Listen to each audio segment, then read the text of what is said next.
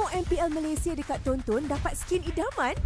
Stream MPL Malaysia musim ke-18 live ditonton mulai 14 Ogos sehingga 1 November ni. Boleh menang sampai 40,000 diamonds. Siapa nak bagi? Senang je. Stream perlawanan MPL Malaysia di live TV Tonton untuk mengumpul mata. Lagi lama korang tonton, lagi tinggi peluang untuk menang. Imbas kod QR untuk maklumat lanjut dan mula kumpul mata korang di Tonton sekarang.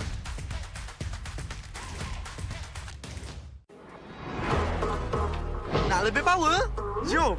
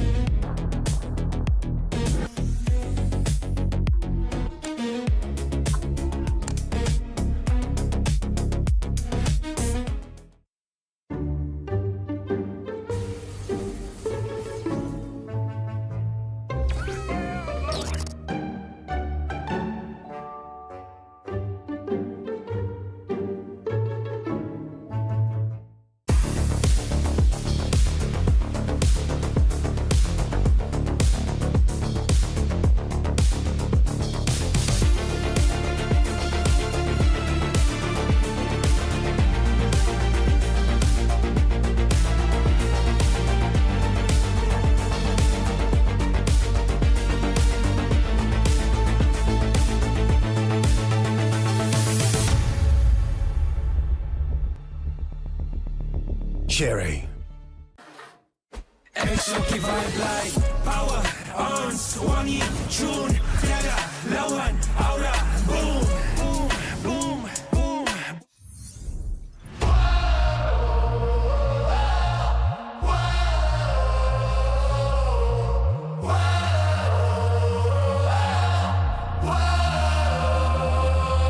Adakah takdir lemas ditelan air mata? Selamanya ku takkan di bawah perjalananku sampai ke puncak. Dalam perjuangan, bila hati terang menyala, setiap luka jadi kekuatan, pengorbanan yang jauh ujungnya. Sudah tiba masanya melangkah takdir, jalan yang gentir ku tempuh. Bangkit bersama kita juara, membanggakan negara. Kita kawan pentas dunia, Wira Arena. Bangkit bersama kita juara, membanggakan negara. Kerana di hujung cerita, pastinya kita Wira Arena. Kita Wira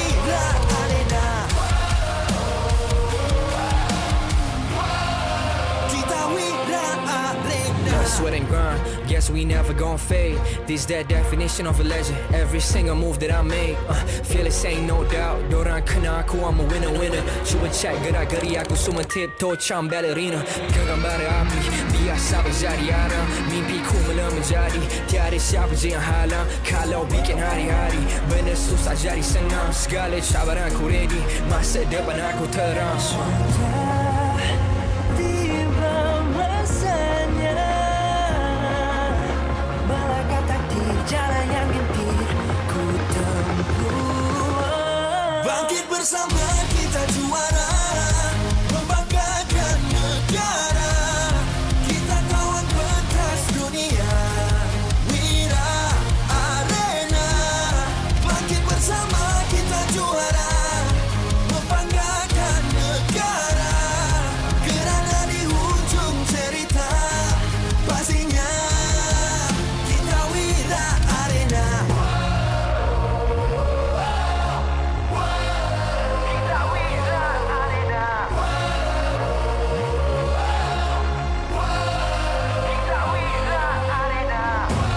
Satu hati, satu jiwa, bangkit bersama kita Wira Arena.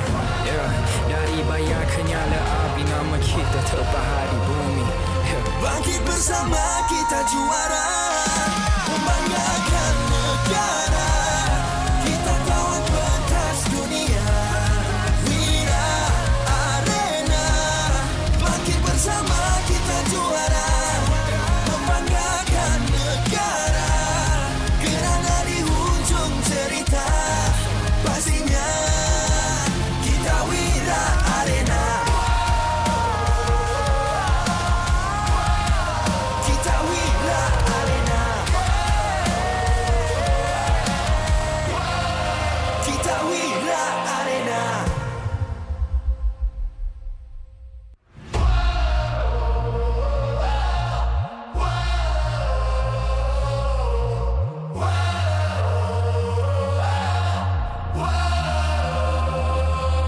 Adakah takdir lemas ditelan air mata?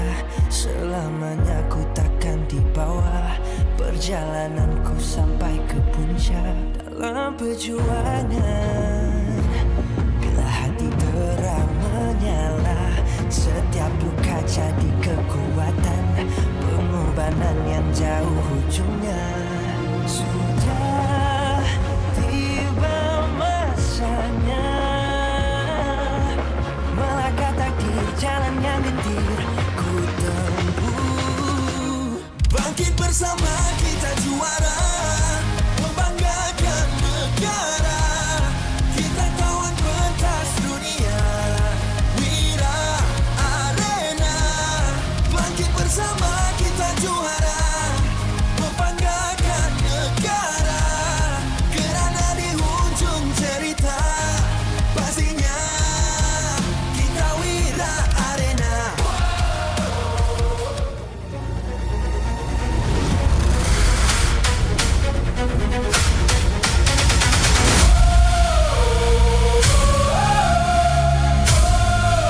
Kita Wira Arena.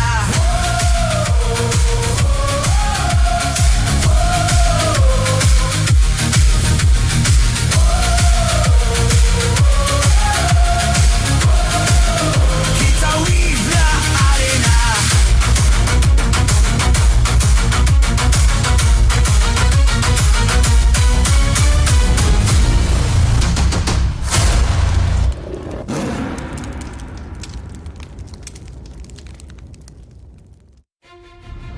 MPL Malaysia Season 18 is powered by Muntan. Presented by CelcomDigi Prepaid 5G. Dominate every match with unlimited 5G power with unlimited internet, speed, entertainment and hotspot. CelcomDigi, the 5G prepaid for millions of Malaysians. Infinix Note 60 Pro is not what you think. Powered by Snapdragon 7S Gen 4, featuring 3D Ice Core Vapor Chamber Cooling, active metric display and 90-watt wide plus 30-watt wireless charging. Get yours now at Infinix Official Store or TikTok Shop Infinix Malaysia. Grab, the official food delivery partner of MPL Malaysia. Don't let hunger cost you the game. Stay fueled, stay focused. Order Grab food from 9 p.m. to 4 a.m. and earn 5% Grab coins. MPL MY is now cultured by Toda.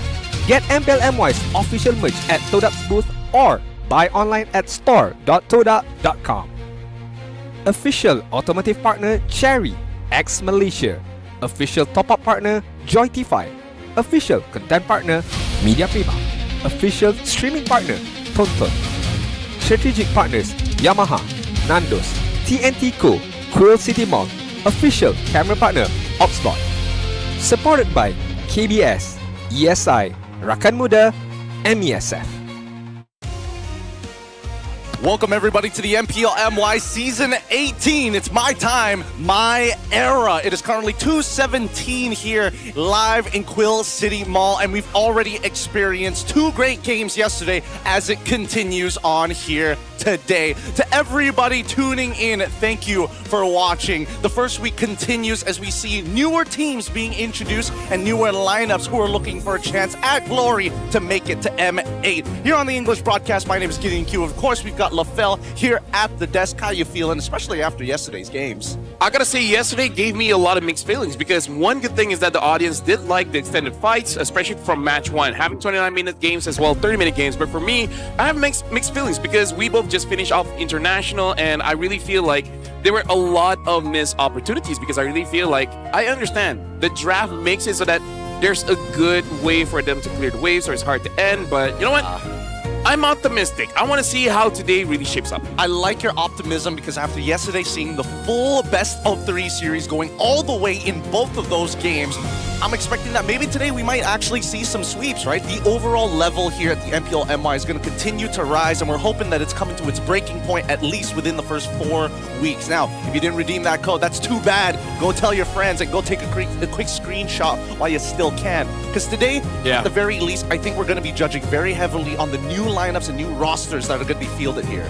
I mean, here's the thing. There's one team that didn't change anything, which is SRG, and that's usually the team that we want to see if there's going to be any sweeps. They're going to go up against IG later on, and IG is only year 3 that's there. Everyone else has been subbed out, which is going to be quite a big question because Hazel ain't there. And Hazel was the guy. He was the position 1. He was the face of IG. So that very last match, I would say if SRG can't close it out to, a lot of questions will be coming out their way. I actually have more questions about like teams like RRQ Tora, for an example. They also are fielding new players and also taking in more imports. And I'm wondering at this stage of the game, right?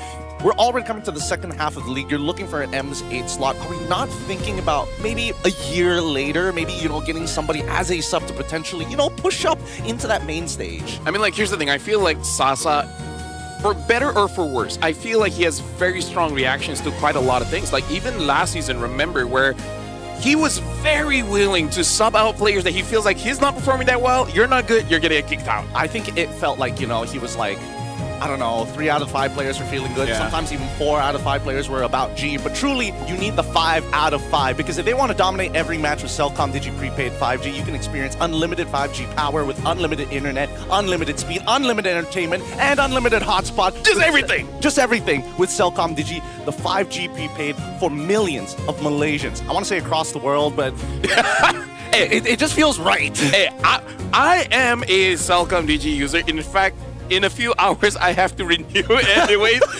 It already gave me the reminder top up because we're just gonna auto deduct from it. But you know what? It's all good. It's all G. It's all. If only I can get it for free. But anyways, it's nice that we already talked about the last match as well as the second match of the day. But opening up, Flash going up against BTRM, that's gonna be interesting because at least last season, Flash looked good week 1. Afterwards, I hope it's not the same this season. I feel like it depends on how everybody else is doing. I think that's the truth of it all, right? You can look like the best, student in class, but if everybody is just kind of dumber than you, then really you're always going to be on top. So I think that it's good that they're facing some resistance early on within the season.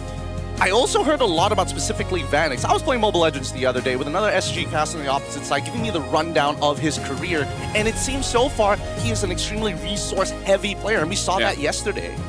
Honestly, like, it's good and bad, but it really depends on how he can survive his lane. Because so far with that Obsidia, he does look good, but what else does he got? Because right now we are in a meta where quite a lot of things are open. Like, for example, they lost pretty heavily when they went up against Freya. Yeah. So I don't want to see them make that same mistake again.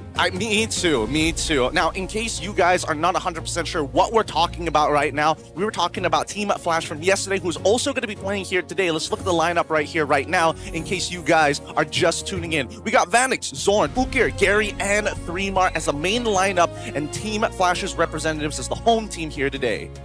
And honestly, based on yesterday's performance, I'm actually looking at 3mar because when he got that Uranus, it was amazing. But then the very last game, they pick up that Arlen, which looking at stats, it is one of his favorite heroes. But I really feel like you got to put things into context, right? You're going up against a Yuzong. You see that Yuzong. You went up against Siska, one of the best EXP laners that we have in the league.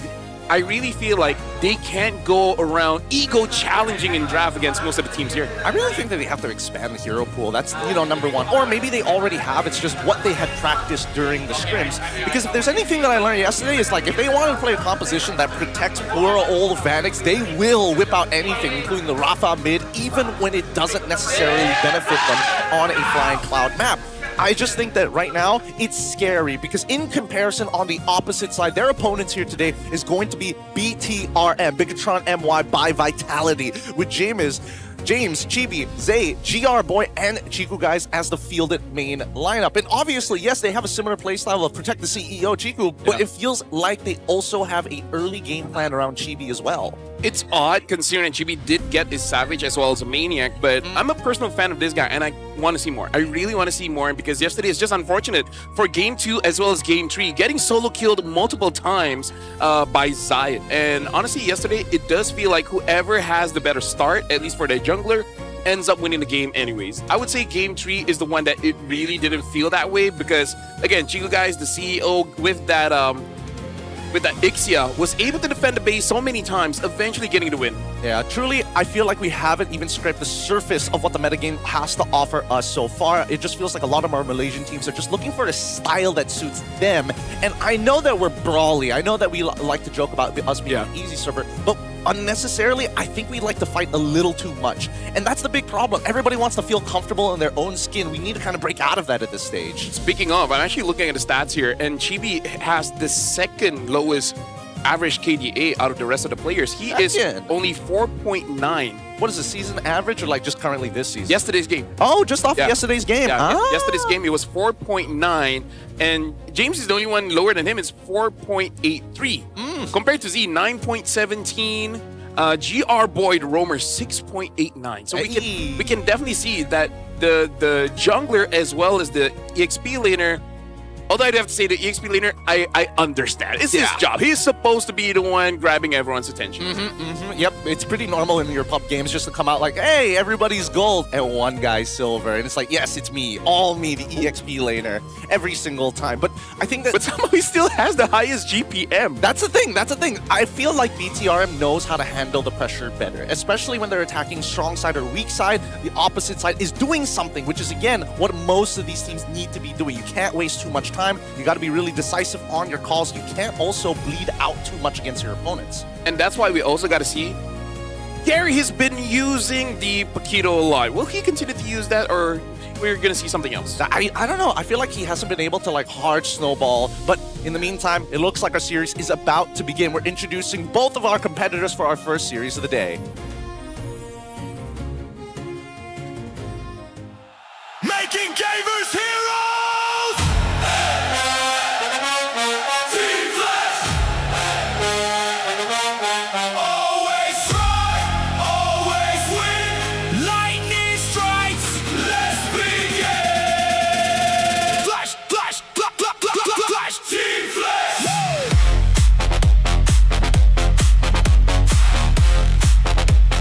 Making gamers heroes!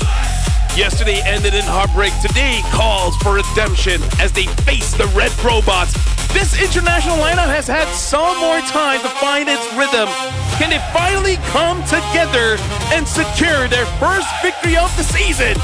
Make gamers heroes! This is Team Flash! Flashers!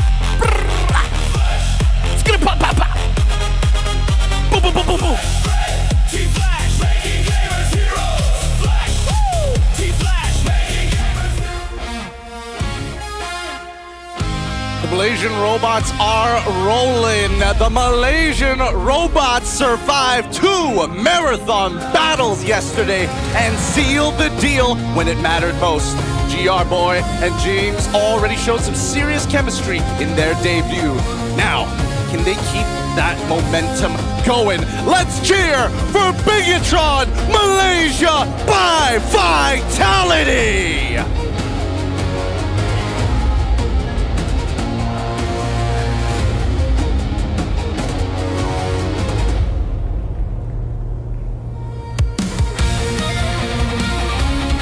Next, we welcome the coaching staff of both teams, the mastermind behind every match, joined by the League Ops Eric, who ensures every game runs fairly and smoothly.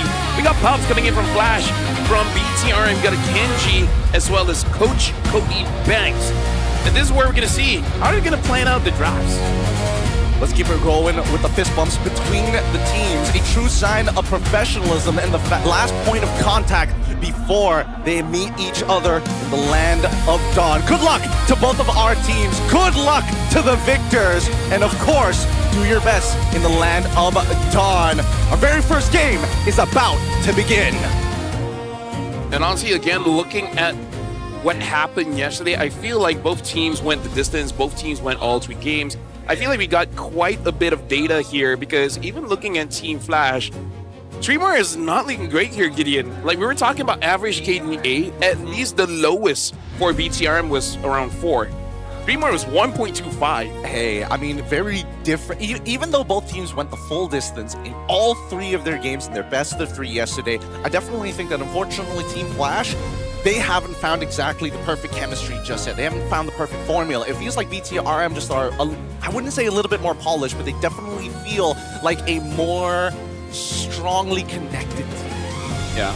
Well, we got a company coming in from Kenji. So initially, I only wanted to change 1 member between Z and Rossi because they were shaky during the playoffs. In hindsight, their playstyles also didn't quite match. We decided to keep Z as part of our long-term plan. As for Lynch, he wanted to leave. Keeping Z turned out to be a blessing in disguise, as he's now showing the most potential. And honestly, like, I can see that. It's one of the good things about getting young players.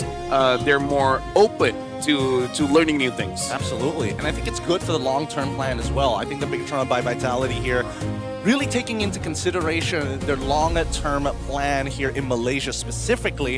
That's good to see. At least they're aware of these things. At least that they are talking to each other about it. But on the opposite side with Flash, I'm really worried for this team, right? Because in a lot of these early phases, especially within these first 4 weeks, it's either somebody gets eventually replaced or they double down on the current roster until the end of the season, whether they make it to the playoffs or not. I think that Team Flash is currently in that category in my head for me.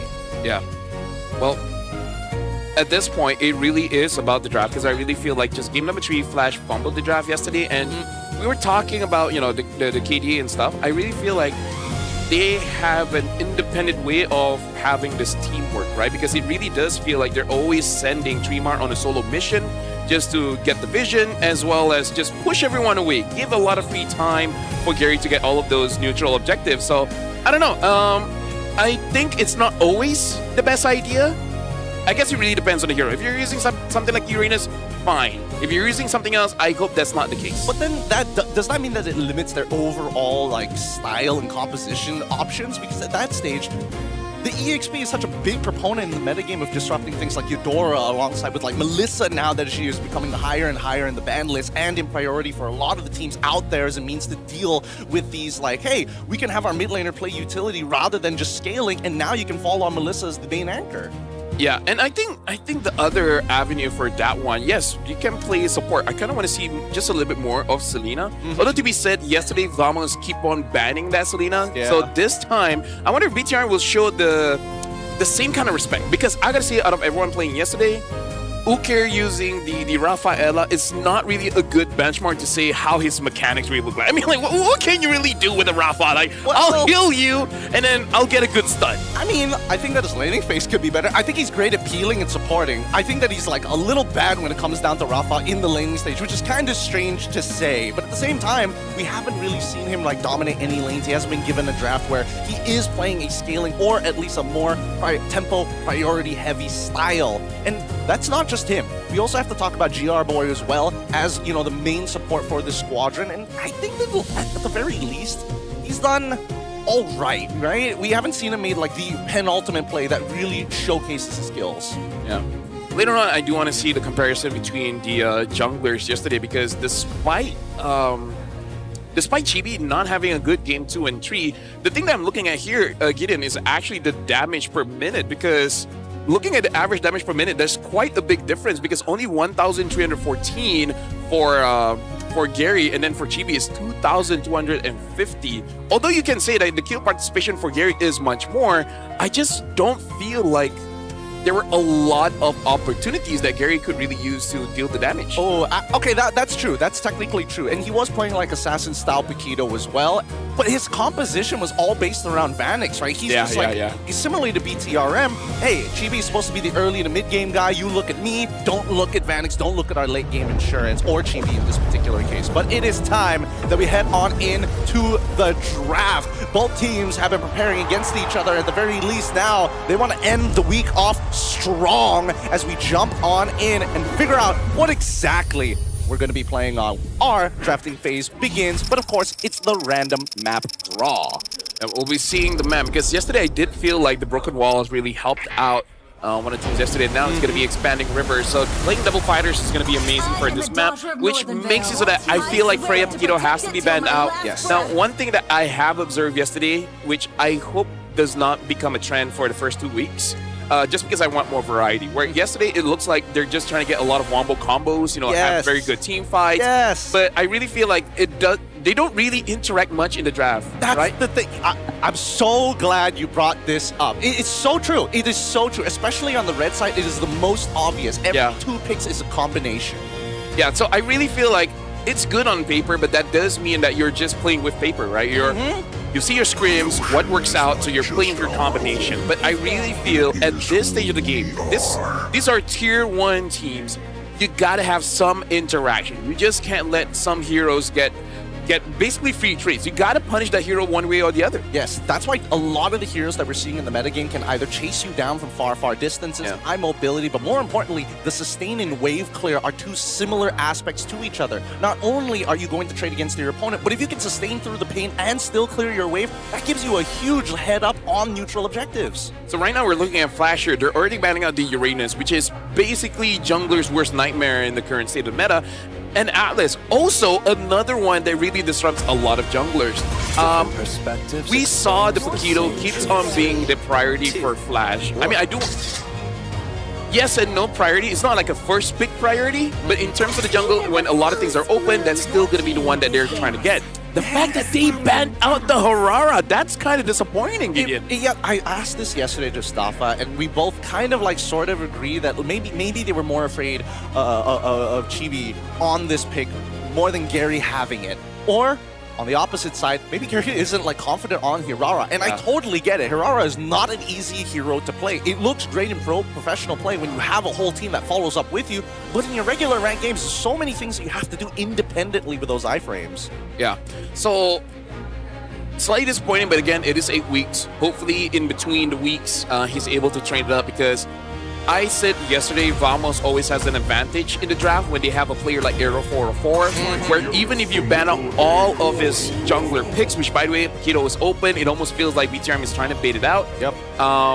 Anyways, back to my point, even if all the damaged junglers are out, Nolan will get through, the Guinevere will get through, right? So even if you take out the damagers, even utility like the Guinevere somehow will get through. So having someone like an Aero 404, forcing out Fanny bans. I mean, like, look at this. No one's banning out the Fanny. Exactly. And I don't know. Fanny players are starting to become ancient here, Gideon. Sort of, but at the same time, I think that like people understand that there are levels of like Fanny players, and unfortunately, if you don't hit that high levels, then guess what? It's going to be tough. It looks like we are seeing a different opening this time around. For Flash, they're going to be playing around this Melissa. Makes a lot of sense. If they want to play greedy for Vanix, this is the go-to marksman. So now I want to see BTRM. They have 2 options here. Whether they want to go for double fighters, which haven't seen Chiku on a fighter for quite a while, but looking at his expansive hero pool, I wouldn't be surprised. Another thing that Chiku guys could go for is to bully the lane with the Brody, because the Brody's range outmatches the Melissa, at least I would say for the first 5 to 7 levels of the game, making it so that it's a very difficult lane to play against.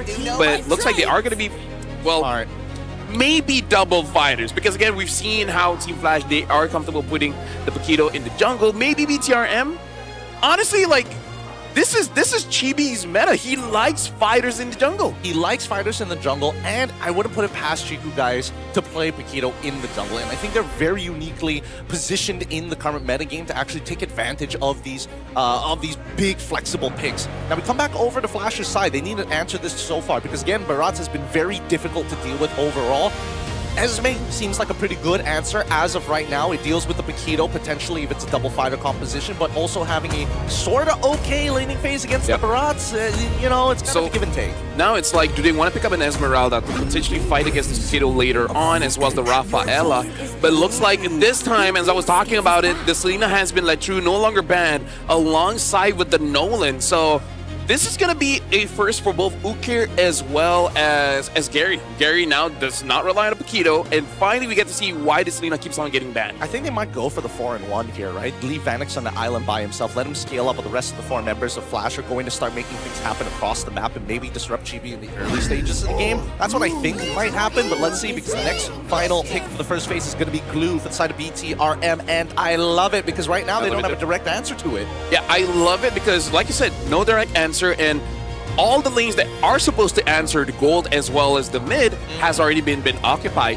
Now, I do have to say there is one slight missed opportunity here by BTRM of picking up that Harley, because Harley would be good to deal with this Melissa, but maybe this is just BTRM trying to be flexible, not showing where this Paquito is going, because it can still go into the jungle. But even if the Harley is banned out, there are picks like the Yusin Shin, which I feel like if you have a Barats, a Glue, as well as Paquito in your team, you're going to have so much time to skill up anyways. I think that's what they want, right? They want to hold on to those different options until later on. They're banning out the Cho, trying to make sure that, you know, on top of the fact that Selena is going to naturally be able to push out the waves by herself, if you have somebody who can support her for the early trades, then that laning phase for the mid lane becomes that much harder to do. So I'm liking what BTRM is doing. Looks like they are going to be targeting Zorn. So I wonder if the upcoming ban, what other things can really disrupt like this, like heavy dive comp? They already got rid of the Bellaric, the Marcel's not there, as well as the Atlas. I really think maybe it's just gut thought that can really like stop people coming in. I don't want to talk about niche picks like, I don't know, Tigreal and stuff. But actually, maybe a Minotaur. Maybe a Minotaur could work. Minotaur doesn't sound like the worst idea, but at the same time, it feels like their composition wants to kind of just, well, I mean, you got Melissa. We've got two different styles right now, and I think that's the main issue. Are they going to play for the style where it's like very much front to back with Vanix, or do they really want to go into this 4-in-1 and say, you know what, Vanix, you have to play front to back, the rest of us need to come from every angle? I kind of feel like they need to draft where they can let Gary have a solo mission, or at most have one person escorting him, right? I think they need one more pillar for this Melissa to feel very safe. That's why I'm thinking of something like a Minotaur, you know, you can heal, and it's a good combination alongside with the Selena. If they're very greedy, they can go for what SRG did in their previous tournament, having something like a Kufra, very quick engages, but I don't think Kufra really denies a lot of what BTRM are doing, and the problem is, once he goes in, he's dying. There's no way Kufra gets out of this comp. Yeah, I think the only other thing that they could utilize is maybe Badang, and even then, there's a big question mark of like synergy and anti-synergy with Selena, right? They kind of need a point-and-click stun, but at the same time, there's not that many great options. Eudora finally gets banned out alongside Novara, leaving at this stage probably only Farsa as like a means to an end to deal with the Melissa. Worst comes to worst if they want to still keep on to their double fighter. So let's see here. This red 4 pick should let us in on everything we need to know. Yeah. I really feel like the best is just going to be a mid laner so that you can hide this Paquito, but I feel like at this point, it wouldn't hurt that much to show where this Paquito is going. They're going with the Valentina, and I feel like this is just about pressuring rather than really answering anything. Though I do have to say, if you steal Selena's ult, you get her entire kit. So it's kind of like you have a Selena for yourself. Yeah, but even so, the Selena kit doesn't last forever. I think that's the main issue. By the time you drop your 2 Abyssal Arrows, by the time you want to actually put in the next one, it's too late. You time out. Now Flash need to summarize their composition at this stage of the game. They've already got Nolan, so unless they want to double down on the early stages of the game with Selena, then they're going to need something with a little bit of a catching power or some high damage in the early stages, which doesn't really benefit Vanix on this Melissa. So we do finally get the Esmeralda at the end of the day, as predicted early on. But now this last pick, last 6 seconds here for Flash, they need to make the decision quick. See them all smiling. It looks like they already have the answer. It could be leading into the Rafa, but there we go. Dot as mentioned by LaFell. Yep. And now for the final pick here, I almost feel like they cannot put this Paquito in the jungle, so I'm really thinking either Yi Sun-shin or Harley should work particularly well. I'm kind of more towards Yi Sun-shin because I feel like that scaling is going to be what they need to eventually get onto Flash, especially because even Valentina has some form of crowd control, right? So I think this is a very safe comp for you to protect the president, except this time maybe the president ain't Chiku. Maybe it's Chibi. Maybe it's Chibi. I don't know. This one's real tough here. If you want marksman, I would say Brody is going to be pretty good. I think what it boils down to is whether or not they want to play with a mid trio, and then where do they rotate afterwards. I feel like Baratz he's got a guaranteed lane, right? There's nothing I need to worry about Baratz for, so it's just about making sure that you play a relatively safe game overall. Wait, hold on. Okay, there we go. Yeah. Paquito will go into the jungle. James will play Baratz. And I think this is okay, because at least with Paquito, you don't necessarily have to snowball out of control. You just need to make sure that Nolan can't play the game. Yep. I gotta say, I like the Claude pick because, again, it's not about... This time, it's not interacting with the lineup so much, but more about the entire map, because you still need someone to play that long lane, and that's going to be that Claude. So I like that they have options to play the macro here. Looking at some of the history here, the last time Ukir did use the Selena was MPLID Season 16, so it has been quite a while, but I'm pretty sure this is something that he has picked up in scripts. Well, let's jump on into the Land of Dawn as we kick things off on the second day of week number 1 of the MPL MY's English broadcast. Welcome to the Land of Dawn. We are going to be seeing our first bout here. If you're just tuning in, it's BTRM facing off Flash on the blue side, BTRM on the red. And level 1s are already here. We'd like to see where these junglers actually start, because we've seen so far everybody is taking green camps and pathing to the opposite side, full clearing and rushing level 4. But it looks like this time Team Flash are taking a more aggressive approach, forcing purple buff and immediately going to orange buff, not even taking green camps. Yeah, so honestly, looking at the matchups, at how things are going to go, it does look like James wants to kind of freeze his wave a little bit, and I feel like that's going to be a good idea because it's not going to be needed until the turtle later on. Gary wants to secure this. First of all, I feel like based on this draft, nothing should really happen unless Ukir gets a very good stun. But on the opposite side, like... Ooh, look at this. See, took too much damage. First blood for Ukir. Already showing why this guy cannot get a Selena. Yep, he's still got the muscle memory here. This allows Gary to go for an instant invade on the opposite side to look for at least one green camp against Chibi on this Paquito, who's currently taking his purple buff. He won't be able to do much here, as unfortunately both of them used their retribution, so he's just gonna have to take this. Yeah, looking at the emblems here, I gotta say, Chico Guys is showing a trend where he really likes to inspire, but Dreamar already taking quite a lot of damage coming in from Chibi. But yeah, looking back at the emblem of Vanix, this is pretty interesting where he does have Pull Yourself Together, but usually we see Melissa's... Oh my goodness, Ukir already gets another kill. Dang, he sniped him. He sniped him again. Even Chico Guys taking a pretty deadly trade against Vanix, forcing both Regenerate out, and Ukir, once again, just making sure that he's getting some good damage in on to GR Boy. Like you mentioned, right? That's exactly what they're waiting for. They're waiting for these arrows to connect, and now that Dreamar hasn't hit level 4 in time, this should be Flash's opportunity to take the turtle, which they do. And now, as they try to get away, James already doing a great job. He could detonate his welcome at this stage, but it's too late. They've already taken him out. That's immediately another trade back. 2-1, the current kill score. I mean, like, at least Bigatron right now, oh, hold on, you guys is taking quite a beating here. I mean, like, again, going up against Melissa, Melissa is pretty strong in the laning phase. But yes, I like that Bigatron, they're playing on their strong side. Zoran and Ukir gets on to GR Boy. For now, still surviving. But Bigatron and MY, they gotta win that EXP because that's basically the only winning lane. Chico, guys, just...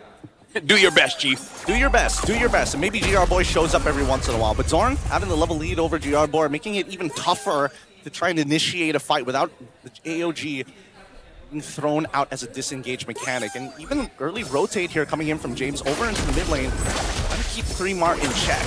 Well, Daytona's welcome use. Yum, yum, yum, gets hit onto the wall, but AOG comes in, stop two members of BTRM, but Vitalia gets caught, and looks like Gary was able to take down GR Boy. Double kill for Gary. Amazing start for Team Flash. And that's exactly what they've been looking for. Now immediately engaging onto the purple buff side, denying Chibi any space, and a fast invade as Ukir secures it. And once again, these arrows connecting very convincingly.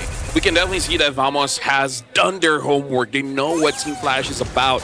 Ukir on this Selena. So far, Ukir and Zorn, 100% kill participation between the two. Chibi coming in for the flanks, hits on Ukir. Ukir gets taken down by Chibi. It's just unfortunate there's no shutdown goal. Zorn unable to react in time to actually start channeling his ult, and by the time he actually did, it was too late. The death had already occurred. Vanix doing a very good job in this lane, making Chiku Guy's life extremely difficult. I think he's already made him miss like 3 minions at this stage. A whole entire wave gone, and Chiku Guys can't really walk up to fight it.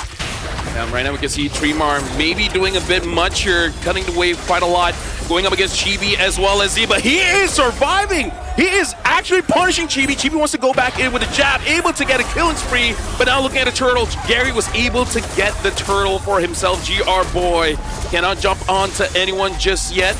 It looks like Team Flash, they're gonna let him go. Tremar once again, Gideon, this is not a good way for you to bump your KDA stats. Yeah, it really isn't, but what was the cost? And I think, you know, that's what matters at the end of the day. Team Flash, they wanted to make sure that they could secure this neutral objective without much contention, and that's exactly what they got. It's just sad that it comes at the cost of 3Mar's life, because now they're already on the invade, and GR Boy, he's thinking about it. He wants a little bit more as the fracture comes off towards Zay's side. The target priority on Team Flash today is looking much better. I gotta say, you know how we always say that you should not be a KDA player? I think Tremar went above and beyond. You know what I mean? Like, He took it too seriously. it's like, it's one thing to cut a wave. It's another to cut out in front of 2 turrets. So that's quite insane. Right now we're looking at the top lane here. 2 guys trading against Vanix. And it looks like Zorn able to get GR Boy. GR Boy gets stunned out. Killing spree for Gary. Right now both junglers are 3-0 and 0. Chiku Guys get dove on. Zorn able to stop him. Chiku Guys still taking some damage from Ukir, but still able to protect his lane as Tremar unable to connect with Chibi. Man, all of this because the mid trio were able to win out early trades against Zay and GR Boy. Now, the mid duo has been consistently punished. Ukir is just making Zay's life so difficult. Can't even walk up underneath the turret. BTRM by Vitality still able to protect that though, and I gotta say, Gideon, like, Selena is not fun to go against, but my goodness, is it fun to cast. Gary able to get the bottom turret. BTRM MY, they use the conceal, unable to get anybody. But just back away for now.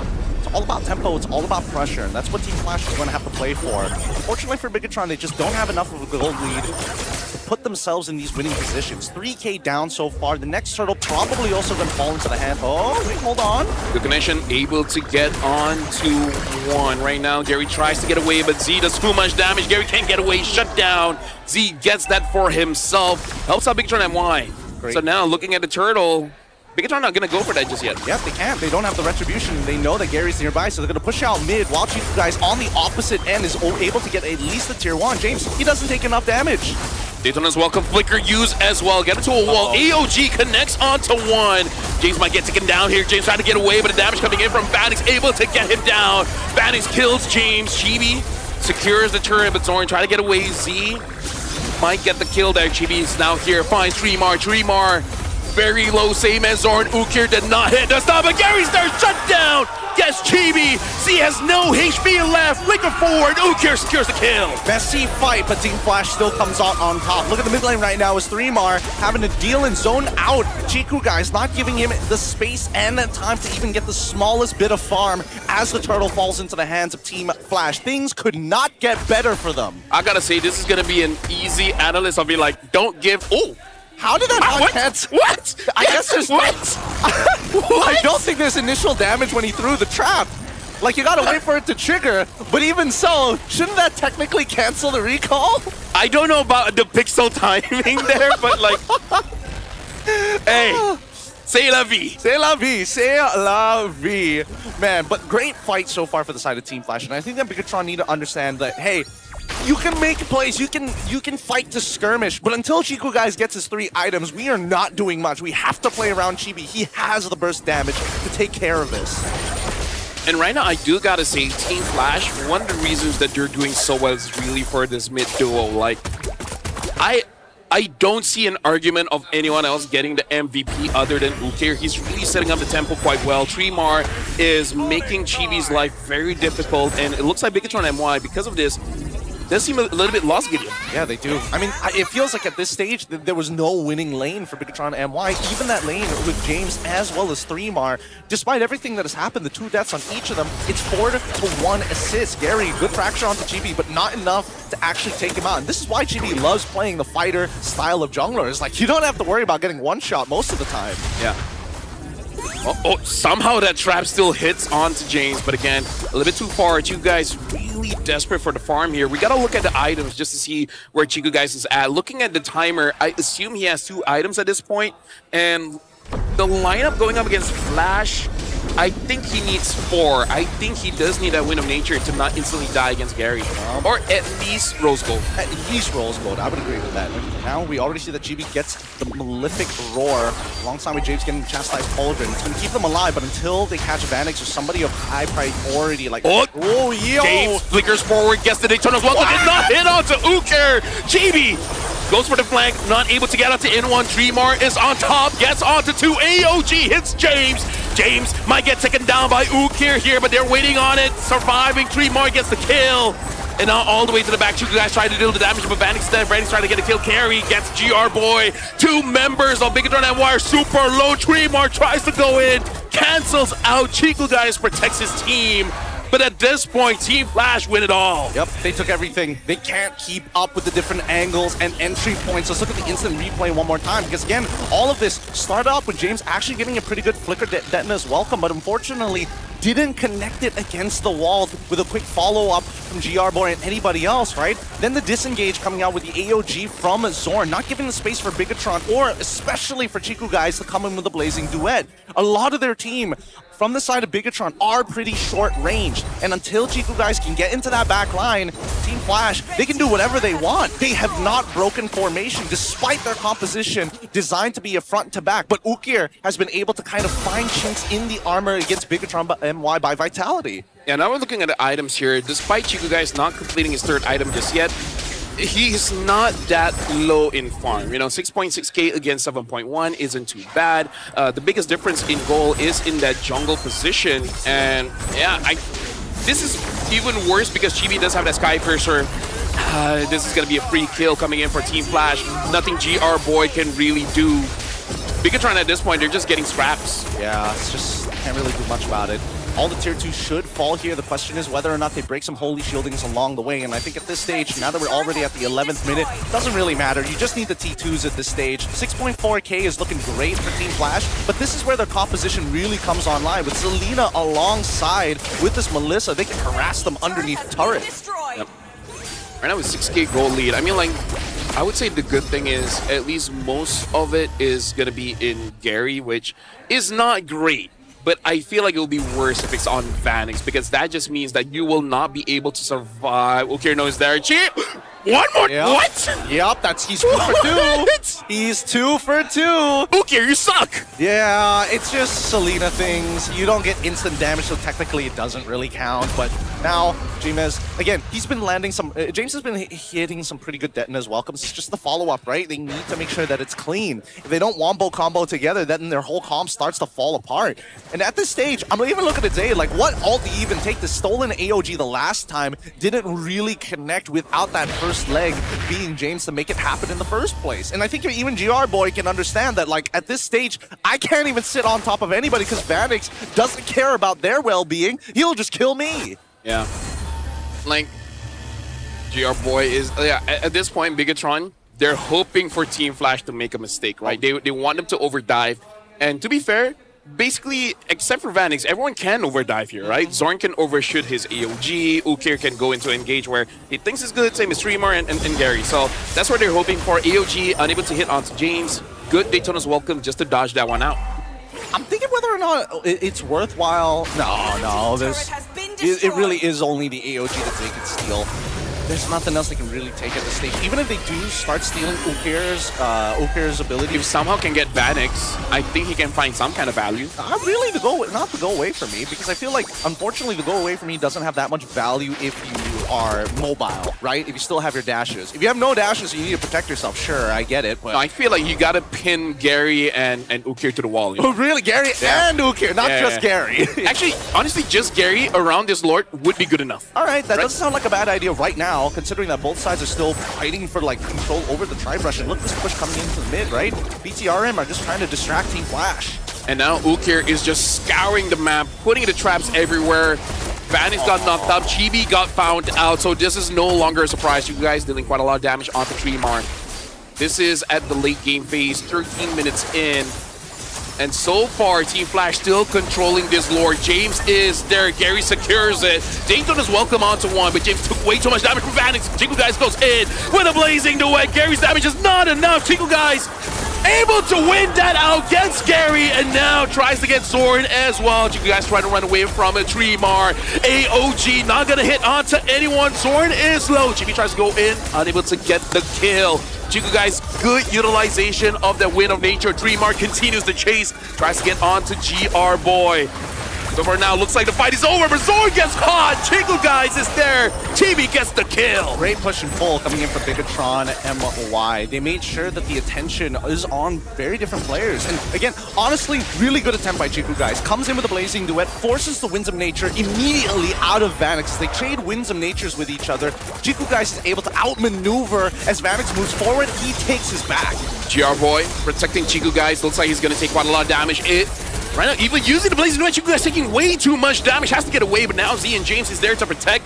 GR Boy might be a lost cause, but Chibi is there trying to get a kill. Off the Tremar, gets it, and now able to get Vanix shut down. Double kill for Chibi. Gary was able to get Chico Guys, but Ukir is down. This is the comeback that Bigatron is waiting for, and not of the mistake. Hold on, Gary! Almost gets taken down by Chibi. Yep, without Sky Piercer stacks, Chibi will naturally beat this Nolan in a 1v1. He has too much base health for him to cut through, but great plays coming in from Bigatron. They finally outmaneuver BTRM at their own game. And I think the mistake came right here as Vanix threw the muddles in towards GR Boy. It puts him in a really uncomfortable position with Purify as well. This is why, you mentioned this earlier, if you are gonna go for pull yourself together, take the long battle spell. Yeah. Take Flicker in these moments. Yeah, because honestly, like I understand she has mobility, she has dashes, but I really don't think it's good enough, Gideon, right? You really need that Flicker. You gotta respect the chase that Bigatron NY has, and basically everyone has it, but the biggest problem is gonna be Chico Guys. Yep, I think he just needs to have some self-confidence, right? He's worried about getting eaten by James, but if he positions correctly, he can almost guarantee that James can't touch him in those moments, right? Even Tremar understood, if I get right in the face of James, even if he tries and flickers and detonates welcome, maybe lets go of the button too early, he's gonna eat me rather than my team, and that's already a huge win for Team Flash. At this stage, now that we're already breaking into the 50K mark, the gold lead doesn't matter anymore, and it's all about outmaneuvering your opponents. Right now, Bigatron, they are at 60 minutes at this point. Chico is full build, same as Gary. So any lead that Team Flash had is pretty irrelevant at this point. Now, it really is about that macro play as well as how they're going to be playing the team fights, which, by the way, so far, Bigatron has been crushing it. Yep, absolutely crushing it, as a matter of fact. And they're going to take first position here, but look, utilizing the expanding rivers, they're going all the way up to T2 as they're looking to rush this. Oh no, BTRM, they're forced to make a choice now, and Flash, they see this coming. Chibi goes. Jarboy could not get there first, but Chibi gets caught, gets stunned out, shut down. Who can guess that? But Chico Guys bursted down by Gary, and now all alone is GR Boy. Gonna get taken down by Team Flash, but what was that burst damage? Pop, stop giving this guy to Paquito. Give him this Nolan, man. I don't know, maybe Gary, he's come over it, right? Maybe now it's like, it's my time to have Star Syndrome. I gotta make something happen here. And Pops, this time, he ain't gonna be shouting at nobody. Good play as Gary and Vanix find a priority target. And now they go for more. The arrow hits, and guess who dies? It's James as BTRM pushed back into a corner. Dude, this burst is too much. Z gets taken down. This might be the end. It's only Chico Guys responding. Although the minions are not there. Minions are not there. Tremor dives a little bit heavy in. Looks like Bigatron. They can survive for now, Gideon. Yup, they are calling it off. Chiku guys is back. The main win condition and insurance policy of BTRM is back in action. And immediately, Team Flash are forced to go back in and deal with this Lord. Once they got the Lord in this hand, especially with Lord involved, the extra damage reduction will make a difference on this final push. So now Bigatron, they cannot make the same mistake where I feel like the mistake earlier was they were really rushing it, Gideon, making it so that they make mistakes. I really feel like the frontline, Jarboy and James, needs to get in better position first before they really commit something like that. Well, to be fair, earlier we did see the initial flank with GR Boy alongside with Chibi trying to cut through T2 and then get into the flank of that Lord Pit in the first place. I think it was a good idea. It's just that Team Flash read into it very quickly. They read into it, they spotted them out with the help of the vision from Ukir and then made the decision, if we blitz it now, they're forced to come into us and then we can decide when to fight. Well, Tempo, more so. Oh, okay. See Halberd purchased by Chibi here. Gotta make sure that he has some anti-heal. but look at this. James again gets caught. He cannot frontline anymore. We gotta look at his items after this because he's getting jumped down too fast. GB waiting at the flanks. GR Boy taking way too much damage. GB tries to get Ukir, able to get him. But look at the base. Phoenix gets taken down by Chigu, guys. Z jumps in with the AOG, but it's over. Team Flash wins game number 1. And they take it convincingly as well. Team Flash fans already impressed that they've been able to sneak off a game from BTRM, but I don't think this war is over just yet, not by a long shot. Well, honestly, this is already a very good showing from Team Flash. Because again, I'm worried that they only looked good yesterday because everyone is still warming up, but hey, they're looking pretty good now against BTRM. I think they're looking pretty decent. And honestly, Vanix, his positioning was pretty good here. I think that unfortunately, the only way that they could have come out of that position was if GR Boy was able to get the slam, pass on towards Vanix and then pulls him out of the go away from me. I think that's kind of the only last play that they could have, unless Vanix really made a mistake and face checked the bush. Either way, pretty good game for both sides. I think drafting seemed okay, but maybe too many comfort picks on Team Flash's side. Yeah. I don't know. Maybe that's what it's boiling down to. I mean, like, I feel like don't give Ukir that Selena. Like, I don't know who's the MVP gonna be, but if it's someone else other than Ukir, we're wrong. If it's Let me just say anybody that. else, Anybody else, literally anybody, you're wrong. I think it's very understandable. But with that being said, let's go to our backstage and check out who our MVP from game number 1 is. You gonna tell Gary You're wrong. he's wrong? You're wrong. Say it to his face. Look him in the Hey, eyes. Gideon, it's your fault. You didn't vote. Gary, you're wrong. It's the only way. But yes, even so, our MVP of this game has to go to Gary. 9, 2, and 4. As much as the early game was predetermined by the Selena, that late game, the most important kill of the game was done by Gary. But again, like, we'll see whether we have the clip there. But the reason why I said they were rushing it, you were right. You were right. The fact that in terms of the flank position, they were there. But as a roamer myself, this is part of the problem that I have to go through when either my gold laner or my jungler, in this case, both of them, are very fast. They have dashing abilities, and I'm just a glue. I only have skills to protect myself, not to get to where I need to be faster. So when they arrive first, and then they're the one getting stunned up first, because remember, Gary got stunned up first, and then he's done. He's easy. And then Chiku guys jumps in, he gets bursted down, also pretty easy. Imagine how different that would have looked if the glue was there. Glue was the one to take the initial stun and everything, and then it's all good. Which also, by the way, I feel like James was also just, a little bit too early there, but I feel like it's necessary. I feel like he needs to show presence. He needs to show presence, yeah. If he doesn't show presence, it's just a free rush anyway. You need to make him hesitate. Like, I think they couldn't have played that better for the side of BTRM. I think the only thing is whether or not they could have kind of forced Vanix into a corner. You know, in boxing, you're trying to like corner your opponent, put him in against the ropes. I think that's what they needed to do with Vanix here. But overall, it does kind of go to show that team fights like Vanix, he's got a bit of like aggression, like a grudge type deal. A lot of dashes moving forward rather than backwards. Yeah, I feel like he's getting used to the Malaysian style of play. Oh, we're yeah. not a lot of kiting, we're a lot of diving, you know? So Just chasing people down. chasing people down. We're gonna be looking at the items here, but again, because this game was able to extend, it went all the way. And I'm looking at James' item, and I think it's okay. It's not that I don't see anything really wrong with it. Maybe the only thing I would consider changing, but even then it's probably not the right idea, was actually get rid of the plate armor and maybe go for an anti-caress. Anti-caress, yeah. Because there's a lot of abilities going on, but I can also see the blade armor really working. We're going to be looking at the emblems here, where something that I do have to say is the setup for Chiku as well as Vanix. Chiku looks like he is a fan of using Inspire. He even used this on his carry. But we also got to talk about Vanix on this Pull Yourself Together, in case you guys are not familiar with international play. Quite a lot of, honestly, all rows, if they can use the Pull Yourself Together, they will, so that they can make their flicker much faster. You can make your Purify much faster as well, but I don't know. I really feel like Vanix is just using that to survive James when he does go for that Daytona's Welcome.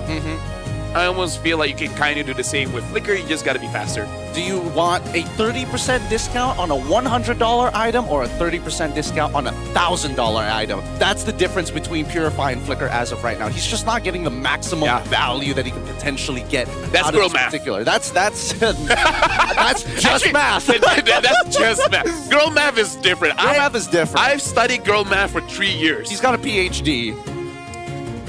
I have a diploma. that's the best I can do. 2 down, not even a master's. Nope, just a diploma, not even a degree. But let's give it up for our rich guy here, because again, I think that this is a particularly difficult matchup for Assassin into Fighter users, right? You can't just beat this Paquito in this 1v1. You kind of have to wait for very precise moments in the game, like we saw at the very end there, where the Fracture happens to be just enough burst damage for Vanix to win out against Chiku, guys. Moments like that, and you got to find it all across the map somehow. Yep, we're going to be looking at some of the highlights that happened in this game. And again, like, first for me, MVP Ukirkas. Look at the first interaction in mid. So like, good. Is this not disgusting? Like, if it happens once, it's like, all right, cool. But it happened multiple times, Gideon. I mean, he took his time with the combo, right? He made sure that he was like, okay, I hit the arrow, I get the double dash, I make sure that I throw the trap as I'm in the middle of the animation so I can dash 2 more times. So what, he's just aura farming? Basically, yeah. I mean, what was Glue supposed to do at level 1? He's like, oh no, I'm gonna peel for you. Oh my god, this guy like is dashing around me. He's literally running circles across him. And because of that, he could not cancel 2 recalls. Yep. He's like, I'm gonna wait until the fair. Oh, I didn't know that could happen. I mean, to be fair, I didn't know that could happen. Honestly, I really thought that maybe that he got touched, so therefore it should cancel out his recall. Some spaghetti code sometimes. Mobile Legends be like that sometimes. I mean, like, here's the thing. I saw that happen twice. It's not a lot, but it's 2 more times than I thought I would ever see. Hey, I'm waiting for the what was it? Lucian TP tech, where you sword spike a guy and then you just follow along with them. Yeah, fly all the way into their base. Yeah, still hasn't been fixed. Yeah. The other one, I think this has been fixed, but I know like TikToks of Hayabusa putting the shadow first, and then recalling back, and then jump back, red street to steal the Lord. That's stupid. I've seen Hilda ult do that as well. It's some wild stuff. It's some wild stuff. But at the end of the day, BTRM were the ones, especially to play not to lose, right? Okay, they had to force plays. Look at GR Boy's position. Look at how far he had to turn. What if Gideon, he went the dangerous route, and instead of going into the bush, just go straight? He might have created an opportunity where, with all the longs, the damage can spread so that Chiku guys did not get bursted down, right? Like, it's a lot of what ifs, but I really feel like GR Boy, he was not in position, but also the rest of the team. As a roamer myself, I'm like, why did you start it without me? No, I think, I don't know. I mean, we'll slow it down, right, later on. We will slow it down later on, but I think the important thing is whether or not he had an option to maybe catch Vanix if he flickered forward, right? I think that's one. Two, it's the position of Muddles. Like, I don't think it would have helped. Unfortunately, it doesn't really help Claude in any means. But let's have a quick look at the draft, right? Let's start with this. Because first things first, we already saw what the opening picks were going to be. And Melissa was number one on that list rather than the Barats on the opposite end. They immediately had the answer in the Esmeralda. We called it as well. Both Zorn's pick here and as well as 3Mar's pick here, both we managed to get it. But do you think that the first three of Melissa, Selena, Nolan was the correct opener? I feel like it was correct because they're basically setting up their map control and then letting the other become options. Because I feel like in their tank, they have other heroes that can replace this Gatot as well as replace this Esmeralda. Because I think they're trying to play with the idea, what if they let the Cho through, right? Then they can be a little bit more aggressive. And then maybe if the Alice goes through, maybe a harder dive. So I feel like they're just trying to test the waters in terms of the bans as well. I feel like Melissa and Selena are correct picks. I think it's just the Nolan that's a big question. That's a big question. I'm worried if he doesn't have that wide of a hero pool, so that's why they picked it up. Yeah, that's the scary thing, because they held on to the very end, and they were wondering whether or not this Paquito here was going to be the flex pick of choice. And they made a good read that, hey, this is going, based on what we saw yesterday, there's a pretty high likelihood this is going to go into Chibi anyways. And once they got that confirmation, I think, unfortunately, the big punish came here right on Valentina, right? Because this Valentina ended up showing, that's when Selena is able to start to take advantage of her. They got to be hyper careful in the first 4 minutes of this game just to not die in the lane. Yeah, we're going to be looking at the clip to see what happened. We only really have 2 clips, but it really is all about the fights, right? We're going to be looking at this Lord fight, and the important thing here is really how this is a losing game for Bigatron. They're already down by almost 6K. James was not able to disrupt Gary enough so that he can, try to give room for either Z or Chibi to come and steal the Lord away. But Chico, guys, this is the reason why he's like an S-tier gold laner. This is why he's one of the GOATs of Malaysia. He started us off as a gold laner. He made the best engage out of everyone from Bigatron. Yep, he makes this insane engage, but look at the position of Vanix, right? He's right in the middle of a fight on 2 fronts. He has to worry not only about his backline that's already getting attacked, but he focuses on everything happening on this side of the map. And once he kind of split the directions, the majority of the fight actually is in favor. Even though they did end up losing Gary, Chico guys ended up losing a majority of his battle spells, and not to mention his most important abilities. Blazing Duet's already gone, and worse yet, his Winsome Nature, which is his only protection against Melissa in moments like this. And I gotta give it to Chico guys. He's smart enough to say, I'm not wasting my time running in directions that ain't gonna do anything. He needs to be able to regroup with the rest of his team, taking this option pretty good. And now you've set the battle line. Now you've got your traditional front to back. Vanix also rejoins with the rest of his team, but at this stage, now the battle line is clear. I mean, I feel like that's one of the things that you are educated on when you become like a president. It's like, how do you get back to your security, right? When something happens, you just gotta go in. But either ways, this is just to showcase his clutch factor, right? At this state of the game, rarely will we see a position 1 sacrificing himself trying to make a play. Because usually they're like, tank, do something. Fires, do something. You know what? See, you have something. But Chico is like, I got it. That's why he's the CEO. That's why he's the CEO that everybody wants Very to work hands-on. with. He is extremely hands-on, right? It's great to see that not only is the employee of the month your boss, but also that he's willing to kind of put his benefits first and say, you know what? If this doesn't work out, we will win it out in the long term. And I like that mentality. But at the same time, I think that Flash, they're becoming more and more comfortable together. Before we move any further, though, I am curious because we've been getting a little bit of news that one of our reporters, Poji, has got a bit of a special guest for us and a special interview. Let's throw it over to him right now. Terima kasih banyak, Sam Frost. Selamat kembali ke Courtside Interview bersama saya Poji, dan bersama saya sekarang adalah Ukir daripada Team Flash. Hello Ukir. Hello. Alright, this is your second match this week. So actually, what's the one thing that your team improved compared to yesterday that we can see that you apply into the game 1 just now? I think I cannot talk too much about the in-game plan what that we change. I think what's most important is we talk about what we're lacking about yesterday and then we try to figure it out. Then yeah, we try to apply it today. Maybe you can give me, maybe you share a bit, maybe a rough explanation. What's the you lack actually? Maybe in terms of communication, because we understand you have 3 different countries in your team. Maybe that's the reason. I think just less communication. Yeah, just like that.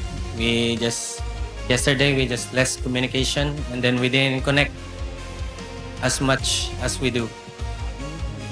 I understand. But then again, having played in MPL PH, MPL ID, and now in MPL MY. So, what do you think about MPL MY itself? Is that the difference in terms of the environment, the arena, the fans, the foods, or the communication, or anything? What do you feel about it? It's good. Like all the players are like, I don't know what they say about kita macro sikit. Tapi I feel like in here all of the teams have macro. I like they playing like PH team. So I feel like I'm coming back to PH, but in region in MY. So you technically agree with the statement that the Malaysia have the upper hand in terms of macro, and the macro itself is on par with the PH. Yeah, I think it's still can level in PH macro. It's a statement over there, guys. Alright, thank you very much, okay? You can go back and be prepared for your next game. Thank you very much. Dan, okay, may go. Thank you. Alright, sekarang kepada anda, penonton-penonton yang berada di rumah ataupun yang berada di arena, Infinix Note 60 Pro dah pun sampai, dan untuk buktikan it's not what you think, hadir dengan design yang stylish, Snapdragon 7S Gen 4 dan 3D Ice Core Vapor Chamber Cooling untuk team fight yang lancar tanpa lag, Active Metric Display untuk access notification, mini game dan custom emoji, serta bateri yang lebih besar dengan 90 watt dengan wired charge ataupun 30 watt wireless charging untuk power sepanjang hari bila kita main game. Jadi, tunggu apa lagi? Upgrade pengalaman MLBB anda sekarang dan grab Infinix Note 60 Pro di Infinix Official Store ataupun di TikTok Shop Infinix Malaysia. Itu sahaja daripada saya. Terima kasih banyak-banyak. Jom kita terus masuk ke dalam game yang seterusnya. Thanks, Moji. And you heard it here himself. Malaysia, apparently on par with the Philippines when it comes down to macro. I think he overshoot it, but He really wants the fans to love him. like we're better than average. We're a fun bunch. We're a fun bunch, you know. They're the dude. No, I like that as he said it, but even he's like, but we can get better. We can, There's other levels that we can go to. You know, it's like, y'all are good. Y'all are good. There's always, you know. He's so PR trained, man. Although, yeah, I feel like it's in context because I really feel like, personally for me, I really feel like Muntan, the developers, they're trying to reduce all this macro stuff and make it more micro, right? Because I think for a year and a half now, they're really trying to make team fight, heavy skirmish kind of thing, and maybe that's why they were reluctant to nerf the tank jungles, because again, they're the ones that like to fight. Yeah. But I'm glad they killed it. I'm also glad they killed it as well. And I think now... Screw macro. Yeah, we don't need macro. We just need to outplay our opponents. Doesn't matter how well you prepared for it, as long as you don't execute. And I think it's a good balance right now. I think that was the big issue. Before that, it was just lopsided. It's just like, you could have the worst mechanics and still get away with it. Yeah. Now you can't. And I think that just elevates the level of play for a lot of our professionals. Kick all the old people. We need the youngins. Oh no! Some other support is gonna learn how to play Cho again. Yeah, imagine, oh, no. imagine we're talking about, you know, oh, we did high increase in mechanics. What's one of the best heroes in mid? Rafa. Wait, later on, what's going to be one of the best supports? Diggy. Guess what? Uranus Esme back in meta. Look, it's not the greatest look, admittedly, for some roles, but I like the fact that there's good variance. Yesterday, we saw a little bit of Yuzong, and, you know, we didn't get to see Yuzong pretty much the entire time during MSC. And I think it's great that at least if you can set up well in the draft, you have a very high likelihood of whipping out some of these more interesting picks at the end of the day. Now, we still have a minute left on the clock here. Let's talk about adaptations, because it really feels that BTRM, yes, you can outmaneuver your opponents, but I think you need a draft that's like that can survive if you're playing around your mid trio to kind of alleviate the side lanes. They need a win, and I don't know about you, makes a lot of sense that to ban out Selena. Oh yeah, for sure. I mean, like, for a team like Vamos, which even they say they're a bit more advanced, they respect it all the time. I agree that they should respect it. Would they respect it if they were on blue side or red side? Because red side, they didn't bother doing it. You think they're going on to blue? Well, I'm assuming they're going on to blue side. Flash is first pick. Flash is first pick? Okay. Yeah, Okay. Flash is first pick.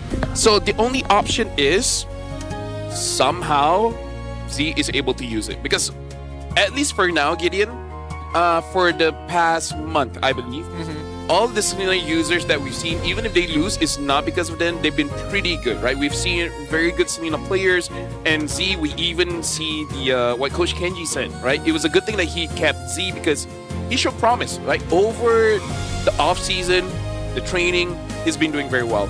I wonder if him doing very well shows that he has a mean Selena, because if he has, that can help out the team. Well, let's find out, because it looks like we're about to start heading on into the draft to find out exactly what strategy they're going to execute here today in game number 2. But before we even get into any of that, we must, of course, decide upon what kind of map we're heading into, what kind of place that they will be battling on. And dear God, do not let it be Flying Clouds. That's all I'm asking for. So that way we can at least see Ukir on anything else but Rafa.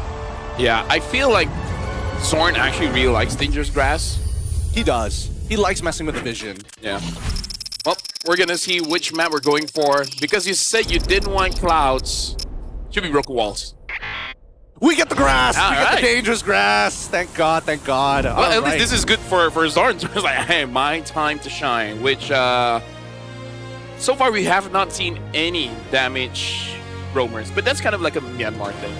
I suppose, I do think that there is a place for Hilda in this current metagame, but that's like, you are showing that we are only playing for early game, and that's it. We got no late game plan after that. No, I feel like, honestly, Hilda is good. You just gotta see what your EXP is, right? Because Hilda isn't really a frontline. Hilda is like, I'm an assassin with roam boots. She is, man, I don't have a better word for it. She is an angry ex. She shreds your relationship apart with other Homewrecker. She invades your personal space, and you know, sometimes she kicks you in the shin. And then you want to stick with your partner, but she's like, go away, go away, go away. If you stay here, I'll kill you. She's a different kind of homewrecker. And she lets all of her friends deal bonus damage too. Which, by the way, Selena does get banned. So, Respect. Good, finally respect. Yeah, looks like for both teams, they might just not care about the Keto. Flash, will they ban out the Hirara again? I think it Probably so. Probably. I gotta say, Flash is lucky that Chibi can't use the Fanny. At least they don't gotta worry about that. That's the beautiful thing about dealing with Chibi. Right? It really is. It's like, what are you gonna do? Pick Fanny? I don't think so. He hasn't played this hero. Like, I've been talking about it, making so many jokes for years at this stage. But imagine he just looks to the side, looking at his team, he's like, guys, trust me. and then they look back at him like, no. Living finger guns touching tips, just like, please, can I play the Fanny, coach? No. What's your win rate? You won't even let me play her. How can I get a win rate? Coach, I can't show you my win rate. Not enough games. There's not enough data. Well, final ban here for BTRM. Previously, they did ban out the Belleric as well as the Marcel, so one of them is going to get through. I think maybe ban out the Marcel might be better, just because Belleric, you at least need some skill. I think that it's going to be Atlas instead, right? Alright. Because the priority seems to always be Atlas over the Belleric. Wait. Gideon. Is BTR first pick? No, wait. Right? No. I mean, Flash is on blue side, right? Wait, picking? Wait, what heroes? Is there no hero ban? Hold on. Wait a minute. I think I'm looking at Gary. I'm looking at the players. Okay. They're telling her, like, chill out. It's cool. I think even Pops is like, yo, yeah, I think they missed the ban here. Well, hey, c'est la vie, right? C'est la vie. Because I'm like, wait, how does the second pick have 3 bans and yet Vlad has 2? Hey. Hey, you know what? You gotta live with it. You gotta live with it. Just continue on. Yep. There's plenty of heroes to use. It happens, you know. Gary has seen multiple in his career already. Yeah, I mean, like, maybe this could be a blessing in disguise. I mean, what were they intending to ban before that? Like the Barats? And I can't. Sword's face. He knows. Yeah. He knows. It's like, dude, that was weird. All right. Okay. For the time being, let us be patient. We are expecting the draft to eventually kick off once they kind of remake and redo this to get it done right. Real unfortunate that they missed it out. Or, at the very least, it could be a potential problem with the API. But in the meantime, hey, people are what do you think about the hand signals for Team Flash? Are you all for it? Nah. I'm not in a gang, so I can't put it on a tier list, you know. You don't like the gang signs? Imagine gang signs tier list. You're like, this is a strong gang, but this sign is pretty weak. Hood content about gangs, and I don't know about that one. By the way, I'm just looking at the stats here for Ook here. At least his most played hero is Zushin, and one of his better performing heroes is the Lilia, which at least we can say both are relevant in the current meta. I feel like Lilia is more niche. If you're going up against teams that doesn't have a lot of dashes, it will look great. If there's a lot of dashes, especially burst damage, can look a bit awkward. They can look a little bit awkward, but I think we need to. I want to see like completely different play styles, right? Because both of them are zoning mages. Has he played like a? I'm assuming at some point in his career he had to play Eve, but like, you know, Farsa, you know, that maybe even a. Let me check. Do I even want to like? I don't want to devolve down to Kagura. I feel like Kagura is a little like outside, like she's near but not there. He has played Farsa 15 times. Oh, okay, that's nice. He won 4. Oh, oh no! I mean, you know, so maybe don't play the Farsa. I mean, his average KD is 5.7, DPM 2.8k. Like, the numbers aren't bad. Maybe his team sucked. Yeah. What's the data set from? Like season 16, 17? Oh, it's his career all the way from Omega season 14. Oh, 2024 to 2026. Yeah, Omega season 15. Dang, Navi. really? Only 15 times in his career? Yeah. That's pretty wild. From 2024 to 26, yeah, for 2 years. For 2 years, he's only had like 15 games. Although I do have to say, that's not like the main Farsa era. That is also. Yeah, because we're already transitioning to like more controlling style, stats. like Zushin. Check his Eve stats. I'm pretty sure like Eve was highly prioritized. Not so much. Only used 5 times. 5 times? And he only won once. Dude, maybe he's just bad at artillery. Like he's great on Selena, but I'm not so sure. Well, okay. Okay, Selena used 7 times, win 3. So maybe we shouldn't look at the numbers. Maybe he's great in scrims. Okay. I mean, like Philippines is a very hard region, and during his time in MPL, it was with Navi. That's a good point. That's a good point. Well, let's say one of these players up on our screen. Go to the PH. Who do you think is going to survive? This or that? I think Chiku would survive. That? Really? Because I really feel like Zorin is punishable. Chiku is not so much, because Chiku actually has insane mechanics, and he has a good sense of when he's gonna get ganked, right? Like that's, I think, the top tier thing that you can't put into numbers. He just has this. He has the Peter Tingle. He's got the Peter Tingle. The Peter Tingle. Or Peter Dinklage has been known to sense danger during Game of Thrones. No, it's what you call it? Lannister. Aunt May doesn't want to call it Spider Sense. She calls it the Peter Tingle. I mean, like even Peter's like, can you not call it that? Tingle? Yeah. I rewatched some Spider-Man stuff, and yeah, they call it the Peter Tingle. Mm-hmm. Not even the Spider Tingle. I don't think anybody calls it the Spider Sense other than anybody in the Spider-Verse. Maybe it's just copyrighted. That's why you can't. Sony's like, hell no. That's where we draw the line, y'all. Warner Bros. Can suck it.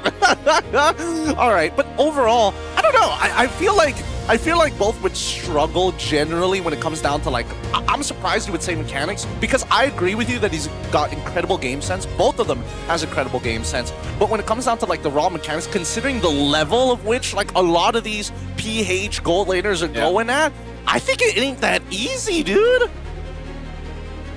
I mean, maybe he'll lose in lane, not lose the fight. Yeah. That's where I'm at. Although I do have to say he has progressed quite well, because we did say he had like horrible laning phase for I think 2 years.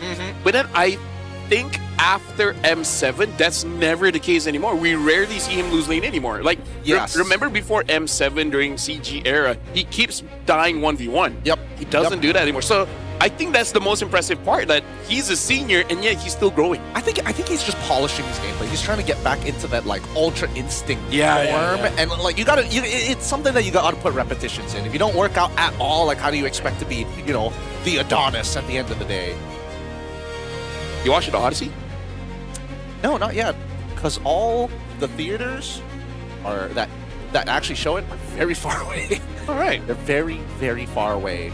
I would recommend pay a little bit more to have the enhanced experience. Wow, Like pay a little bit.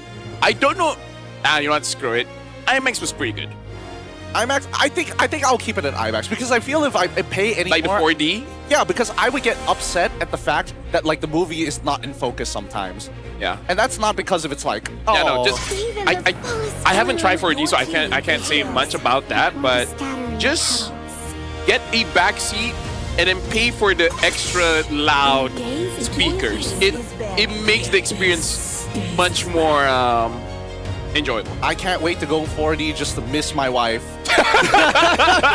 Like I can relate to you, my guy. I wonder how they're going to express that in 4D. All right, now the draft data's back. We're back to where we left off. What is the ban? What's it gonna be, Flash? What's it gonna be? Do you want to let go of Marcel? I think that's the idea. Hell no. Hell no. Well, nobody is letting Marcel go. Although the thing is, every time Marcel has been let through, we keep forgetting about that guy. I mean, that's He's memorable and forgettable at the same time. Oh, they banned Atlas. So now BTR are like, wait, that was our ban. Now we gotta change it up. So either Belric, which is what they banned before, and Marcel was also the one they banned before. It's the Selena that's changing things up here. More like both of them go. No.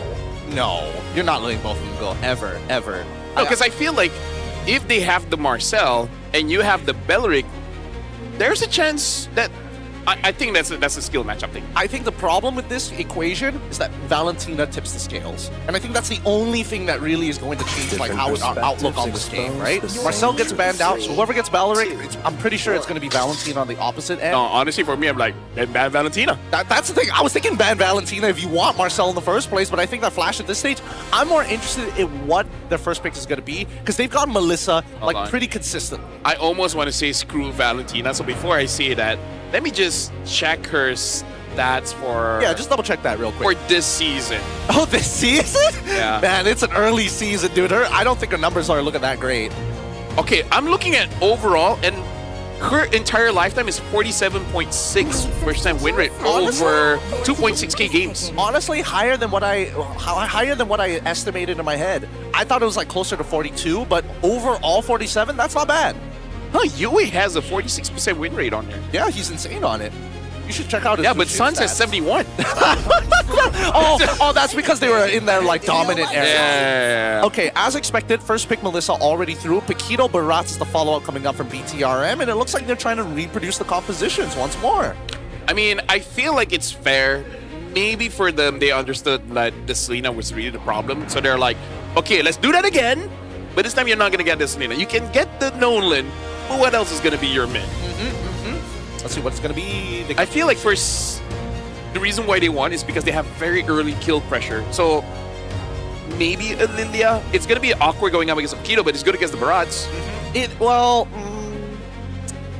I think no matter what, it's weird to see Paquito and Barats get prioritized here, especially when you know that Melissa's on the other hand. I would have imagined at some point that they need to set up.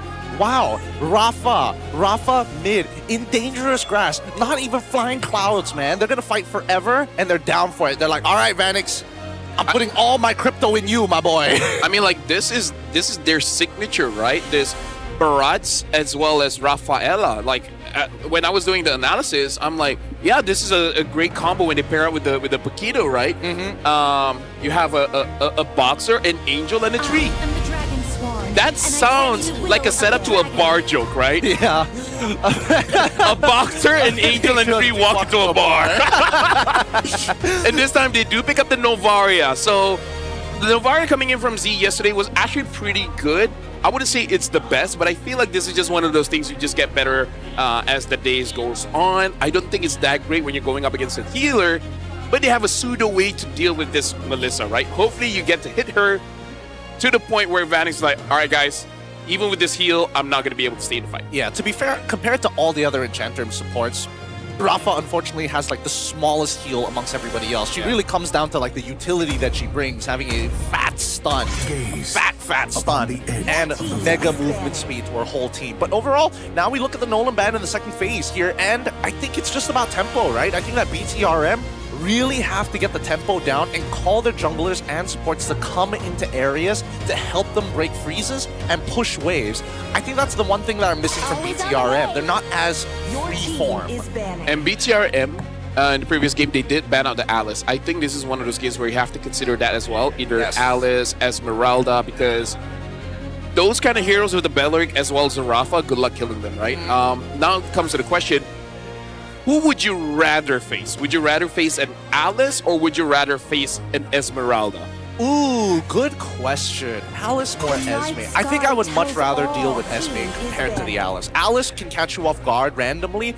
Oh, you know what? It looks like Kenji disagrees. He's like, we prefer dealing with Alice. Yeah.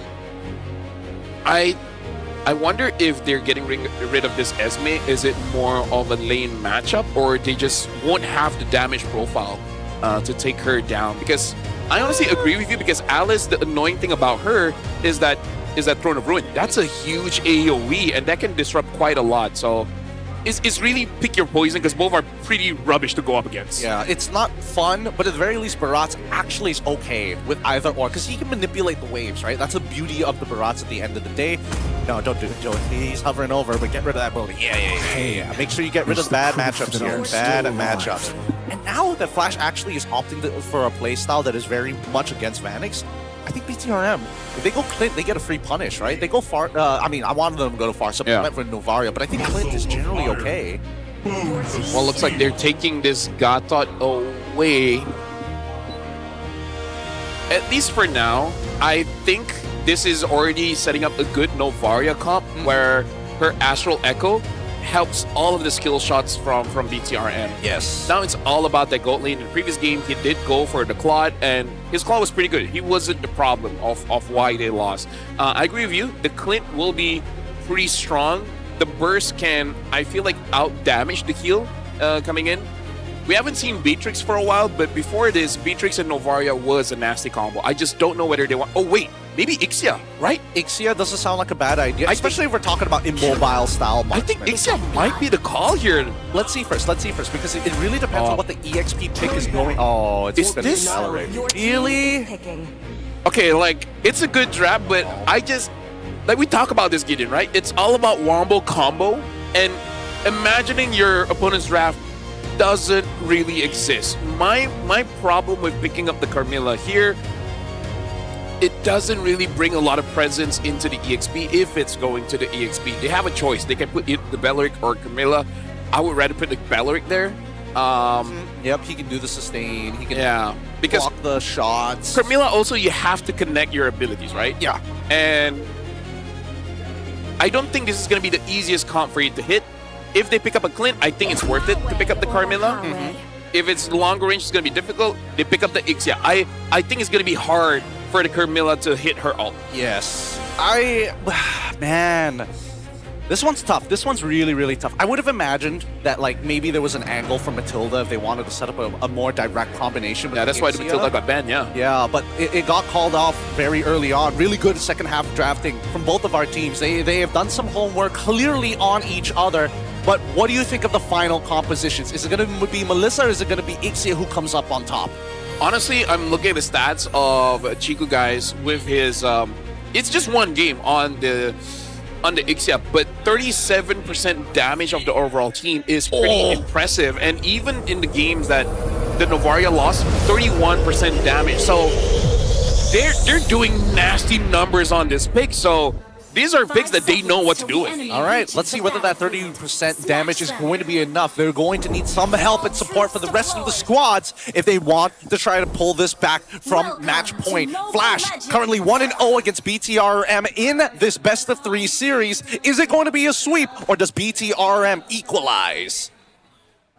Well, right now, looking at the laning phase, I'm just... Okay, so it is going to be Carmilla in the EXP. I don't think she is going to have much kill pressure. Uki are taking quite a lot of damage from ZZ. Very fast level 2 here. Now we're going to see what they're going to do with this. They see Zorn just giving vision, but...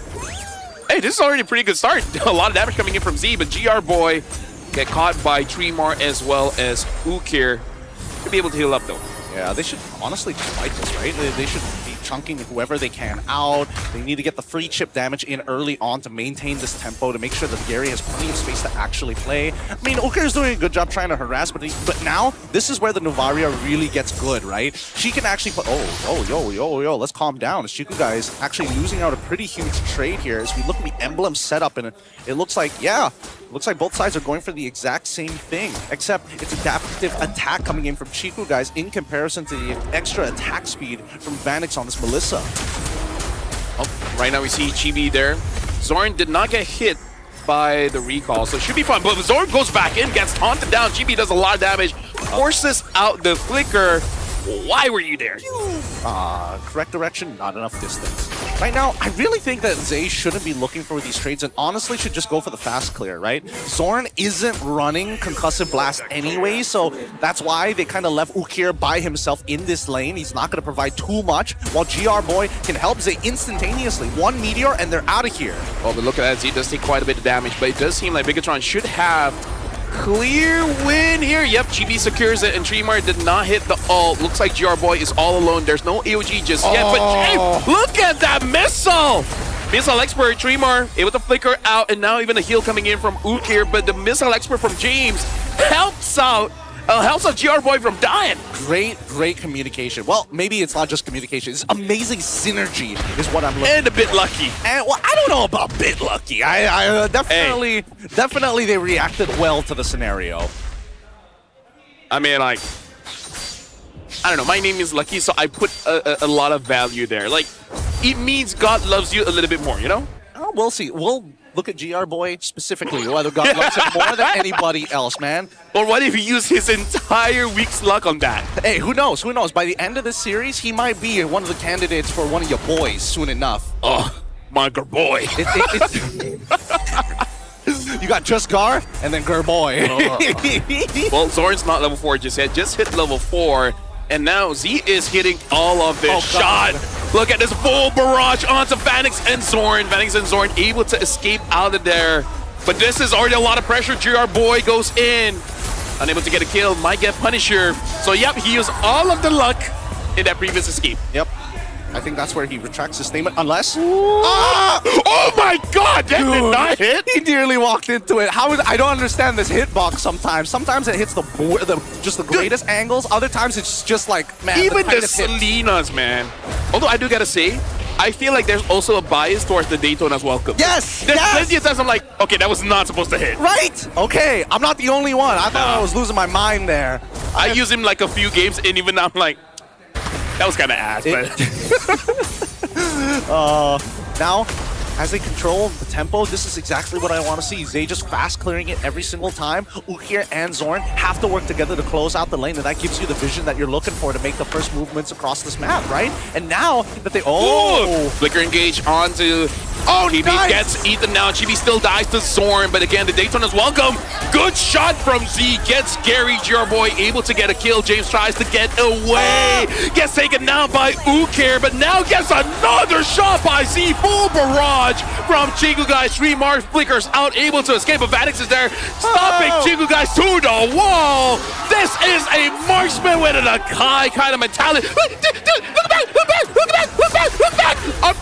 Z gets a kill. Vanix kills GR Boy. One more. Oh, he missed. No. He missed. Oh my goodness. Dude, we need 2 cameras. It's so hard. We need picture-in-picture where it's one consistently on. Oh my god! Gideon, vote your MVP now. Yep. Don't miss it. No, I can't miss it now. They're going for the turtle at this stage of the game, but now James. All right, Daytona's welcome. Hits onto Tremar. Full barrage used. The turtle. Oh. Gary still secures it. And now GB tries to zone them away. GB takes a lot of damage, but looking at the damage coming in from Vanix. Looks like even with the all hitting, Carmilla, Tremar gets taken down. Oh my god, Chico, guys. He's solo. He's gotta stop hitting. He's gotta stop hitting the minions. He's gotta stop shooting the creeps of the stage as BTRM take the pressure, and winning out on this fight nets them mid-tier 1, one of the most important structures of the early mid-game. Dude. There's no Varia. Right? That's kind of nasty. You know what? Genji. Oh my god! 2! Beastman! Beastman! Bro! I'd be mauling if I was Gary. I legit would smash my fist through the table at that stage. He even has the retry. He just didn't expect it a second time. And now, diving for James underneath the turret. Daytona's welcome to get him out of there. Stun connects, but really it doesn't matter. This tier 1 should fall as Zay is here to try and make the difference. Gets hit by the turtle bow, and now they're looking for even more. Yeah, honestly, good respect there. Let go of the turret is not worth your life, especially when Chico Guys is all the way up top, clearing the wave. Maybe not enough to actually get the turret, but still significant amount of damage. Zorn finds Chibi. Chibi will unable to get it. Chico Guys did use the full barrage, unable to steal it away. I think this is where Z looks like Chico like, you're not me, man. You're not that guy. You're not me just yet. Let's go. I'm him. No, I'm not taking the other pronoun. That wouldn't make sense. They need the tier. I'm Astral Boy. I'm a celestial being. You bow down to me, to moi. 10 seconds left on this next upcoming neutral objective, and honestly, I don't think BTR even care about this. Like I feel like they don't necessarily need this, but they're gonna get the bottom tier 1 anyways. And with just James, they're zoning out a lot of the positions. Well, right now the turtle has been started, and he's not taking that much damage. Full barrage. Only Zorn though gets caught. GR Boy does stop him. Tremar has to flicker out. And now even using the only hitting onto GR Boy as well as James. Ukir secures the kill. The turtle still not secured just yet, but still Bigatron wins that fight. Yep, they get a free structure down on the bot side. They get a free turtle as well, all at the cost of GR Boy's life. I mean, Tremar did end up losing his flicker because of that, but honestly, it's a small price to pay for a roamer when you get 2 huge objectives without having to do too much but exist. Well, right now we are in the mid phase of the game. The score is 6-6. The goal lead is for Bigatron MY by Vitality. Looking at the items here, and this is all without Lightning Truncheon. Once the Lightning Truncheon gets built, now that's going to be nasty damage coming in from the Astral Boy here. Boom! That still hurts. Just another connection. I mean, that's the thing, right? The small changes in the patch notes to make sure that it's like, oh, it doesn't necessarily mean that you're getting hyper scaling based on the distance. But now that even if you're like point blank, it still does a decent amount of damage, right? They've managed to change the ratio, well, slightly adjust the ratio. Oh, Crystal Blood actually connects, but only on one target. They don't find anything for this. Imagine if Tremar had a flicker. Yeah, I'm worried because Tremar looks a bit desperate here. And again, this is why both you and me, we're like droning a bit on the Carmilla because it's a very combo, wombo kind of thing. But this is kind of a meta where you kind of want to win the lane, and that's not a lane winner, you know? Well, at most, it survives. To be fair, in his defense, like, there's nothing to really fight for on the map as of right now. So really, if he does find a trade, it's still pretty good at the end of the day. Okay, Chiku guys getting chunked out here a little bit. Just walks into the buttles and just absorbs it for the sake of the wave. Not sure what's going on there, but BTRM really ain't too worried at this stage, right? I think he's asking, like, Jarboy, do you have Revitalize? Yep. Just in case. I'm like, but you could recall. I don't have to. I don't have to. Remember that time you left me to die? Pinned against the wall and you couldn't revitalize because you were on the opposite side? Well, speaking of, GR Boy gets taunted, takes a lot of damage from Vanix. Astral Echo hits onto Zorn as well as Vanix. Zorn gets brought in. Daytona's welcome onto this. Oh, Full Barrage hits onto Zorn, but Tremar able to get on top of Chiku Guys. Chiku Guys is in a very bad spot. All the while, Gary is still getting hit. by the Astro Boy. Chibi secures the kill onto Gary. Good flank coming in from Chibi. Gets a double. Gets 3 more as well. 2 members of Flash is out of the game. And Bigatron MY still standing strong. And look at that, just the huge burst damage from these Star Shadows actually connecting, making the difference here in a lot of these fights, making GB's job that much easier. Gary, 3 levels down so far, full vision of where his opponents are, and with the lead that he has, he ain't stopping just yet, nearly getting a kill onto Zorn too. Yep. Punch. Well, right now, Bigatron MY, this is the scary thing, Gideon. This is a siege comp that hits its power spike. It's not just the Novaria, it's the Ixia as well. Yeah. Like Team Flash, the safest place for you to be is inside your base. Not so much against this draft. And the worst part is that both Ukir and Vanix don't have the right spells to close the distance to try and threaten the position of, Chiku guys and Zays. They're just too long range. They're completely outranged in these scenarios. And even the Holy Baptism is used for Peel, not as a means to start catching Chiku guys. I do gotta say, I don't know if it's warranted for him to give this much respect over to the Barats, because how many times have they interacted? In 2 games. I agree. Not much, because you can see the tendencies that he's just going for the front line, but now we got to look at the Lord here. The Lord is marching in. Astral Echo hits onto Gary. Zorn as well as Uke. First shot hit onto Gary. And now Chiku guys, I don't know if that was a mistake, but he used the flicker defensively. Maybe a mistake that might cost them so that they cannot push more than this. But I think they should be able to get the mid inhibitor here. Yeah, and bare minimum mid inhibitor. Okay, they should crack this open. They even used Conceal just to make it look good. But no, they're not fine. Oh no! Tenda's welcome's already out. Opportunity for Flash, and Chibi attacks this side. Astro Echo is going to open up the map here, but get away from me. He's going to guarantee he saves Chibi's life. Astro Shatter actually comes with a full barrage, just back off, pull down. They're still going to get blasted away, and Flash somehow only lose Vanix. That was good teamwork, man, because able to help out Chibi there, because really hold on, Daytona's welcome. Looks like they will secure a kill onto Zorn. Chiku guys secures it for the team. 8,000 ahead. Esral Echo hit onto Tremar as well as Ukir. Your boy able to taunt 2, and now with the ult, almost takes down both members of Team Flash, but they're gonna be happy getting this inhibitor. Bigatron MY, they're really showing off their chemistry here, Gideon. They really are. They really are. I mean, it was honestly really great play coming in from the side of Team Flash to cover each other, but Bigatron, the fact that they're able to open them up just like that, I mean, it's becoming clear that Bigatron have simplified the comp even further, right? They're just going to play around their ults, and if James is able to catch anybody, let's guarantee he dies. It's not that hard when you've already got a pretty fed Chiku guys, and Zay, who's 3-0-7, by the way. 3-0-7. Yep. What do we call our producer now? I think we'll still go with Zipper. Madam MJ, we would like to see the items. We would like to see the items, because now I want to... Okay, actually, no, I still see Z here. He does have that... having the lightning is already pretty strong for that immediate burst damage, but having the... what's it called again? The Wishing Lantern as well does have that lasting damage, making it so that Zorn as well as Tremar are not really utilized in this game. Because so far, I remember Zorn having some good engages using the flicker, but it's not able to catch a lot of people. And I feel like this is what we talked about in the early stages during the draft. Astral Echo hits onto majority of Team Flash. And now even the full barrage tries to get onto Zorn. Flickers forward, AOG hits no one. Gary steals the Lord. Tremar tries to stall. James gets taken down. But all the while, Chiku guys is still looking healthy. Oh, he's running forward. He wants Vanix to go away from me. Can he hit it? Star Shadow! Moved out of the way. You can hear that crowd. Everybody is waiting for when that skill shot connects. And I feel like Z is just thinking of all the times where it's like, imagine if I had Skyfuser here. Full barrage again to zone them away. And now look at that shot. Oh my goodness. Hey, you know what, Z? Sell your Wishing Lantern and get a Holy Crystal, man. Honestly, I think he should think about it. Like, real talk, I think he already has a Divine Glaive by now, right?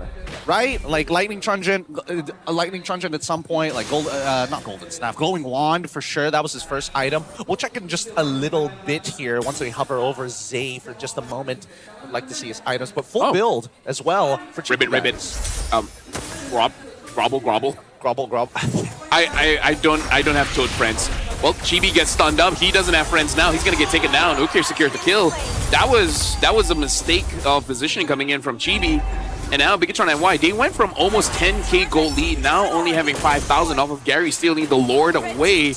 Can Team Flash actually capitalize on this to clean a 2-0 full barrage use and able to defend the base? As long as Chiku is there, he's not going to make it easy for Team Flash. Definitely not going to make it easy. Even Zay is able to interact with the wave without having to do too much and putting himself in any awkward spots or dangerous positions. So BTRM, they don't mind this. They're just going to have to wait for the next Lord. Unfortunately, Chibi was not able to out-retry Gary this time, and that Traceless, it's hard to deal with. It gives you CC immunity, able to give you invuln iframes and vulnerability. What can you really do about that? Well, Dave gets pulled back, and now full barrage use.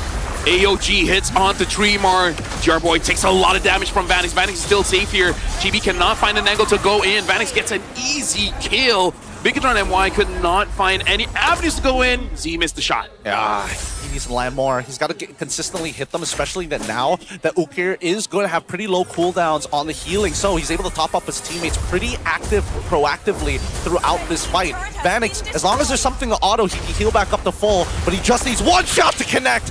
Oh, Purify out of Vanix immediately. What is the cooldown of this full barrage? 10 seconds? It should, by now, it should Like be 20? roughly around like 20, 26, 25 seconds around, more or less. Because at this point, he's using it like a basic attack, man. Oh yeah, I mean his ults come back up in like 10 seconds as well, so it is very, very short at the space stage of the game. He's level 15 to be fair, it's, you know, max ult level 3, 10 seconds until the upcoming Lord actually spawns, but the waves are not in the favor of Team Flash, and because BTRM were able to hold on to their inhibitor turns, that's just a map advantage that they have over Team Flash. Yeah, this Lord fight is going to be big because this is where Team Flash got their first swing with Gary stealing the Lord away. James has to be careful because he has been engaging for the team, but look at that, Vanix. That's a good chunk of heal, but still not completely enough. He has to heal up from this Lord.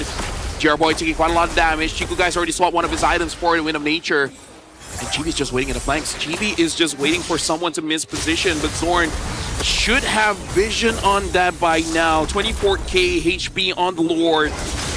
This is a Lord dance where it looks like even though BTRM should have the advantage, but Vanix is doing quite amazing job. Chiku guys gets caught. Maybe use the Wind of Nature, and now Jarboy is there to protect. Not going to be enough. Okay, gets the shutdown. Astral Echo used, but Jarboy also gets taken down. Mistake coming in at 17 minutes of the game. That is super unfortunate. With the entire map in the favor of BTRM MY by Vitality, that has got to be one of the bigger throws we've seen here today. Worse yet, all of this because Gary decided to use Mountain Shocker and notice, wait a minute, hold on, what's Chico guys doing all the way over there? Yep. Right now we can see where BTRM still going for this Lord dance. So it's not completely punished.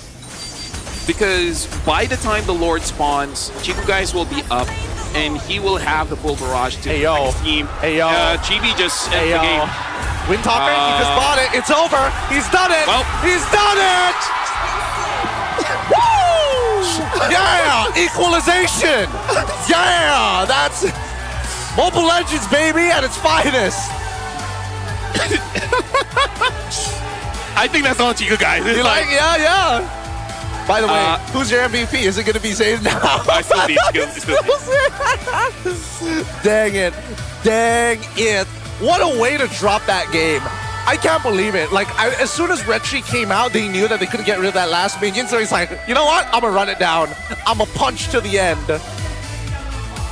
Oh.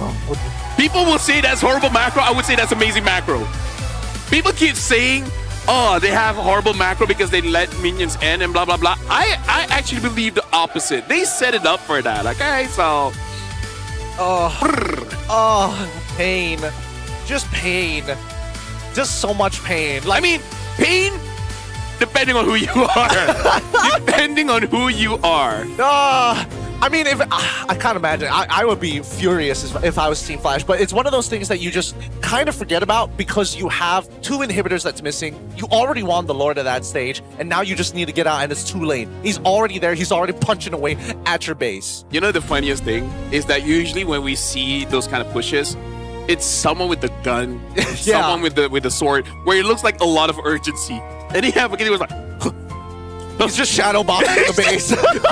like, it's a lot of damage, but there's no urgency. Be like, It's too chill. It's too chill for what we're expecting to see here. But let's go backstage and check out our MVP of this game. Give it up to Zay on this Novaria. The early game suited him much better this time round with 2 buff steals to put Gary 3 levels behind to allow GB to backdoor it 8 minutes later. Also, we got to consider he can stop people from recalling from a long distance. And that Wishing Lantern, that just extends it even more. So we got to look back at that clip.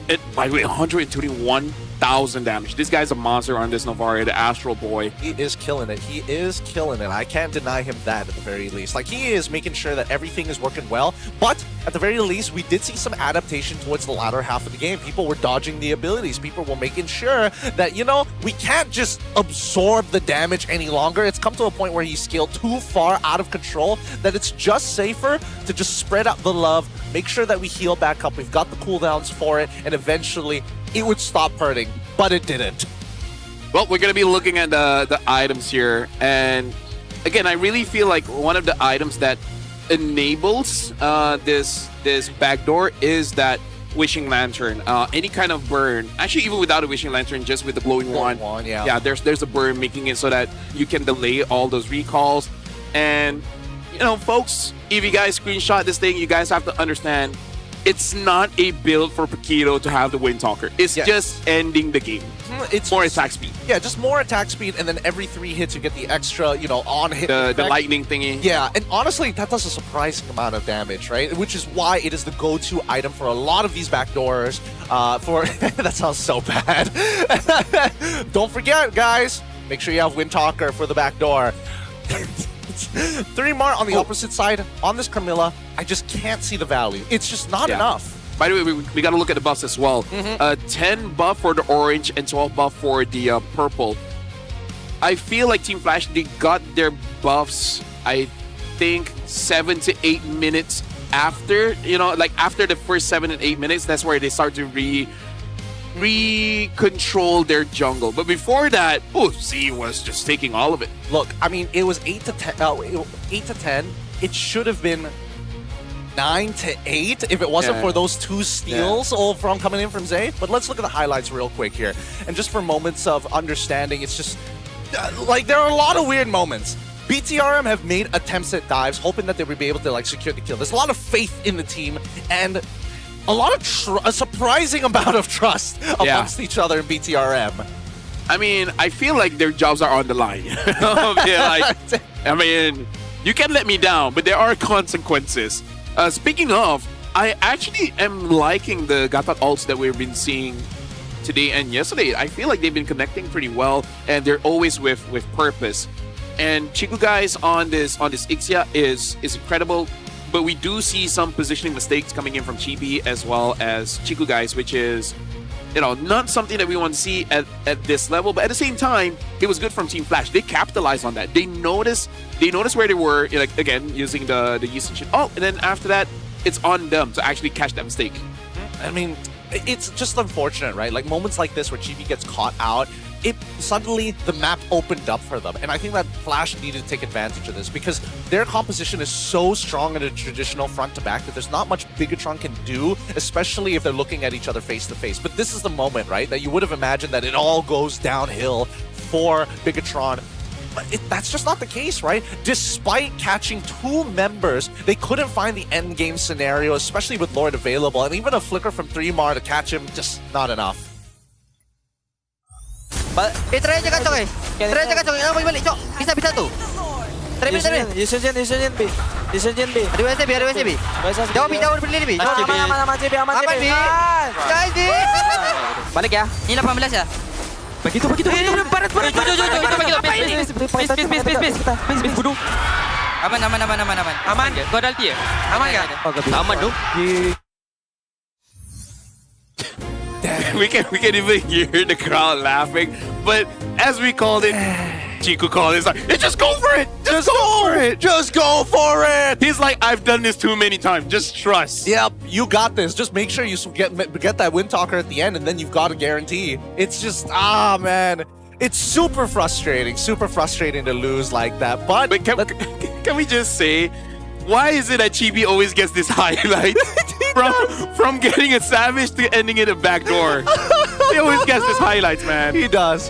But let's talk shop here for a moment, because the draft this time, we're seeing a different side of a traditional Siege composition with, Novaria alongside with the Ixia as the main tools as to hold people down. But I think that early to mid game, that's all James. He just needs to catch anybody, literally anybody from the side of Flash to punish them. Can we also question Tremar? Yesterday on the Arlet, yes, and then today on this Carmilla. I don't know whether it is on the player or it's Pups, but he has been getting very, how do I say this not nicely, very off-putting picks in the EXP. Yes. Well, I think yesterday was more obvious compared to this one. Had a little bit of sense to it, right? Yeah. Because at least, if you happen to catch Ixia in a full barrage and somebody else, you can actually stop the auto attacks from coming out. It's just not a cool hero. It's not. But I so want to is see a Uranus. Yuzong and Lapu. At least Uranus has a good lore. He's a celestial being. Yeah, just another celestial. And you can also just say he has a relationship with Rafa. I can't remember what the relationship was, but there's something. There's something. Them and Kaja. Maybe it has to do something about backdooring. You know what? Stuff. Flying Celestials. Flying Celestials. Have you seen Rafa touch the ground? Have you seen Kaja touch the ground? Have you seen Uranus touch the ground? He doesn't even have legs. That's fair.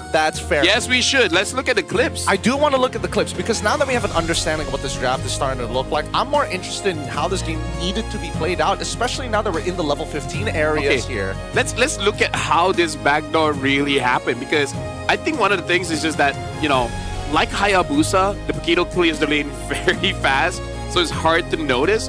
But also, let's look at how Bigatron tried to stall them. Like Z, shoots from afar, blah, blah, blah, and then... They at least have one... did they mark him with the Astral Echoes? Not yet, No. I think. He also did use it earlier, so by the time he was already at this stage, I'm surprised that they ran back.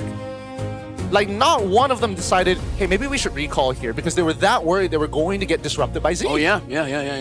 It's just one of those things honestly, that you can't really do much about. Honestly, right? we need someone that is unemployed to test it from that position.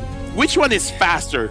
Running, dashing, flickering back, or actually recalling? I mean, let's look at this. Let me put this in normal speed here, because yes, two of them ran back, but two of them also made sure that they could stick around and actually deal with the fight and block the shots coming out from Z as well. So I feel like they've done their due diligence. They just should have responded quicker to, as soon as they see Paquito on that side lane, you gotta go. He clears waves fast. No, honestly, it is an actual question. Which one is faster? Actually walking there or recalling? Because recalling is like, what, 2.5 seconds? Oh no, it is 3... I don't know, it's like 2.5 seconds. No, it's definitely not 2.5 seconds. Yeah. I definitely think it's closer to 3. But walking from base all the way to the mid lane takes well, with boots or like with tier 2 makes a difference. With no boots, costs you like 6 to 7 seconds. 6.5 depending on which hero you're using, whether you have a dash or not. So I think that's like the main issue. I'm actually Googling. Hold on. Oh, you just got to know? 4 seconds. So you would have saved 2 seconds worth of time. So, I think it is faster just to walk. No. With T2 boots, that would have taken you 5 seconds then. Yeah, it takes a full 4 seconds for you to channel and then successfully recall. So, hold on. It's a tough call. Can we rewind 5 seconds? Rewind it 5 seconons? Yeah. Give me a moment, because we gotta go all the way from the beginning, my guy. All right. Here we go. 5 seconds. Say 11. 15. Yeah, they would have arrived faster if they recalled. That's the thing. One person had to recall, the other had to run, and I think it was Carmilla who had to recall and Yishinshin who had to run. Because he's got the movement speed and traceless to close the distance to speed up that time. You know what? That's a draft issue. What if that was a Vendetta? She would have made it. It's difficult, but let's pull up the last clip here, and hopefully That one's more for fun. Yeah, that one's. Well, fun gets for interesting. BTR. It's fun for BTR. No, I mean it could be better. I think Flash had the same thing happen last season. Did they get backdoored again? By BTR too. No. Yeah, last season. It was also week 1 or week 2. I remember that one because people memed about it quite a lot. Oh my god. It Right? was with Chiku guys. Well, Yeah. No, it was the no, minions. Minions. Yeah. The MVP minion. I remember that. I remember because we were looking at this and then all of a sudden Pan. What? Oh. Remember that? I do. It's Flash against BTR as well. Oh lord. Oh my god. That's so true. That's so true here. Oh, but Zipper, we can come back up and put it on full screen if you could do that. Thank you very much. Yeah. If there's no clips, that's cool too. Look, it's all good. It's all good, but it's tough to say. It's a pretty depressing defeat, and hopefully the mentality of Team Flash isn't like, you know, really rattled, like they're not concussed because they got backdoored. I think that the current game plan is actually working out very, very well, and it still has late game potential. So just gotta make sure, you know, you clean up those lanes and maybe don't lose your inhibitor that early on. I just want to make a petition. I want to see how many people sign and be like, Pops, give Tremar a cool hero. Any specific ones in mind? Just Lapu. Lapu's a cool hero. Yuzong's a cool hero. Honestly, set up a good Arlet game. I'm good with that too. Get a Zushin, and then ban out Uranus, Alice. Yeah, I don't know how many you gotta get rid of here. Charisla. There's like a bajillion Phobias. There's too many. There's too many. But I like the idea that they could set up for him, right? I like the idea that maybe Gary has to play a Kai just to make sure that 3-1 can actually use maybe a Arlet. bit much. Suyo has a stun. I mean, sure, but it's not as like reliable compared to heavy spin. Honestly, you know what? A good hero that needs to get the meta is actually the Lucas. Yeah. Because it's too slow. No, like I said, buff him somehow that makes him viable for this meta because I think his kit fights a lot against these assassins, right? It really disrupts the fight because I feel like the problem with Lucas, he dies too fast and damage is I think for me, it's his clear speed. His clear speed's too slow. It's either I think that, you know, the worst possible buff they could give him is reducing his cooldowns. That's ridiculous. Rework him so that he has Kagebunshin. No, I think we're good. I think he just needs to do more damage What's to minions. stronger, 1 Lucas or 3? 3. And then Sun is there, like, then what am I supposed to do? What is my purpose, father? You know what? Let's just combine Sun and Lucas together. Sun and dude, Sun as Naruto in QB form. That's one way of doing it. With that being said, though, we are going on a quick and short break here. Our teams really have to sit down and think about that. It looks like maybe they are going to be a little concussed here, but it's going to be a long one, so please go get your lunches while you still can. And when you tune back in, don't worry, more MLBBO action awaits for you.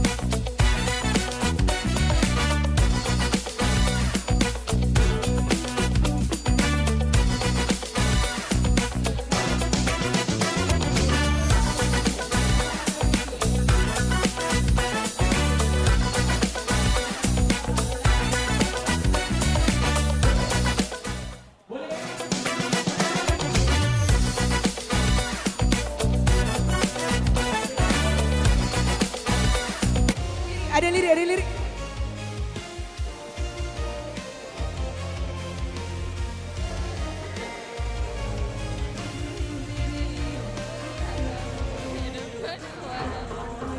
Nak lebih power? Jom.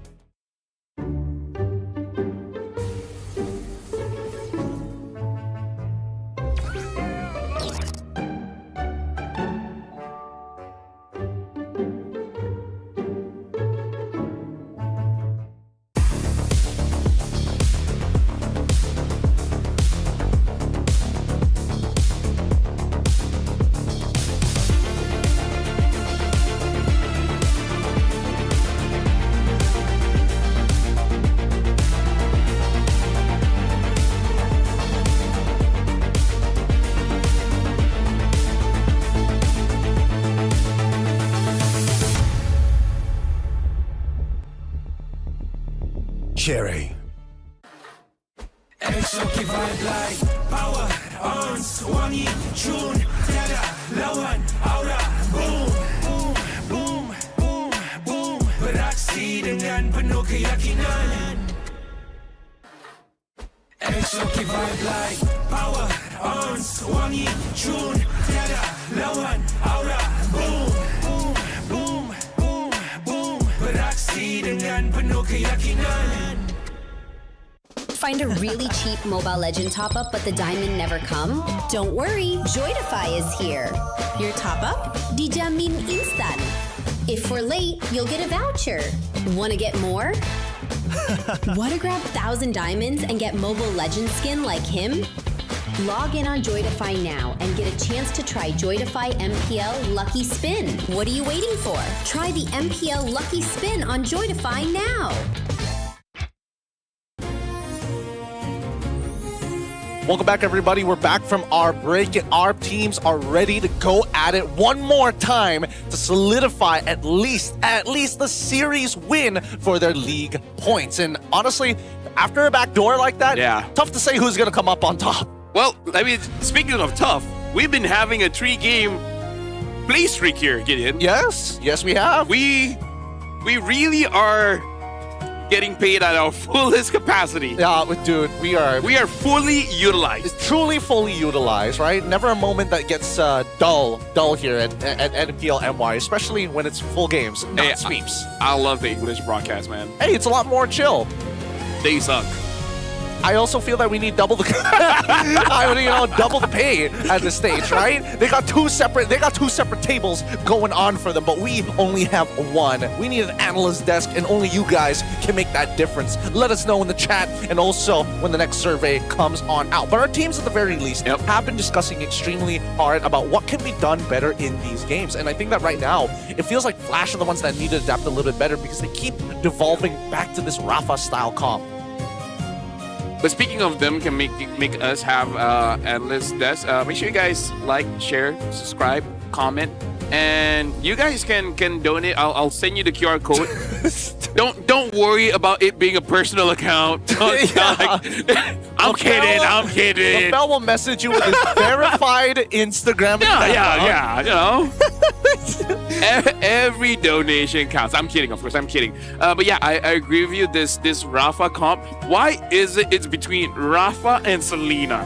How do you get from one of the hardest mids to use to one of the easiest mids to use? Personally, it doesn't make much sense to me. And I think it's just such two very completely play styles as well. And then he'll tell you, it's like, I don't know, I feel like Selena's easy. I don't know what you guys saying is hard. He's got the muscle memory. Just hit the arrows. 8 years. Yeah, just hit the arrows, double dash through them and weave in your autos. Like, no big deal. Add traps on top of it, right? I mean, so far, Uker has been doing some pretty good work. And I think that right now, I just want to see a different side of Flash where it's not necessarily just, hey, we have to play around our mid trio to always be supportive towards Vanix's side. I would like to see 3mar on something that can actually disrupt team fights, not just carry them. Ooh, number one, Z fan, not even showing the face. Bruh, go back showing the face. It's just a pre-recording of Z. Asking Carlos. Yeah, I was like, guys, please, I need fans. Yeah. Honestly, after that game, I'm a fan. Like, I don't think Astro Boy is gonna be like his what you call it? Moniker? Yeah, moniker. But if he uses Novaria, I'm gonna call it. But now we're looking at GB. This guy has been getting highlights for this one. SS tier. I wouldn't go that far, honestly. I wouldn't go that far. I think he used to be SS tier. Now I believe he's more on A. He's an objective kind of jungler. Objective first as well as a tempo setter. I wouldn't honestly call him a power farmer as well based on...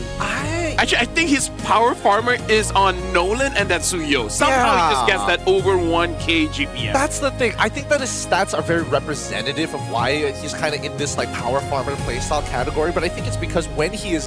honestly, he's a bit of gambler, right? He takes these 50-50s in the fights, and if he wins big. Like, he's putting a 10x on his winnings compared to if he loses, where he gets like 0.5. And then from that point onwards, he just doesn't feel as proactive throughout the map. But then again, a lot of teams have like really gone out of their way to make his life miserable during these neutral takes, especially. Yeah, because honestly, like, Chibi in his SS tier form, he is like the Kraken.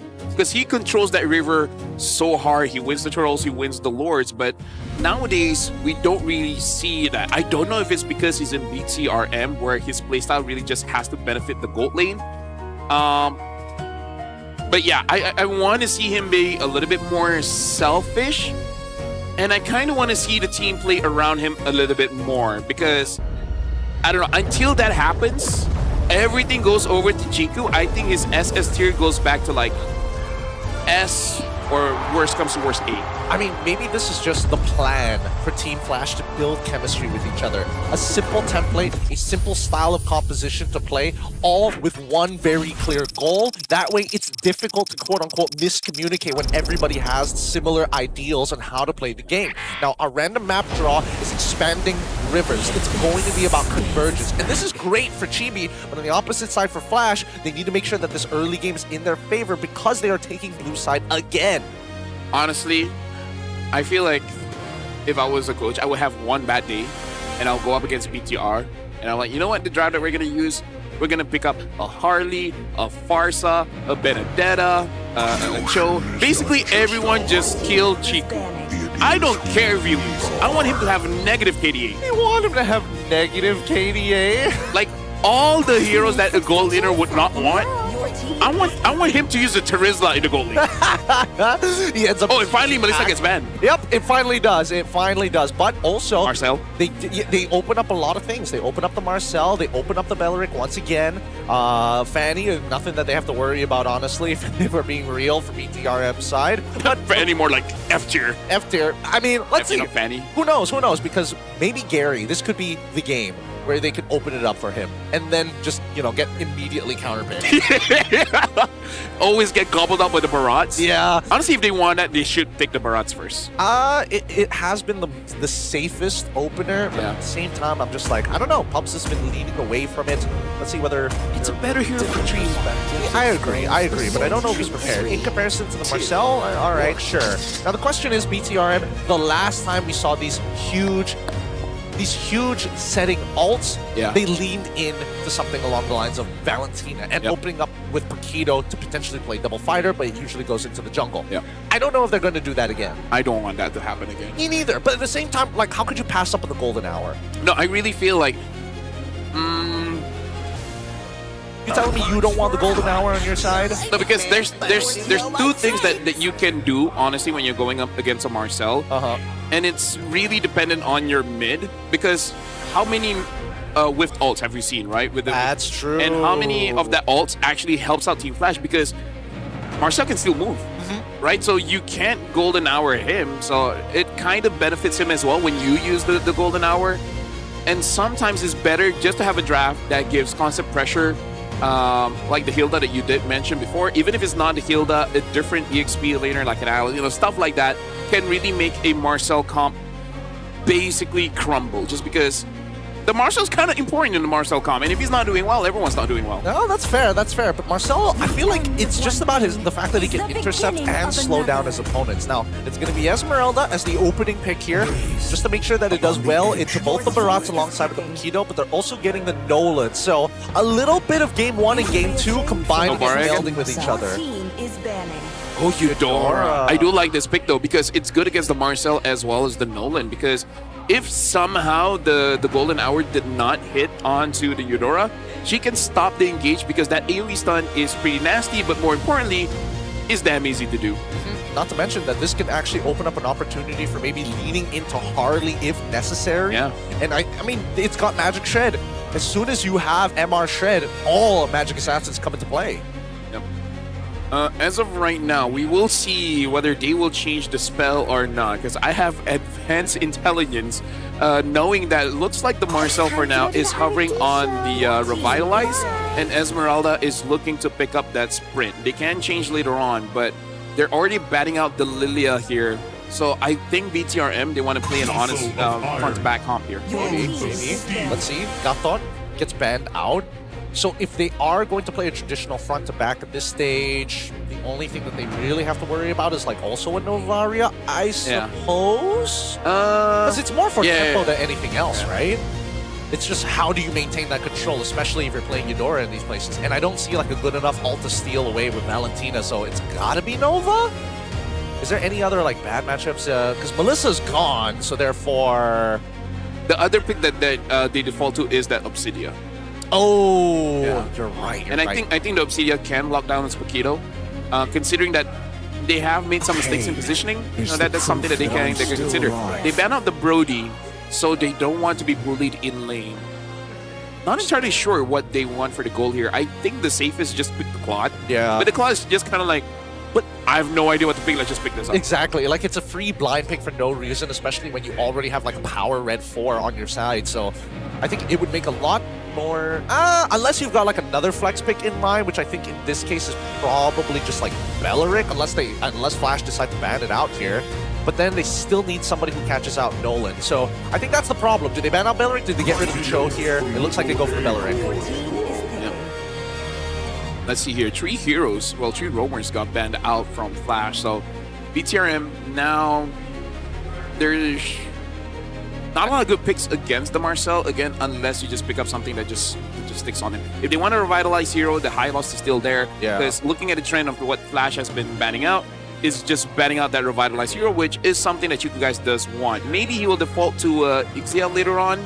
Actually, no. I think Hilda's actually pretty sick right now. No, I do like it. It's just that I don't call for it because no one picks it up. Yeah, that's true, but it's either Tro or Hilda at this stage, right? It does well in the lane. It will help the Eudora a lot while still actually adding some armor shred on top of everything else to make Paquito and Marat actually do some real damage. And then they can still devolve into just a traditional style of marksman, which they do. So they're not even trying to attempt a double fighter. They're being very honest. It's so weird. Yesterday, Flash went 3 games Paquito jungle. Now BTR, 3 games Paquito jungle. I guess it's just that easy, you know, sometimes. Maybe it's a Flash thing. If their next match, somehow there's 3 Paquito jungles, I'm like, something is up with you guys. Something's up with you guys, or there's something that we're not seeing. One or the other. One or the other. Well, I'm wearing glasses, you're wearing glasses, so I think we see things pretty well. I think we see things in perfect 2020 vision. Because if it's anything less, I'm going back to the glasses shop and telling them that this sucks. I need this to work, please. I've got fans parading me for it. Hope will find a way. Hanabi, really? Good. This is pretty good. I'm not gonna lie, I gotta give it to them. They are worried about potentially Glue showing up on the opposite side. Both of them are Glue counters. Both of them are great counters, but this takes Hilda off the table as well. Just take a Matilda. Ooh, delivery system? Delivery system, also if you get caught by the Marcel, you're able to get away. I still would prefer a Matilda because I knew they wanted healing. Yep. It's between Rafa and Matilda, but you know what? It's neither here or there. Team Flash does look like they have a pretty good comp where they can play as 4, let the Nolan does his own thing, so they have a wave clear for the long lane, and for BTRM, that's going to be the Moskov. So I would say this is relatively a safe comp for both teams to use. Good-ish team fight, can handle the long lane and have some form of sustain. I agree with you, but I think I'm most concerned about the way that mid lane has to be played. Like, the side lane's very clear on how the laning phase needs to go. Mid lane, man, this is Team tough. Flash should win. They should win, but at the same time, a single mistake could predetermine everything, you know? You hit level 2 just a little bit late. All the damage is applied onto one mage, one target in that back line. All of it is possible here. In game number 3, as we're looking to conclude this series, who is going to take it away? Is it going to be Team Flash on the blue side, or is it going to be BTRM on the red? I feel like Team Flash, they're just banking on for this mid duo to reiterate the law of nature of lightning doesn't strike same place twice. So only get stunned by ball of lightning once and never again. Yeah, no, this is exactly how I expect level 1 to go, right? Like, GR Boy and as well as Zay just need to just constantly apply pressure to Ukir and Zorn and get their regenerate out as soon as possible. And then from that point onwards, the game becomes a lot simpler once you maintain the tempo. Look at all this purifies from Flash. Zorn has purified, Tremar has purified. They are really respecting James, but at least with them, I can respect it. GB now gets slowed down. Ukir even flickers forward. Gary gets first blood. He had survived, but, you know, at this point, it doesn't matter that much. Yep, he won't make it back in time. And now they're going to still... Oh, this is dangerous. I don't think this is a good idea for both Zay and as well as GR Boy. They're going to get some damage onto Zone, but there's no way to kill him, and neither can they really do much to Gary anyway. So it's not like they had a mid-wave to worry about, but they do end up just keeping control. Yep. Well, Marcel is rarely get through. Right now we're looking at the emblem set here. Looks like for both gold laners, they want to get their items as fast as possible. Assassin emblem for Chibi, so not a fighter for this one. So a lot of damage, not a lot of sustain. Yeah, a lot of poke as well. A lot of impure rages being bought from everybody all across the board. I would have imagined that Ukir wanted like magic worship or something like that, but I think he also understands like his main goal is to just make sure that James doesn't exactly get like a phenomenal ult and just pokes him out throughout the Lord Dance later down the line. Well, even though Team Flash did get that kill, Chibi is still level 4, so able to contest for this turtle. And look at things. We'll see whether Gary can seal it win. Nope, Chibi still secures it, but GR Boy gets bursted down by Gary. This is what we saw from Air 44 yesterday. Yep, just blow him up. Just blow up this Rafa. It's not like she can protect herself. She's not even level 4 just yet. And I think that Gary hesitated for half a second. He wasn't 100% sure, but just look at the gold plating amount of damage that we're seeing from Manix as they look for the next fight and catch Chibi once again. Great stun coming up from Ukir. I mean, this is why I'm thinking the mid duo will win for this one, just because it's such easy setup. GR Boy even used the Holy Baptism, not hitting onto anyone. And looks like the buff might have been stolen. Chiku guys is super low. Vanix is able to chunk him out that fast. And now Dreamer gets stunned up. Oh, Daytona's Welcome did not hit onto anyone. Everyone from Ash escaped. Good Purify coming in for the 3-Mar. Actually, 3-Mar was the one who got hit by the Detona's Welcome, but he purified it instantaneously and manages to get out just in time. I mean, everybody's moving towards the gold lane, but no one's actually helping the gold lane. And Vanix, he's having the time of his life. He is bullying Chiku guys out of this lane underneath this turret and has a very insane gold lead under his belt right now. Yep. Oh, that was a mistake for Chiku guys. He should not have gotten that close. Well, right now we can see Zoran might have get baited out. Takes a lot of damage, and then GR Boy once again gets bursted down by Gary. Gary, why did you use a Paquito when you have this Nolan? Yeah, he's got it. He's got it in the bag, and now he's potentially just zoning out the rest so that Hanabi gets this free tier 1 3 minutes into this game, a very early tier 1, and we're expecting the lane swap already. Honestly, like, this might be a boring clip, but I wouldn't mind. Oh, hold on, Daytona's Welcome, but you're taking the damage from the turrets, and Tremar still surviving against Chibi. That was a mistake, Gideon. That was an oopsie. That was a huge mistake. Like, so much. Oh, no. Oh, he flickers out of there, but then is he going to burn down? No. Luckily, nobody has it. Nobody has lethal ignition. Like, there's so many moments in this game. If Chibi had lethal ignition, I'm pretty sure he kills 3-Mar. And now, Chiku guys ends up losing out on his recall, allowing for the play to happen. Still going to lose this. Bang. Well, the fact that he survived that long is still pretty impressive, but if I was the CEO of BTR, like the real CEO, I'm like, oh, maybe it's a good time to go for a toilet break. Because 6-0 at 4 minutes of the game, this is pretty nasty. GR Boy 0-2, Gary 5-0-0. Okay, let me just check. At least no Sky Piercer. Imagine if he did. Yep. That's the big problem, right? That's something that he could potentially get, but it's very early on into the game, and I think his first items are very important for his burst. Zoran just being obnoxious as ever, like, he is just farming the free hits at this stage, and he knows exactly where Chibi is going to be 90% of the time as they're looking for what? Okay. No Dennis Welcome now.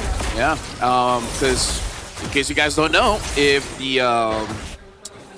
if Hanabi has a shield, she's immune to crowd control. Chiku guys almost gets bursted down by Gary. Ooh, there's no burn, Gary. Will you try it again? Yeah, I feel like it's not worth it. But still, yeah. Trying to catch someone with the anti-CC, I don't know, tag. Not great. Not great.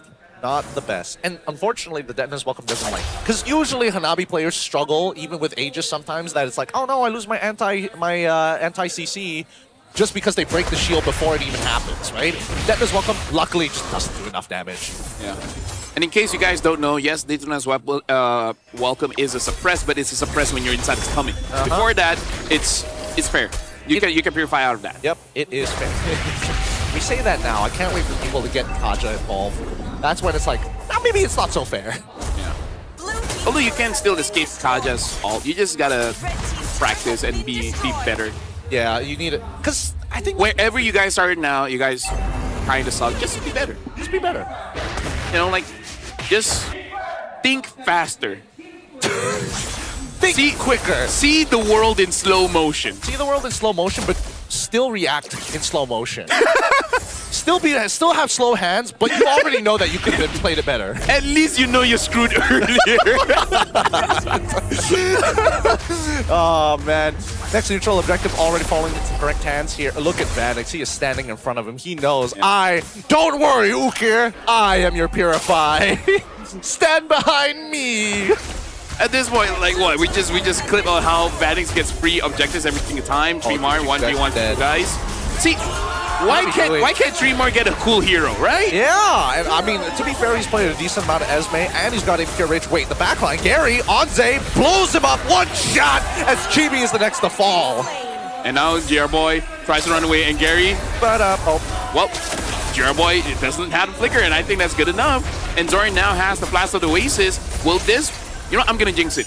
This will be a perfect game, Gideon. 9-0. 9-0. It's gonna be like 20-0. Oh! That's a good time to switch cams. Dude, the jump scare, that got me. Like at that point, they're like, oh, this is gonna be nasty. We're not gonna show it. PG-18. Yeah. Then Gama Bunta, I can't remember what's his son, nephew thing. Gamagichi? Yeah, I think it's Gamagichi. But there's so many of them. There's so many toads. So many frogs.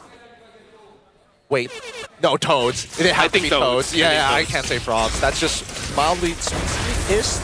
I don't have the right term for that. I'm still. Oh! Chiku still gets a kill. The moment I see it's gonna be a perfect game. Chiku gets taken down. Vanix tries to get away. Gary is there.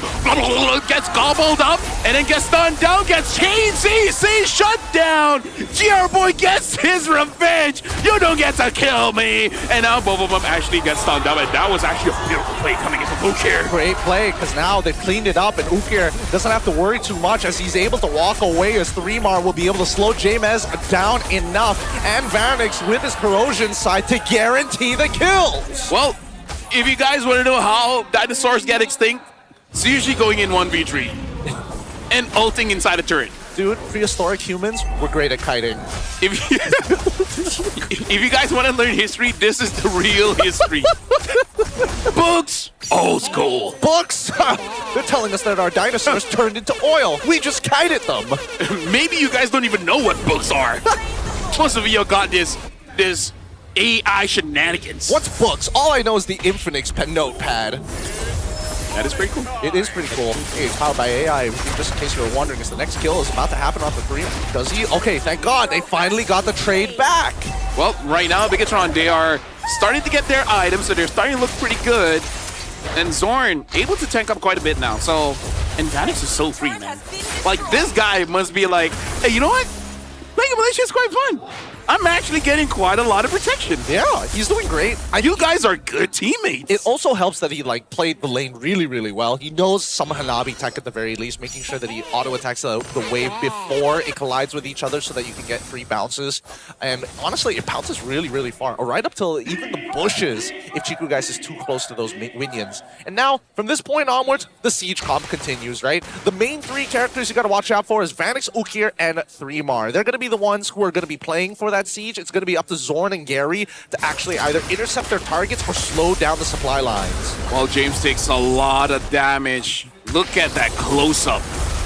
And then, oh, even a good knockup. Z gets taken down. Ukir doing an amazing job here of setting things up. Zorn, that shield. And James, he just dashed forward. And now he has to flicker out. This was how dinosaurs got extinct. Yep. Jurassic Park be damned. Dinosaurs went extinct. The meteor came and they're like, I don't have flicker. What do I do now? What do I do? The last dinosaur survived because he used his flicker to dodge the first meteor. He had pull yourself together. Everyone else used Purify. Speaking of, Daytona's welcome. But looks like James got welcome there. Dreamar is tanking through all of it. Bro, how did Vanix miss the stun at an immobile target? He missed it point blank as well. This game is fun. This game is fun. But for now, at the very least, despite these small mistakes being done by Flash, it's not the end of the world. They're still 7.6k ahead. They're 16-3 at 11 minutes into this game. This Lord is basically uncontestable. Like, Chibi is 2 levels down on Gary. Gideon, I can't believe it's only day 2 and I already won stats of Paquito in the jungle. Like overall stats? Yeah, this like season from day 1 to now. Oh, it's looking bad. It's looking very bad. And it's persistent. Like, the same people keep on picking it up. I really think that right now, what we're lacking in our junglers is that they play a little too for the team. They need to, 100%. I want them 100%. to steal camps from underneath their opponent's noses. That's the type of plays we need to see. I want them to have an ego. I want them to have the mentality that they can steal someone's girl. I want them to break into their house and say, this is my house now. You're not getting robbed. You're giving me this house.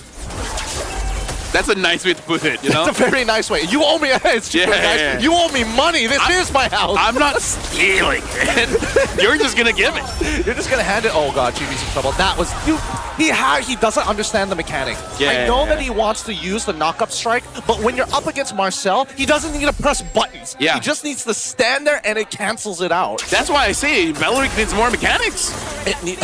Me playing Marcel, I just have to exist. And Chico gets back. You know what? What? I like the idea of giving Beleric more mechanics. What if Beleric has to mark you first, and that at any time, if you're in range with the mark, that's when you get taunted? He can just click it on demand. What if he can grow grass? What if... I feel like that's kind of busted. Wouldn't that mean... That's a good combo piece, right? But do you lose vision instantaneously or no? I think just follow whatever, you know, spaghetti noodle code they have for Then pushes. it's useless, because then you'll see him walk into the bush and they can't do anything. Well, Siege is here. Well, Zoran goes in. Oh my god, that control coming in from Ukir is nasty. It also didn't help that the Jet Expert pushed in the Marcel, which connected onto 2 people, James and as well as Chibi, so they couldn't even follow up on it. And now the burst coming in from Gary. Tremar secures the kill. GB tries to push Zoran away. Zoran still looking pretty healthy. Minion coming up on top. And now Z. Maybe there's a different way they could be playing this. Like, he's kind of dangerous. I think that maybe Zay just needs to flicker on Ukir. Just flicker on him. Maybe stun all, kill him. he just needs to be a brave boy. Come on. Come on, Zay, you can do it right now. Right here, right now. Oh, that's a lot of damage. Chibi gets the shutdown. Z tries to get away. Dreamer able to get the kill, but now Gary gets caught. Chiku Guy secures the kill. Zorn betrayed his own team. The golden hour was good for Bigatron MY by Vitality as Dreamer gets stunned up, tries to get away. The chase is over. Bigatron, is this gonna be the comeback? No, they'll be able to make it back in time. Team Flash are just going to lose a lot of their structures and a large chunk of their lead. The tier 2s are going to collapse instantaneously here, and they don't care about the pokes that are coming out from Zorn. You can get as many Thunderbelt stacks, but we are going straight for the inhibitor. They're not done just yet. 5 seconds on Vanix, 7 on a Gary, and the Holy Baptism and the Fallen Star Moon has been used to disengage them. Yep. I gotta say that was impressive coming in from BTR, but also some mistakes coming in from Team Flash. We're gonna be looking at the instant replay here. The damage coming in from Z was a good way to start the fight. GB getting the kill was amazing. But again, like we gotta continue the clip, but a fight almost break out there. Almost broke out. Better question, why is Ukir walking up to Zay like that? I thought that Zay had to flicker forward if he wants to get anywhere close to Ukir, but Ukir is like, you know what? I'm feeling generous today. I will walk up for you. No, I think maybe his team warned him that he might get attacked, and he's like, you can't spell Vixana without nah. Well, the Lord might get bursted down by Flash here. Bigatron MY.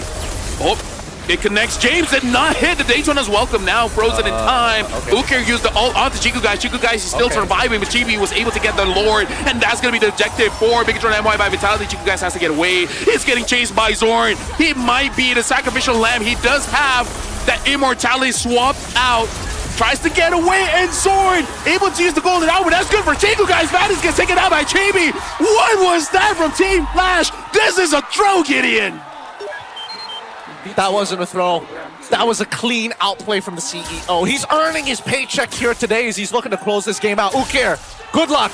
It's all up to you and Zorn to delay this Lord for as long as possible. All they need is 20 seconds, and it's too late. They flicker forward, and they close out the game. BTRM MY by Vitality, despite 21-11 as the final kill score.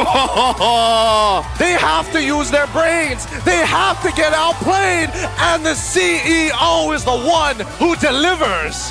Who do you even choose for MVP here? I'm between Z and Chibi, man. Bro, I don't even. Right? We don't know because I really feel like they are pivotal. I think it has to be. There's an argument for even Chiku guys Zorn. because without. Zorn. You're really going for Zorn there? It is a tough one to decide.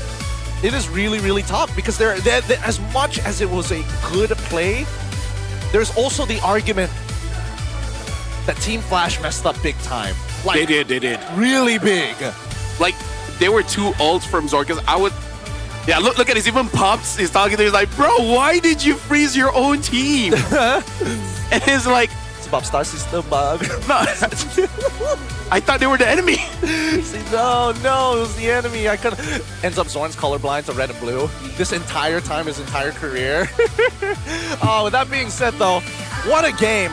2-1 victory. Let's talk and have a chat with the winners with Poji up on the stage with BTRM.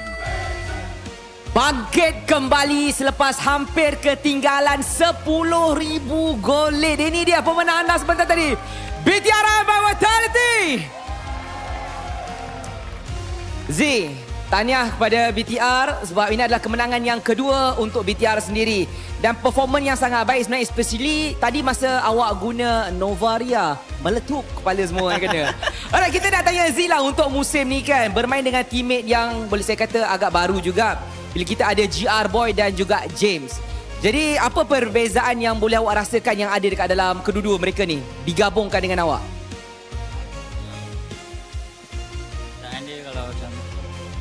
Dan diorang saya lagi selesa lah. Sebab umur macam lebih kurang so boleh lah borak-borak.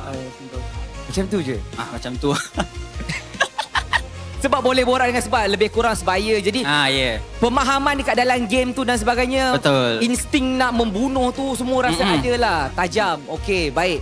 Jadi Z, dekat dalam game yang kedua tadi kan, BTR dah lead 10k lebih tau. Tapi mistake daripada goal lead dan sebagainya tu menyebabkan nama tu Flash samakan semula keadaan. Boleh tak kalau kita tengok semula ada Chibi kena pick off kan, lepas tu Chiku pula. So sebenarnya apa masalah yang terjadi dekat dalam mid game, dekat dalam game yang kedua? Depan sikit. Masalah tadi kita orang macam position kita orang dekat lot tu macam salah sikit lah. Patutnya kita orang tak buat macam tu. Tapi bila dah buat kita orang kena punish lah dengan Team Flash sebab salah position kita orang dekat lot tu. Tapi decision making untuk tamatkan keadaan, untuk ambil apa tu minion dekat wave bawah tu siapa punya pilihan? Mestilah Chiku. Chiku Alright, boleh kita cakap dengan Chiku pula. Okay, Cik, kalau kita tengok daripada game semalam bawa ke hari ni kan, jadi antara masalah yang kita boleh faham daripada BTR ni, BTR selalu leading daripada awal. Lepas tu tiba-tiba dia tarik drag late game. Jadi apa masalah sebenarnya bila korang dah control segala-gala benda, goal, execution korang dah ada, semua dah ada. Tapi kat mana masalah sebenar BTR ni? Masalahnya saya rasa sebab coach Cody lambat sikit datang. So dia ajar kita orang early game sebab tu kita punya early game power, late game kita orang barai. Dia tak sempat nak ajar late game. So kita orang belajar early tu kita orang punya early kan selalu leading, tapi bila nak tutup tu agak susah. So nanti maybe next week kita akan belajar lah benda tu. Bukan belajar maksudnya je perfect kan benda tu. Polish balik lah benda yang dah ada. Tapi Kenapa Coach Cody pergi mana yang lambat sangat? Oh, dia ada surgery. Surgery. Dia ada apa tak tahulah dia pergi buat apa tak, surgery apa tak. Oh, tapi dia ada masalah lah. Dia datang 1 hari bulan itu, so agak lambat. Tapi sekarang dah okey dah lah semua. Okey. Sekarang alhamdulillah okey. Baik, tapi dekat game ketiga tadi, last game, apa je dia dekat early? Kita tengok Chibi sampai 7 kali mati awal-awal tu macam kena punish. Sejujurnya kita orang tak expect orang akan pick Hanabi. Sebab mula-mula kita fikir macam dia akan main marksman lain lah. So bila pick Hanabi tu, kita mata draft kita orang macam GG. Kita terlepas pandang. Tapi kita orang yakin je kita orang yang if tarik tu tak hancur lagi and kristal tak habis lagi, kita orang boleh jadi fan. Selagi belum roboh, selagi tu ada peluang. Kita kena berusaha lah. Jadi untuk minggu ni dah habis dah match BTR. Jadi apa pendapat Ciku sendiri tentang performance BTR sepanjang 2 hari ni? Semalam dan hari ni. Kalau performance BTR, saya rasa walaupun kita orang menang, saya rasa kita orang masih dekat 4/10. So sebab kalau tengok pun, even kita orang menang pun, kita orang tak close the game dengan baik lah. Melainkan game lawan Aces malam, first game. Semua game lain tu semua kita agak susah juga untuk end the game. Jadi masih lagi belum mencapai performance yang awak nak sebenarnya. Betul. Baik. Tapi kita pun dah tak nak ganggu masa awak terlampau lama. Sekarang untuk MVP game tadi. Korang rasa siapa? James Alright. 3, 2, 1. MVP kita jatuh kepada the one and only Ciku, guys. Tahniah Ciku. Tahniah. Menjadi pilihan untuk MVP kali ni. Okay, Cik, ni soalan yang berat sebenarnya. Kita tengok season yang lepas BTR ID jadi champion. Untuk musim kali ni, adakah benda ni sedikit sebanyak memberikan korang ada tekanan macam korang kena push juga untuk menjadi juara juga? Korang kena do something untuk BTR Malaysia? Saya rasa kalau tekanan daripada management tak ada. Memang kalau tanya semua player pun semua orang nak champion. So bila memang target kita nak champion, kita kena berusaha lebih lah daripada orang lain. So kalau orang tu berusaha 100%, kita kena berusaha sampai 200% lah, lebih daripada orang lain. Tapi ada tak champion, Tapi ada tak kemenangan daripada BTR ID tu sedikit sebanyak memberikan korang punya pasukan motivasi untuk kita pun kena buat macam tu? Ada. Kalau dekat saya ada lah. Sebab lagi-lagi macam BTR tak pernah champion sebelum ni. Tiba-tiba dia menang MPL ID lawan Onyx yang tengah mendominasi. So bagi saya tak mustahil juga kalau kita nak lawan SRG. Even SRG tengah mendominasi juga ni, cuma kita kena berusaha lah. Sebab BTR telah membuktikan yang dorang pun boleh kalahkan Onyx lah. So maybe dekat sini pun kita boleh buat benda sama. Cuma cara kita nak konsisten tu lah lawan SRG. Kena ada proses dia untuk semuanya. Baik, kita faham. Any last word, Cik ataupun Z, kepada semua peminat penyokong yang berada di arena dan juga di rumah?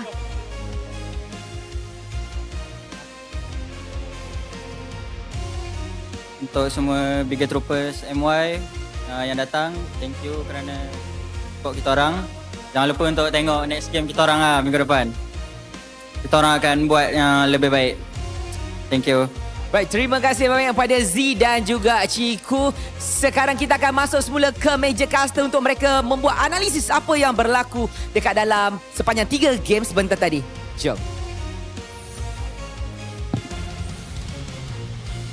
There you have it, our MVP of the game, Chiku, guys, the man himself, not only creating his own plays, but chaining the events together to eventually win it all, despite having one of the most abysmal laning phases we've seen to date this season. But again, I kind of feel like how he became MVP was just he made Team Flash work for it, right?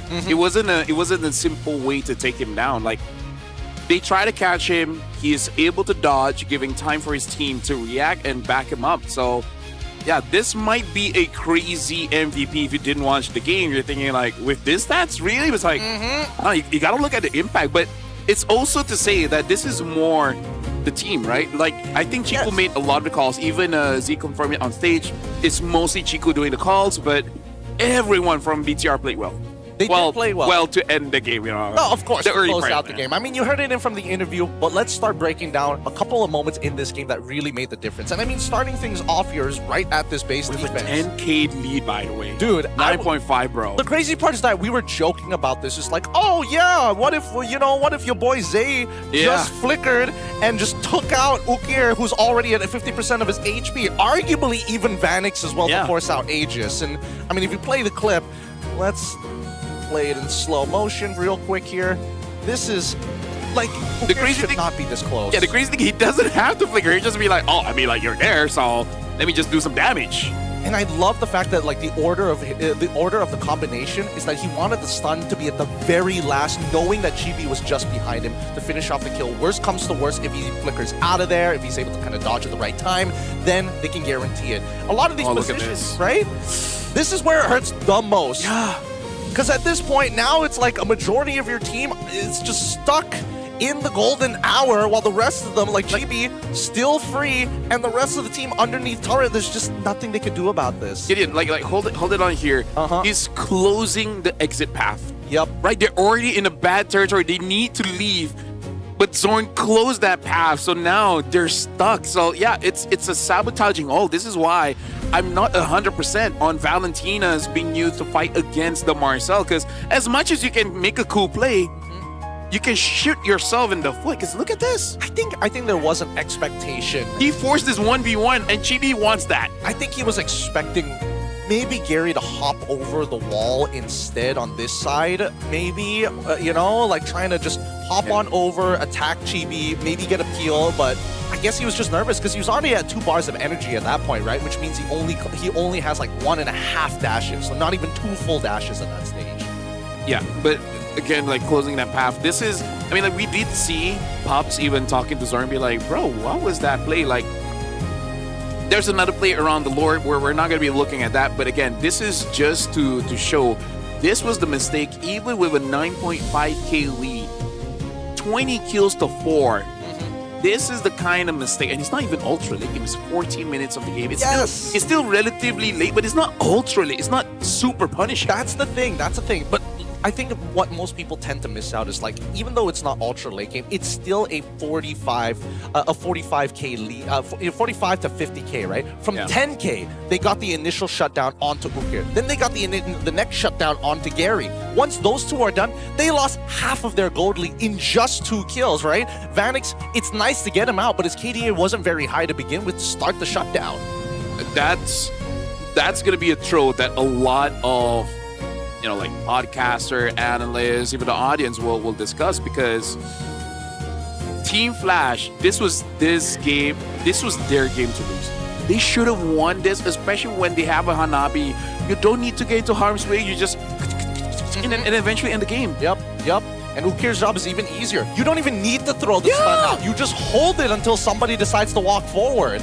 That's kind of all you have to do. So it's just, it doesn't make sense, unfortunately. It really doesn't. That they had to lose in this particular manner. They could. I don't mind if they went 5v5, and it's just a big outplay, right? Which we saw at the very end there, coming in with Chiku guys at the Lord. I think that great play, but at the same time, it comes at risks, right? You can see that even Flash was just trying to save. We can go back to the full screen zipper. Thank you very much for that. But man, tough loss for Flash, and I think this is definitely gonna, you know, punch them in the throat, in their egos. They're just holding their egos, man. It's just what can you do? I'm gonna call you MJ, by the way. Majina. Either ways, I gotta say, Team Flash, that was something that needs to be studied, and I feel like they're not happy with that one. It's weird to say that Team Flash actually look pretty good, but if you look at the numbers, like you just look at the stats, like they lost 2 games in their opening week. Surprise, surprise. But no, they're actually pretty good. It's just unlucky. I mean, dude, that kill score, 21-11. That's like, yo, you were winning. You lost 2 fights back to back. One of them, you didn't lose your whole team. The second one, all of you got outplayed. Oh, that must We will hurt. see whether our 3-game streak continues. After this is going to be Team Ray going up against RRQ Tora. where both, I would say, had a pretty good revamp of their roster. I think they have pretty good revamps, but I think everybody is questioning whether or not these were the correct decision. With that being said, we're going to go on a short break, and when we come back, more MLBB action right after this mic check. Please listen in, and thank you for watching.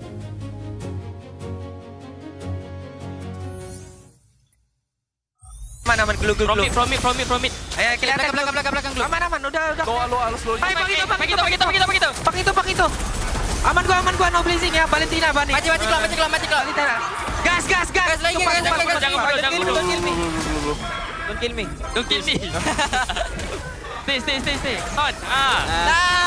Jom, main kalau play with guys. Can go barak first guys. Ya. Lihat. Sini. Baris. Kena arrow. Winter. Okay, nice.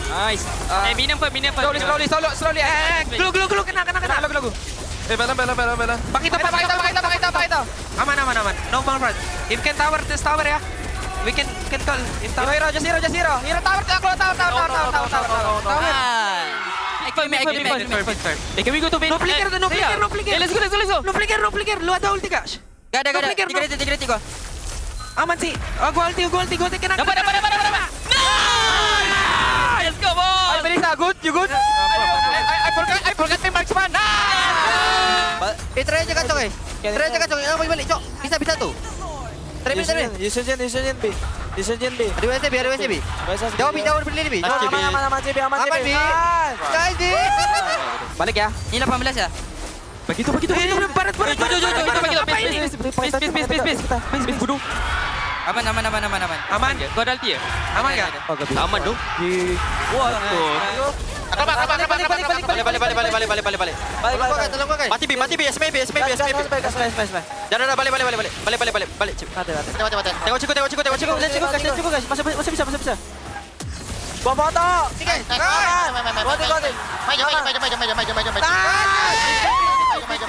Baik sana, bang. Lebih ke bang.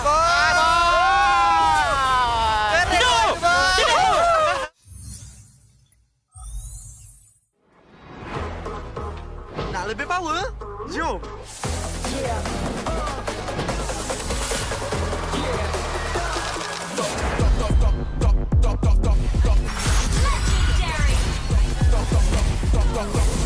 Victory!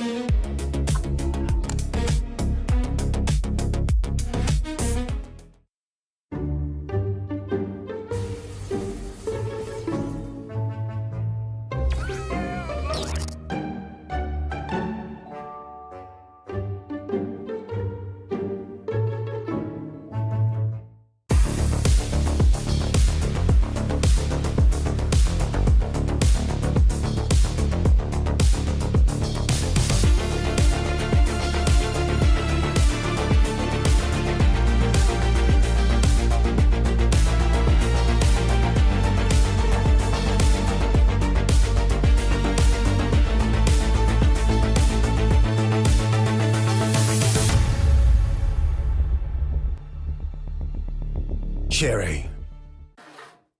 Exotic vibe like power, arms, wangi, tune, tiada, lawan, aura, boom, boom, boom, boom, boom. Beraksi dengan penuh keyakinan. Exotic vibe like power, arms, wangi, tune, tiada, lawan, aura, boom, boom, boom, boom, boom. Beraksi dengan penuh keyakinan. Find a really cheap Mobile Legend top-up but the diamond never come? Don't worry, Joydify is here. Your top-up? Dijamin instan. If we're late, you'll get a voucher. Want to get more? Want to grab 1,000 diamonds and get Mobile Legend skin like him? Log in on Joydify now and get a chance to try Joydify MPL Lucky Spin. What are you waiting for? Try the MPL Lucky Spin on Joydify now.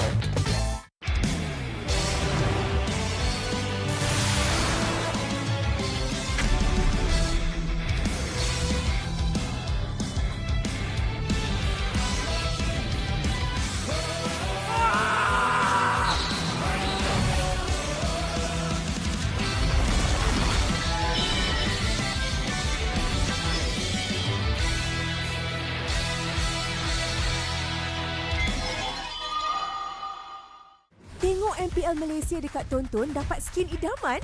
Stream MPL Malaysia musim ke-18 live ditonton mulai 14 Ogos sehingga 1 November ni boleh menang sampai 40,000 diamonds. Siapa nak bagi? Senang je. Stream perlawanan MPL Malaysia di live TV Tonton untuk mengumpul mata. Lagi lama korang tonton, lagi tinggi peluang untuk menang. Imbas kod QR untuk maklumat lanjut dan mula kumpul mata korang di Tonton sekarang.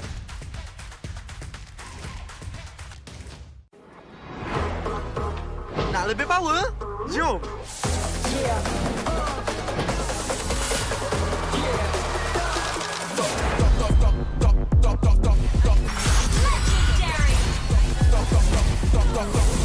Victory!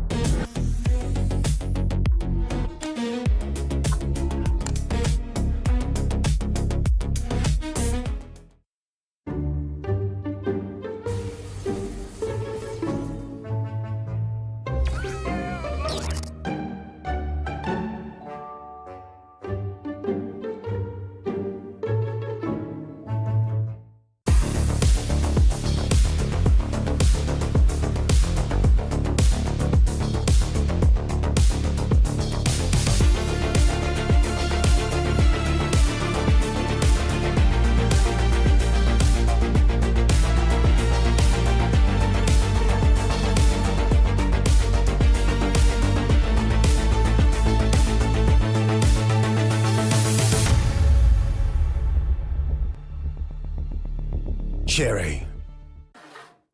Exotic vibe like power, arms, wangi, tune, tiada, lawan, aura, boom, boom, boom, boom, boom. Beraksi dengan keyakinan. Exoki vibe like power, ons, wangi, tune, tiada lawan, aura, boom, boom, boom, boom, boom. Beraksi dengan penuh keyakinan. Find a really cheap Mobile Legend top-up but the diamond never come? Don't worry, Joytify is here. Your top-up? Dijamin instan. If we're late, you'll get a voucher. Wanna get more? Wanna grab 1,000 diamonds and get Mobile Legend skin like him? Log in on Joytify now and get a chance to try Joytify MPL Lucky Spin. What are you waiting for? Try the MPL Lucky Spin on Joytify now.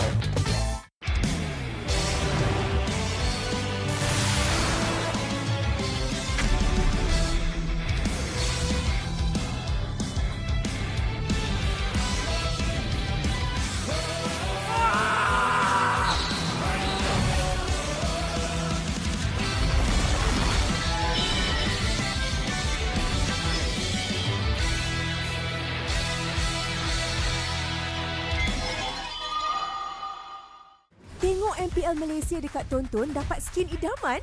Stream MPL Malaysia musim ke-18 live ditonton mulai 14 Ogos sehingga 1 November ni. Boleh menang sampai 40,000 diamonds. Siapa nak bagi? Senang je. Stream perlawanan MPL Malaysia di live TV ditonton untuk mengumpul mata. Lagi lama korang tonton, lagi tinggi peluang untuk menang.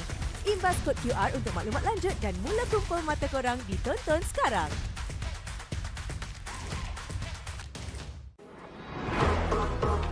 Nak lebih power? Jom!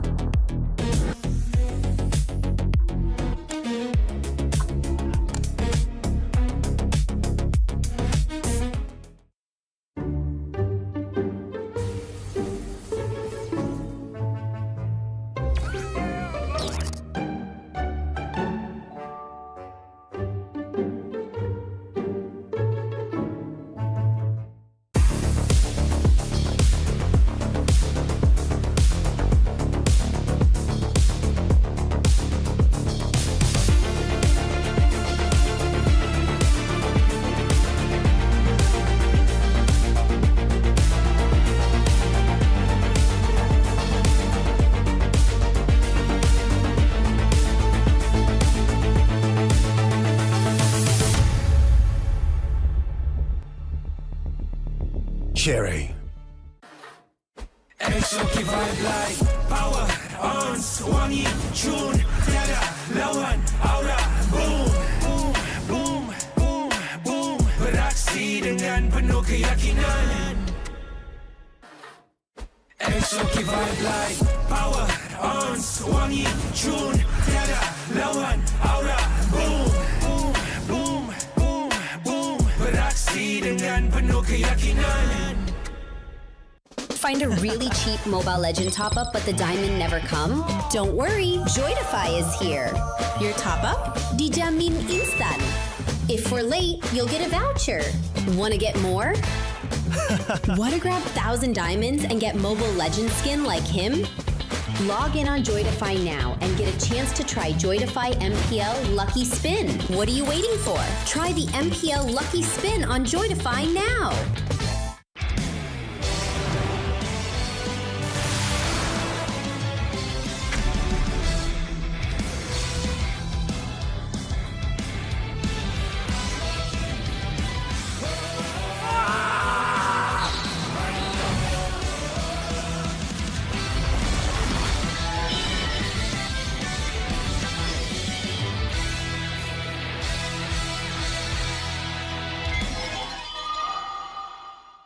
Tengok MPL Malaysia dekat Tonton dapat skin idaman?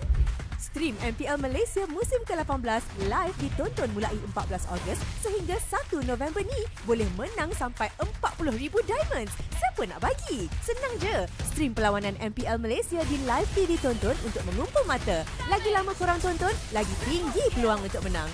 Imbas kod QR untuk maklumat lanjut dan mula kumpul mata korang di Tonton sekarang.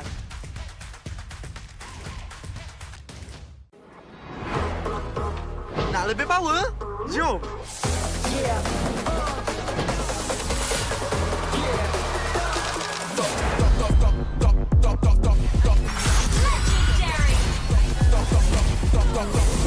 Victory!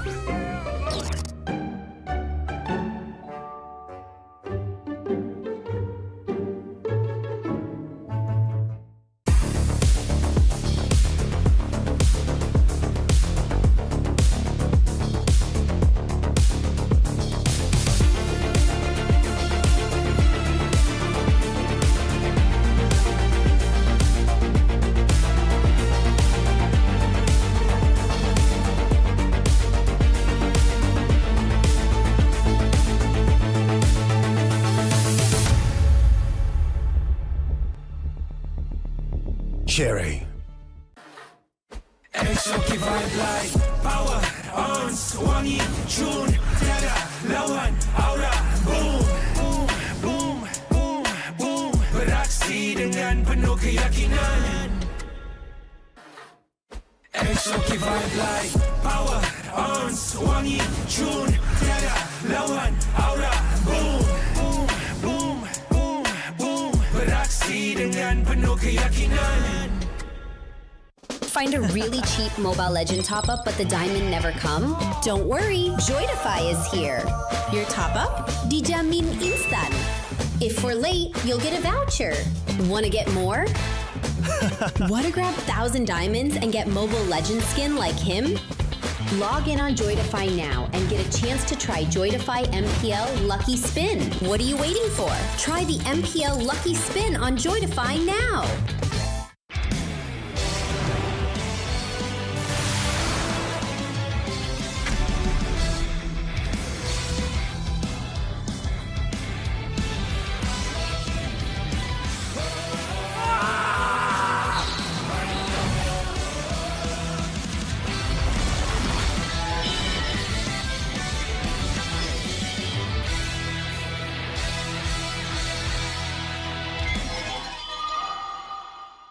Tengok MPL Malaysia dekat Tonton dapat skin idaman? Stream MPL Malaysia musim ke-18 live ditonton mulai 14 Ogos sehingga 1 November ni boleh menang sampai 40,000 diamonds. Siapa nak bagi? Senang je. Stream perlawanan MPL Malaysia di live TV Tonton untuk mengumpul mata. Lagi lama korang tonton, lagi tinggi peluang untuk menang. Imbas kod QR untuk maklumat lanjut dan mula kumpul mata korang di Tonton sekarang.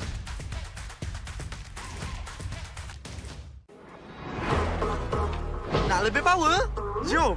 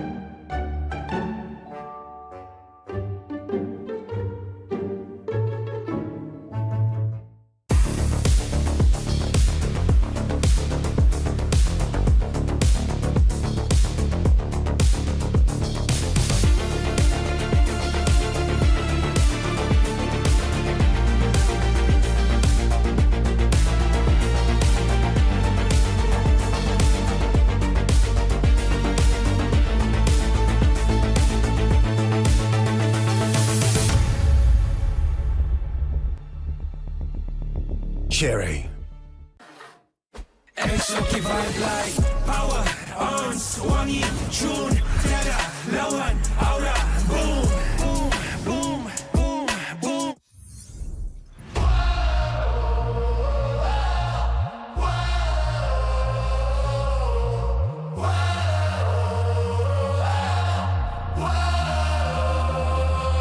Adakah takdir lemas ditelan air mata? Selamanya ku takkan di bawah perjalananku sampai ke puncak. Dalam perjuangan bila hati terang menyala, setiap luka jadi kekuatan, pengorbanan yang jauh ujungnya. Sudah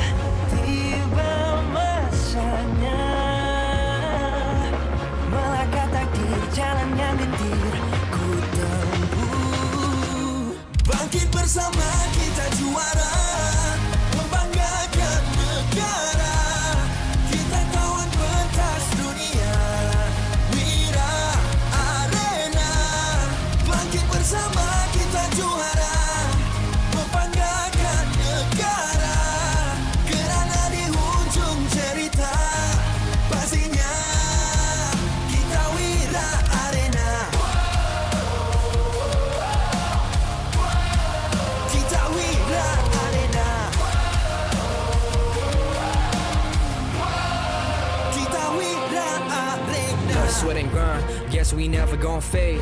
This that definition of a legend. Every single move that I made, feel it ain't no doubt. Dorang kena aku, I'm a winner. Cuba check gerak-geri aku semua tiptoe cam ballerina. Genggam bara api, biasa berjadi ada. Mimpiku mula menjadi, tiada siapa je yang halang. Kalau bikin hari-hari, benda susah jadi senang. Segala cabaran aku ready, masa depan aku terang. Tiba masanya melangkah takdir jalan yang mimpi ku tempuh. Bangkit bersama kita juara, membanggakan negara. Kita kawan pentas dunia, Wira Arena. Bangkit bersama kita juara, membanggakan negara. Kerana di hujung cerita, pastinya kita Wira Arena.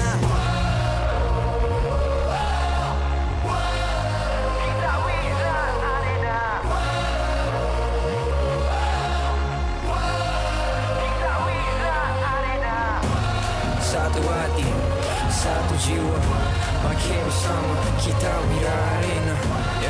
Dari bayang kenyala api, nama kita terpahat di bumi.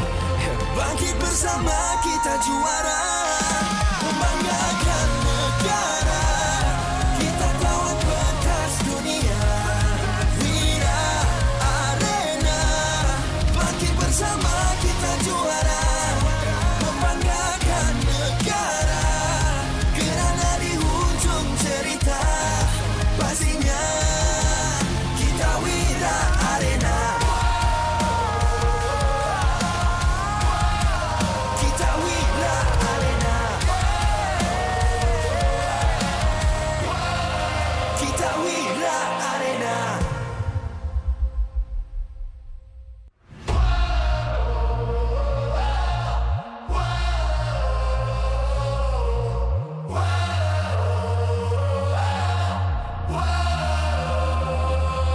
Adakah takdir lemas ditelan air mata? Selamanya ku takkan di bawah perjalananku sampai ke puncak. Dalam perjuangan, bila hati terang menyala, setiap luka jadi kekuatan. Pengorbanan yang jauh ujungnya.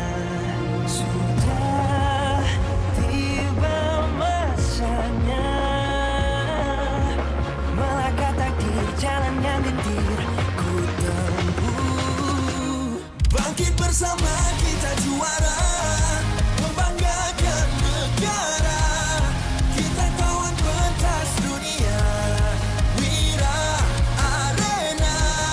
Bangkit bersama kita juara, membanggakan negara. Kerana di hujung cerita, pastinya kita Wira Arena.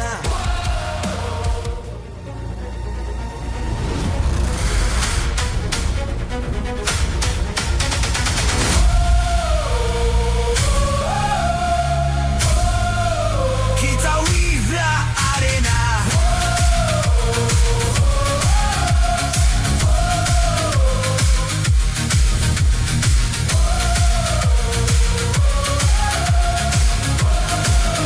Kita Wira Arena.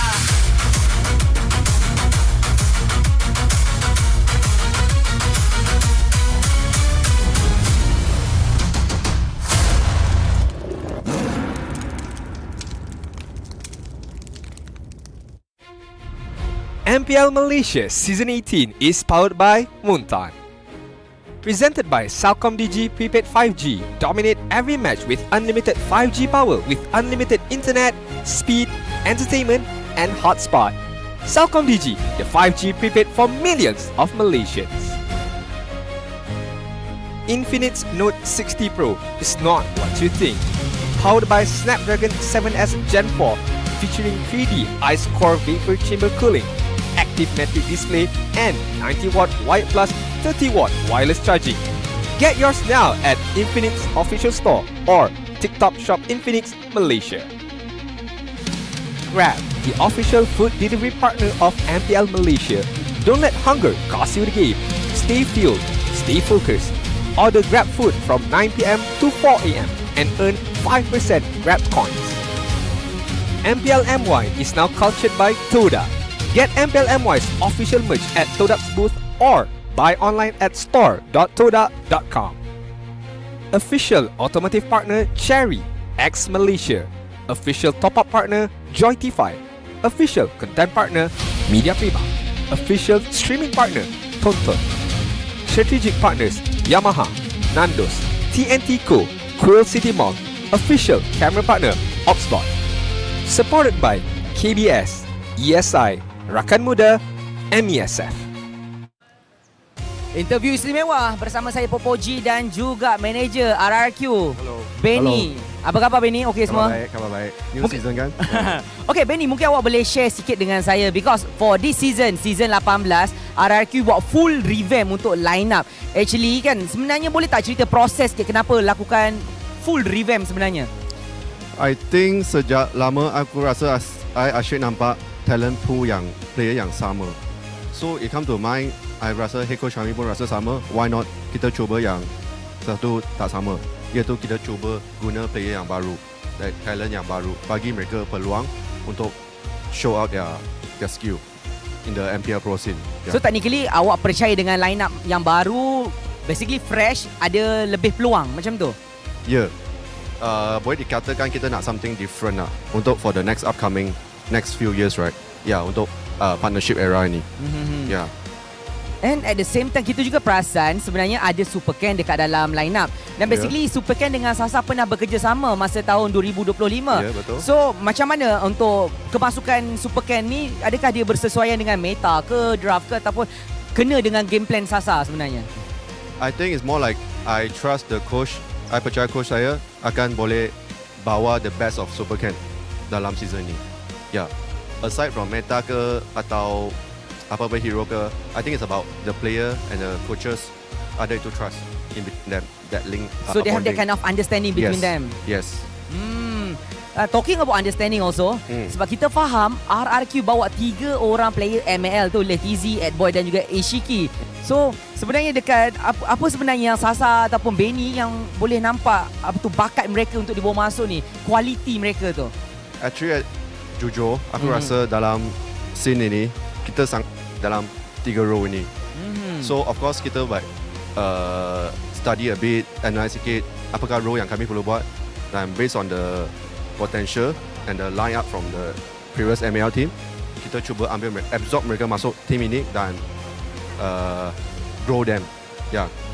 Grow and polish. Basically you macam boleh nampak they have something. Macam tu, betul tak? Something or not, I think time will tell. Tapi at least chance untuk cuba lah. Kalau tak, asyik orang yang sama, dan kita tengok. Kita akan lack of talent pula. Yes. Kan, tapi benda yang sama juga, kita mengharapkan something daripada RRQ. Talking about macam last season sebenarnya, RRQ start strong. Yes. But unfortunately, ada benda yang maybe something wrong somewhere, then they just flop. Adakah this season RRQ akan cuba kurangkan masalah, akan just go full force daripada awal sampai habis? Actually, nothing guarantee that kita akan start smooth macam season lepas. Tapi apa yang saya asyik repeat ialah kita bagikan masa untuk mereka untuk adapt. Itu yang paling penting. Jangan rush things. Jangan letak expectation yang terlalu tinggi sebab kadang-kadang kalau benda tak terjadi akan tambah lebih pressure kepada mereka. So kita perlu bagi mereka masa dan peluang. Ya. Bagi masa dan peluang. Dan saya harapkan akan ada something juga kejutan daripada RRQ lepas ni untuk bertemu dengan Team Ray. Dan itu sahaja daripada saya dan awak. Saya pun tak nak ganggu masa sangat. Itu sahaja daripada saya. Jom kita terus masuk ke dalam perbincangan nak tengok boleh ke RRQ buktikan mereka dah pun bersedia untuk musim yang ke-18 ini. Thank you so much, Boji. That was a special interview with Boji and as well as the manager of the team, Benny from RRQ Tora, getting some pretty good insights about what they are trying to do with this current team for this latter half of the year. Whether or not it's going, this is for an organization of this size coming into Malaysia. They've already made the impact last season, and now they're trying to find a winning formula. Is this the correct way of doing it? Because they're absorbing a lot of players. Well, the thing is, last season they were able to capitalize when a lot of teams are still figuring out what they're trying to do. But once people start to figure out, and then they just start to flop, right? For this one, they got Loyal into the lineup, which Loyal was from Team Ray last season. Team Ray also got a pretty big revamp in their own roster. Star players like Loyal and Siska are no longer that. Even basically everyone.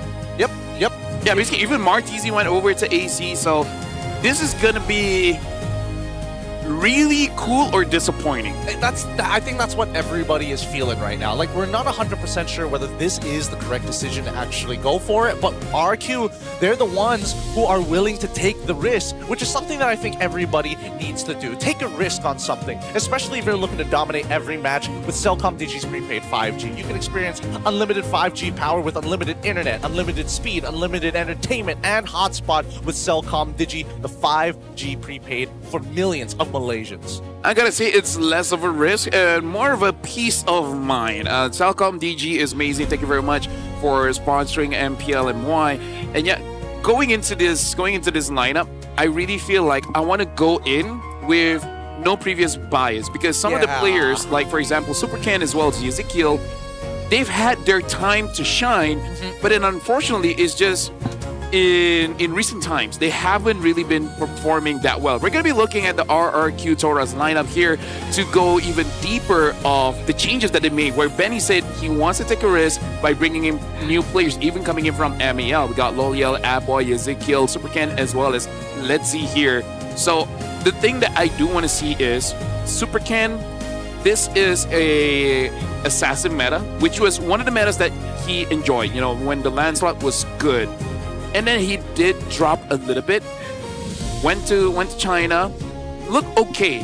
Now I hope he's gotten really polish on those assassins and able to play well today. I think what we're really looking for is whether or not this team is hungry. Whether or not this team is hungry for a little bit more. I'm hungry too, but at the same time, when you see a squadron that is guided by player veterans like Sasa, like even Subway is one of their managers as well, alongside with Benny, they've got a plethora of information and wealth of knowledge to teach over to this squadron. But whether or not they can actually work together is a completely separate story, especially when you start comparing them over to Team Ray with Smooth, Doylan, Kim, Novax, Kobar, and as well as Clive or Cleve.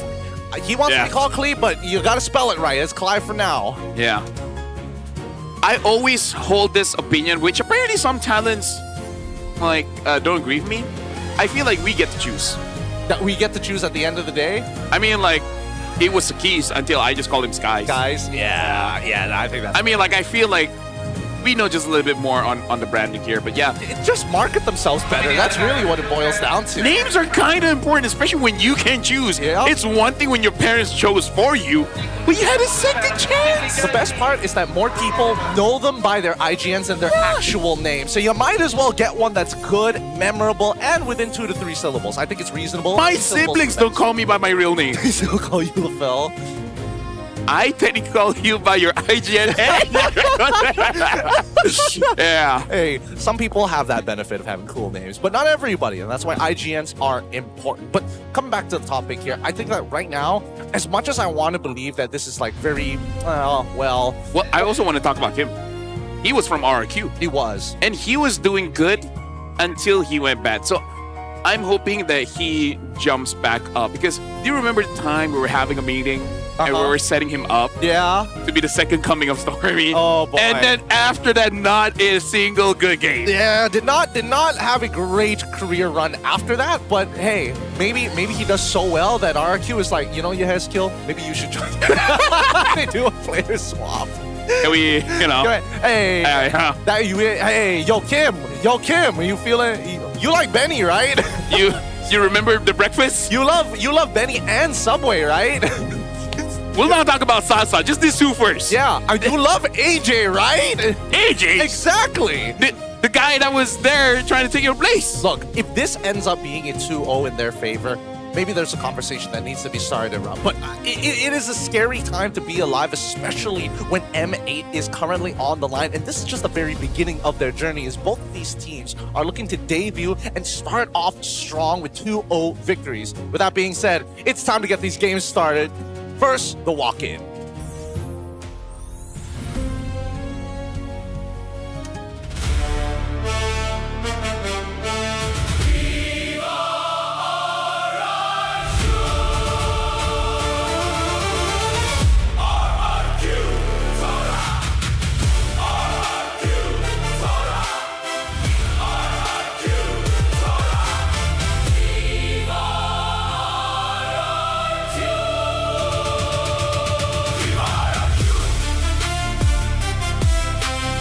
The Kingdom's Tigers have arrived. A brand new lineup reinforced by fearsome imports in Super Can and Ezekiel. They're ready to charge forward, sink their claws in, and hunt down the throne. Viva RRQ Tora!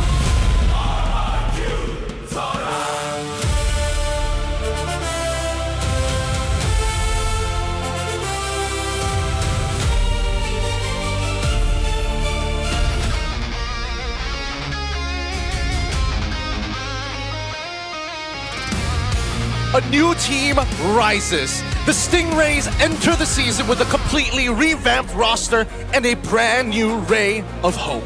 Last season brought disappointment. This season brings a new fight. Rise, battle, and prove them wrong. Let's go, Team Ray!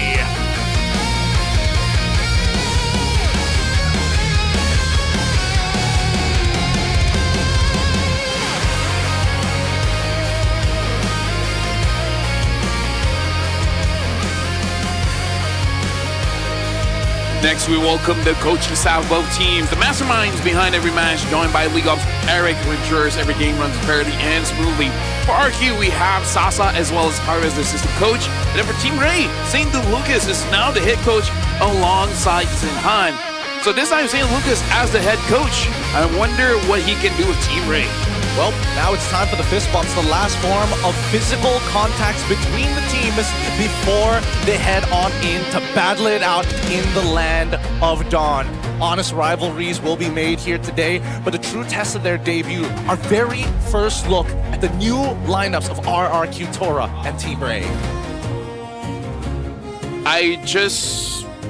Personally, for me, in this one, I am, again, like I said, I feel like for both of us, we're going in without a bias. So I'm not even going to look at some of their historical picks. But if I do want to, Ezekiel, he really likes that long-range artillery style. Yep. He was the one that brought the Novaria back in M6. And hey, now he's back in Malaysia. And Novaria has been shown, especially by Z, it looks pretty strong. So maybe he can use that. But I feel like it needs a draft for it. And then when we look at Kim, one of his best heroes was the Luyi, hasn't really been utilized by anyone just yet. A strong pick like that Selena is something that I feel like should be up Kim's alley, because he is a very mechanical player, but I don't know, I feel like Selena is a very special kind of hero. Not everyone can really use it. I agree. I think that both teams, very mechanical in the way that they're probably going to approach this game. But if they don't start off with a decent draft, I mean, a lot of these teams and players are not going to be able to showcase what they're capable of. Speaking of, we did have a quick talk with Team Ray's very own Clive. As the newest member of Team Ray, what do you hope the fans will know about you? And he said, I hope by the end of this season, the moment Clive is mentioned, they'll know that I'm one of the best gold laners in MPL MY. Well, you're going to be called Clive. Maybe not the sound you were hoping for. You're thinking of Cleave it. Yeah, it's C-L-E-A-V-E. Cleave. If he wants, I think it needs to be a C-L-I space V-E-E. I think that's the only way he can get like somewhat close to the pronunciation with the spelling that he wants. With my autism, I'd be like, B. That space will just be like, nah, just spell correct. Maybe I'm old. I'm getting at the age, Gideon, where I don't even use a lot of short forms anymore. I don't know. I think we abbreviate yeah, there are some abbreviations, but like Have you seen some of the crazy short forms that people have been using for the last 5 years? Like, for example, in Malaysia, instead of saying no, you just put X. I'm not gonna do that. To be fair, unless it's with something else, like tak lara is like okay, X lara. I can accept that. I understand that particular abbreviation because saying no in BM compared to English, there's a lot more characters you gotta punch in. No, at least it's 2. And tak, I mean, at least I can put X there. That's 1. That's even shorter than the original. All right, this is Supercan's family traveling out all the way here. Although I would have to say they made the right choice. Maybe. Our country is great. It's pretty awesome. And oh hey, I'm already looking at the little brother who could be potentially thinking about whether esports should be his path. Choose a good IGN. Start with your IGN. By the way, I already thought of another one. What? I'm glad no one in my friend list have ever used it. L8. L8. I'll be. Oh my god. Oh my god. See, I'm not at that age anymore. I'm not gonna do that. That hurts. That hurt me on the inside. Right? Unintentionally. I'm sure there are others, but that's the one that came to my head. Imagine you tell our talent manager, I'll be L8. I think our talent manager will get pretty pissed. Pretty pissed about it overall. At that point, I would take away your lunch just because I can. And then if they ask you your ETA, you go 6-7. Just to really dig it in. Just to really piss them off. That's the best way to do it. No, the worst thing is you arrive in 30 minutes. 6-7 minutes. Where are you? 30 minutes later. That's it. Just the classic Malaysian timing. All right, it's time to jump into this random map draw. We get, god damn it, Flying Clouds to show off what RRQ and Team Ray are all about. It's not the laning phase, because who cares? Flying Clouds. Well, we do see the Fanny getting banned out here, so a bit of respect for Team Ray, as well as banning out that Marcel. Team Ray banning out the Freya and the Herrera. At this point, like what? For 2 weeks, we're not going to see Herrera? Probably. I don't think anybody's going to give him... I really don't think anybody's going to really give that to them. Do you think SRG will try to let it go? Maybe, honestly, considering that they are probably the ones who are most likely going to have to deal with it in the internationals, you might as well start testing it out now. Unless during the international, they just nerf it to the ground. That too.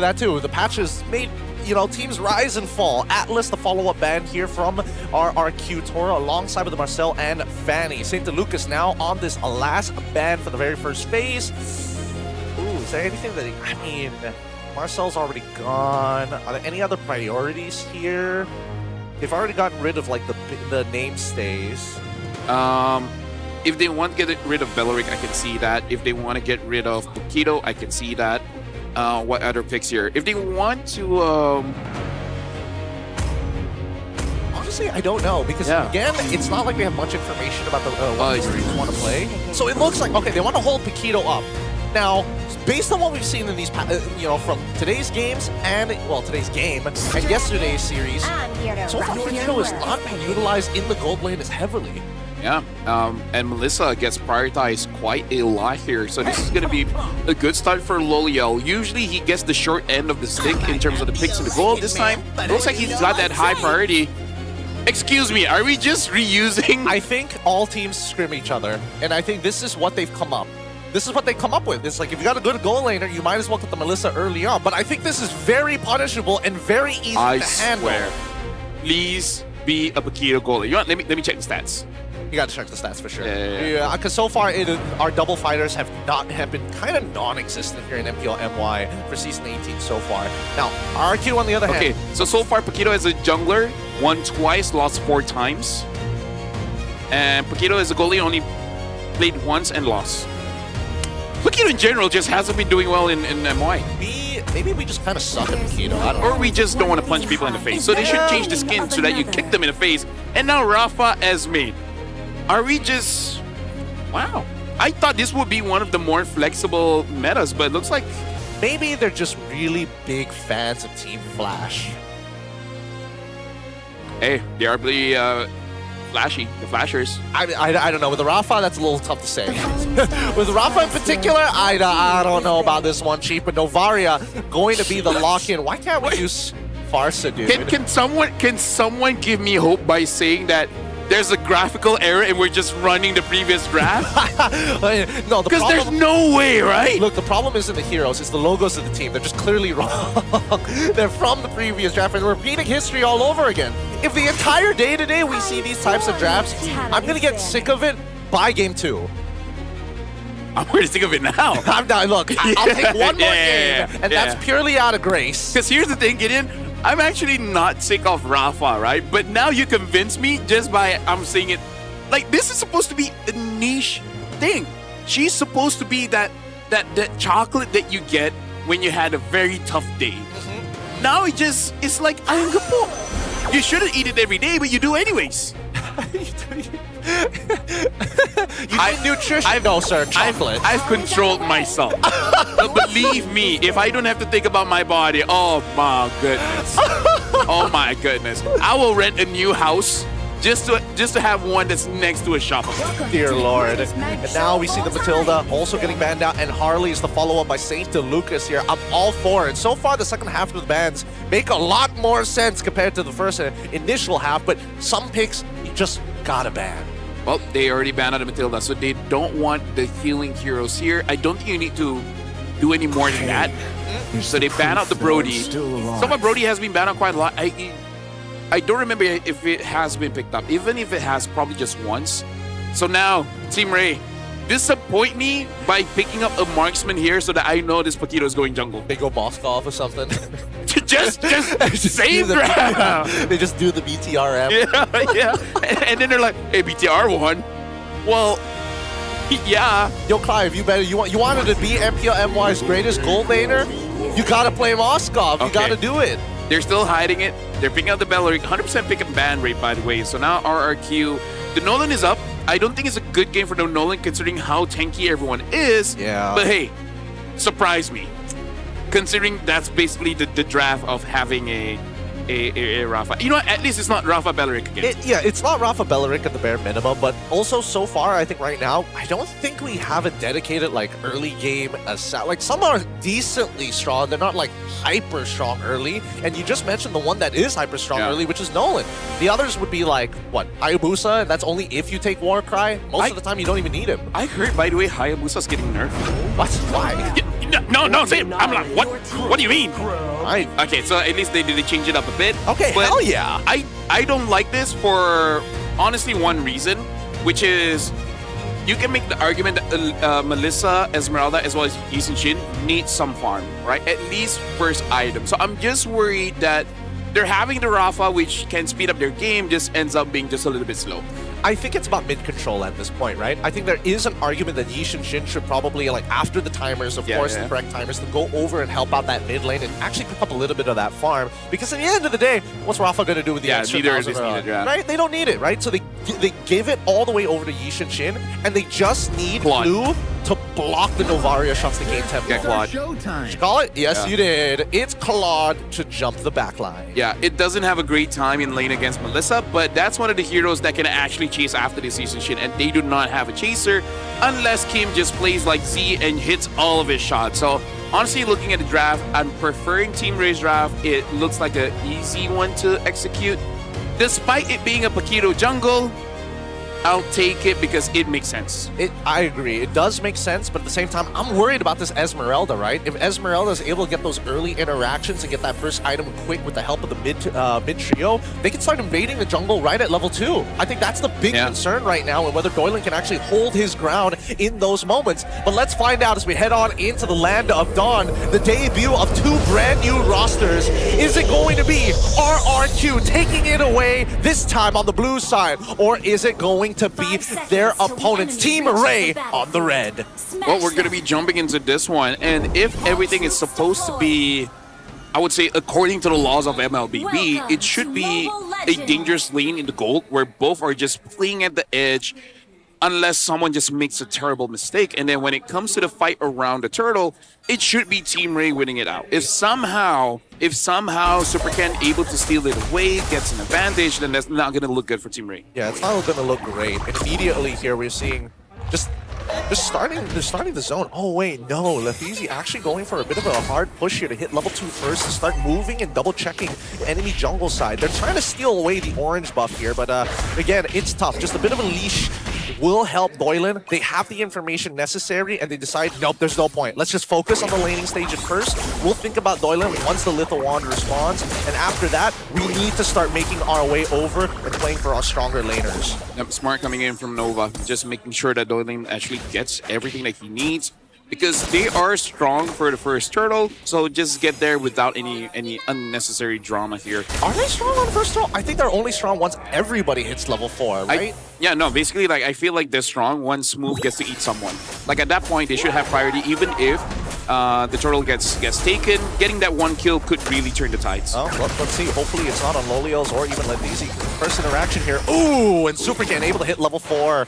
And time here. Doylan does get the Retribution trade out, but it doesn't matter since next turtle is only spawning in 17 seconds. I think now it's almost guaranteed that both Team Ray and RRQ Tora can actually drag this first turtle out until everybody hits 4. Yep, one more wave just to hit 4. And by that time, Smooth should be able to hit onto someone. He just has to be careful not to target Letheezy because he does have that Purify.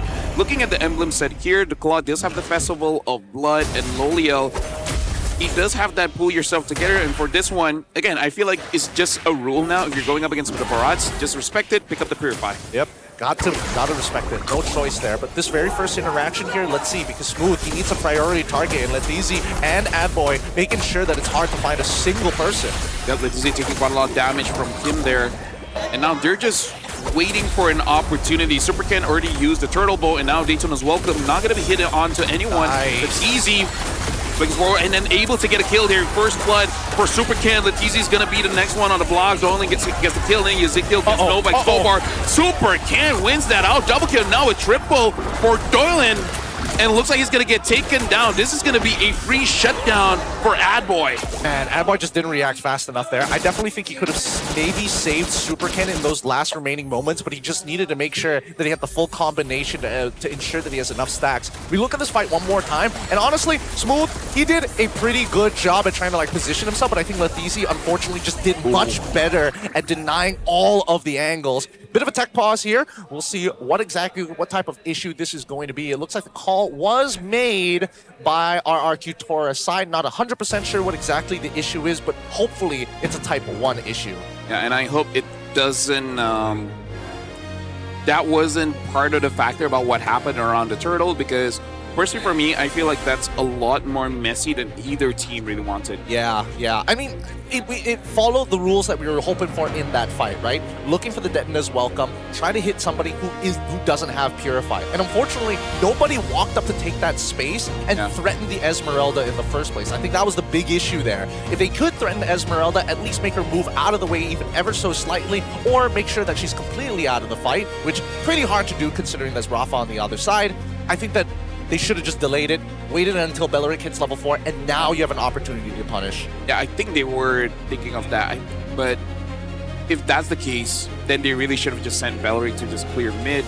I think that was more on the good of RRQ, because, like you said, they sent Esmeralda alone to force out a lot of abilities, and then everyone was out of harm's way. By the time a fight starts, they go in. But again, this is the reason why I said Team Ray should be good at the first hurdle, just because Kido is nasty, right? He hurts a lot and he can survive for quite a few hits. So he got that triple. It's just that unfortunate that he got shut down. And I feel like that was messy just because of that. I feel like Team Ray got baited, and I feel like RRQ Tora, they execute the first half of their strategy well, not the second part. Well, let's see whether they can actually fix that second part. And honestly, coming back to that shutdown, being given over to Adboy, that's actually really good for Doylan, because now that's a huge chunk of gold that's actually going onto a support rather than the main carries that actually want to scale. So that's a small little thing that we're going to have to keep in mind for, because now it's kind of on Adboy to make plays across the map.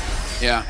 It's kind of like, it's bad, but only bad-ish. It's not the worst that can happen. Out of all possible worlds that something bad happened, that's the one that you would choose. Now looking at the lane, it doesn't look like they're trading that heavily against each other, which I find just a little bit I would say weird, because I feel like Lolia should be able to actually win this alpha fight. Well, maybe it's just Clive giving a lot of respect. I mean, Adboy is also making sure that he's man-to-man defensing against Nova X Kobar, so you gotta respect when a second, participant decides to join the lane all of a sudden, and you gotta always be careful. And now Lolios is still thinking about it. He's like, is he still hovering around? They attack the mid lane. Of course, they don't find the kill. That's very natural considering that Kim's position is very close to the turret, and they just don't have enough burst just yet out of Super Ken to go for the big one-shot. I do gotta say, with the scaling that RQ have, this is amazing for RQ. Like, a slow game like this is right up their alley. Like, yeah, take us 20 minutes.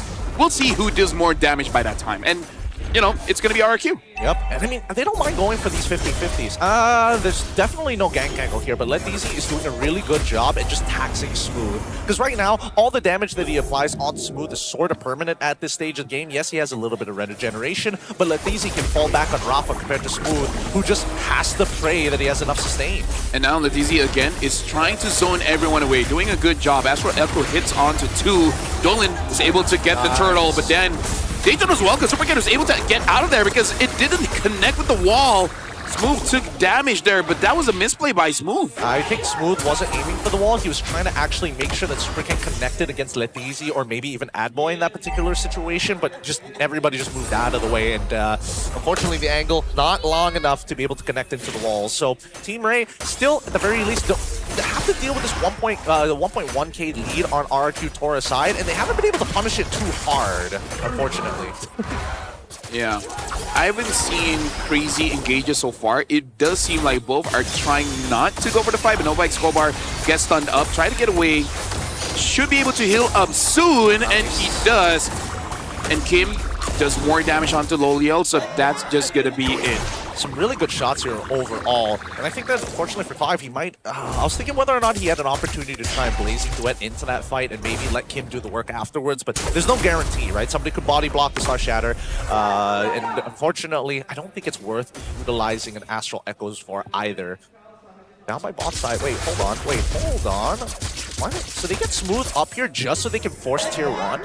Yeah, I think so. They just want to give farm to Doylan, and right now, with just 2 minions there, it doesn't look like Team Ray can really do that much damage because Arkatura, they were able to follow back up, and now Doylan is going to be in 1v2, able to dodge out of that one. Team Ray, they're having a pretty interesting rotation here, Gideon. They're basically having a 4-1 and giving everything to Doylan. Yeah, at the very least, Kim can hard shove the wave, right? He can hard shove the wave before the wave even walks past the tier 1s. And this is why we're seeing just a lot of reinforcements and continuous harassment on that top side. Unfortunately, the Star Shatters are just not connecting right now. If they do connect, it's a different case because eventually you can force this Melissa to actually recall early on. 2 seconds until the turtle actually spawns, and it looks like Smooth will be able to leave the lane early on as Doylan is going to show bot side to get a tier 1 for himself. Now I want to see what Clive really has, because it looks like the team is putting a lot of investments onto him. So now he should be able to join this first turtle, which so far it's 1-for-1 when it comes to the turtle take. Looks like for now, Arkatura, they are in control. Letizi's doing an amazing job zoning everyone away. Nova X Kobar coming in from the flank. And it looks like with that move, Team Ray, right now they are getting back control. The turtle gets reset, and Nova X Kobar gets damaged a lot. Clive goes in, tries to get a kill here. Not enough damages yet. Dolan still secures the turtle. And with that move forward, Dolan gets another kill onto Lolia. Double kill. Dolan is 5-1 and no on his Potato. Great pincer maneuver coming in from Team Ray's side. Again, they're just trying to split the attention of the men. And now Dolan already hiding. And I love seeing this coming out from Team Ray. They're making sure we don't actually respect mid-tier 1 as long as we can intercept you between tier 1 and tier 2. There's no escape from this. I gotta say, Team Ray, they're playing like they have the Rafaela. Yeah. A lot of go in, go out, go in, go out, and yet they're the one that's coming on top, despite them playing how RRQ should be playing. They really are making a difference here. And I think now that Kim is coming into a position where, let's look at the first items actually. Yeah, he's already got the glowing wand. Not only does he hurt, but he's also making sure that Attaboy can't necessarily sustain through the pain any longer, right? So now you've taken out 2 big issues out of the statement. Sure, we can trade well, but we'll always win the trade. Even if you try to heal back up, that's going to take a little bit of time because you haven't scaled up fast enough, and we're the ones holding the lead. Looking at the items, looks like Esmeralda, hold on, Daytona's welcome, he's onto 1, this time hits the wall, and even a follow-up coming in from Nova X Kobar, killing spree for Doylan. able to get that one 6-1-0, really showing an MVP performance here, even stealing away the buff. And this is how you utilize your pressure against your opponent. Now, they're making sure that it's not just we are sticking as 5 or sitting in the lane and praying for the best. No, they are making sure that the spaces in between is going to be clear. Now, RQ Tora, they do find one opportunity to actually get a push down on bot side. They should not be able to get this tier 1 as soon as Doylan gets there to clear that wave, but you can see the level lead already. 6-1-0, 14 to level 12 on Super Ken. So now we can definitely see this spawning strat from Team Ray is actually doing quite well. I feel like it's weird because rarely do we see the Claude sharing farm with the rest of his team, because usually he wants that farm all by himself. But hey, if your jungler plays like this, I'm all for it, because that damage, it looked like he had a Sky Piercer, but no, he only has a 100 strike as well as the War Axe. Yep, he's building up. He's building up even further. And at this point, he's already level 15, which is kind of crazy. 9 minutes into this game, sitting on to the upcoming Lord. He's having the time of his life, right? It's very easy for him to open up this map. Well, right now, looking at the Lord, about 10k HP left, and Doylan just secures it for himself. One hit from Kim is already half HP for Ezekiel. Right now, RQ Tora, they look a bit lost. They're not sure how to get map control. Yeah, I think that's the big issue here. And honestly, I think it's just a little bit of a waste. I feel like Yehezkiel and Adboy could have done so much more in the early stages of the game, but they were so tied down by actually making sure that Super Ken's farm overall was going to be good, and even handing over some of that farm over to him. So maybe it's a bit of a give and take, right? But now, RRQ, they're going to struggle, right? They're going to struggle with taking their own neutral objectives, like that one. As you can see, it's going to rinse and repeat every single time. I like the connection that Doylan has with the rest of the team. It looks like they know how to feed him this heal. So, yeah, looking good so far. Nova Expobar just waiting in the flanks. Forces out the Purify from Lolia. This is already looking amazing for Team Ray. Who would have thought people would be like, hey, Team Ray, this new lineup, this Doylan guy? Hey, he's pretty good. He's kind of good. He's kind of good right now. He's very well connected to the team, which is great, because they're not wasting too many opportunities. But this is their biggest problem, actually dealing with the raw wave clear and the sieging potential coming out from Lolios on this Melissa. They can't seem to break through to him, but they don't mind taking the tax. So here they come, Conceal to try and push through. Good immobilize coming in. Adboy tried to slow it down. Clive is just kiting. Letizi taking all the free damage. Purify used. Clive secures the kill. And now Doylan is just there to absorb the pressure. Lolia all the while taking this damage from Clive. Clive as well as Doylan. There's no way for RQ Tora to really stop the damage coming in from these two. But they did take their tax claims. They made sure that Letizi was punished for trying to hold on. And now they're going to do it again to see what else they can get. Well, Daytona's welcome already charged up. Nowhere close enough to get anyone, even with the flicker. I think he was hoping that somebody walked up just a little too far. He was in a bit of a blind spot. Maybe if somebody was just not paying attention, they would have been caught by it with a flicker. Detna's welcome. But for now, 7-3, current kill score. Team Ray with 6.4k lead, 12 minutes into this game. A whopping lead, in a matter of fact, considering RRQ Tora's current issue. But I would like to eventually see the items here. It looks like MJ items. Done. I think Lolios, he's definitely nowhere close to his Trinity being complete. At most, he should be like an item and a half, arguably 2 items down. Honestly, at this point, yeah. If it gets to 60 minutes, I can see RQ Tora doing so. Oh, hold on. Doylan finds Super Ken. Super Ken! Able to dodge that out. Thank you for the items. Now we're looking at this. A lot of burst damage coming in from Doylan. Already having quite a lot of shred. Adboy, speaking of shred. Oh, I didn't know that interaction worked that way. It's so annoying, isn't it? It's not fair. Why does his globules also consider to be his hitbox that don't give him any damage at all? They don't share a health pool. No, I mean, like, it makes sense considering he can do that for, like, turrets and stuff, but, you know, you don't see it against a Novaria. At least now we know. It's so annoying. It's so annoying. Hey, you know what? He's Patrick. It is Patrick. He's supposed to be able to do dumb stuff. Well, that's true. But now Team Ray, they should secure this no problem. Because of that, we need a Mr. Crab skin where somehow he just has a passive, he just generates gold, like, automatically. 2% more gold from every source. But your team has -1% gold from every source. Oh my, so he takes it away from the rest of his team? Yeah. I was imagining that he gets more gold, but his base damage is like little or nothing. Nah, like he's got a weird mechanic where his auto attacks happen every 1 second. Do you think Squidward is being paid well? Do you think SpongeBob is being paid well? I think SpongeBob is child labor, if I'm being honest. Yeah. I think he's like 30 or 40 though. I don't. Well, I mean, man-child. Us. do sponges have ages? Oh no, that's the question. I don't think it matters, right? Like, same goes for Patrick. I don't think they care about the age. They're just naturally immortal.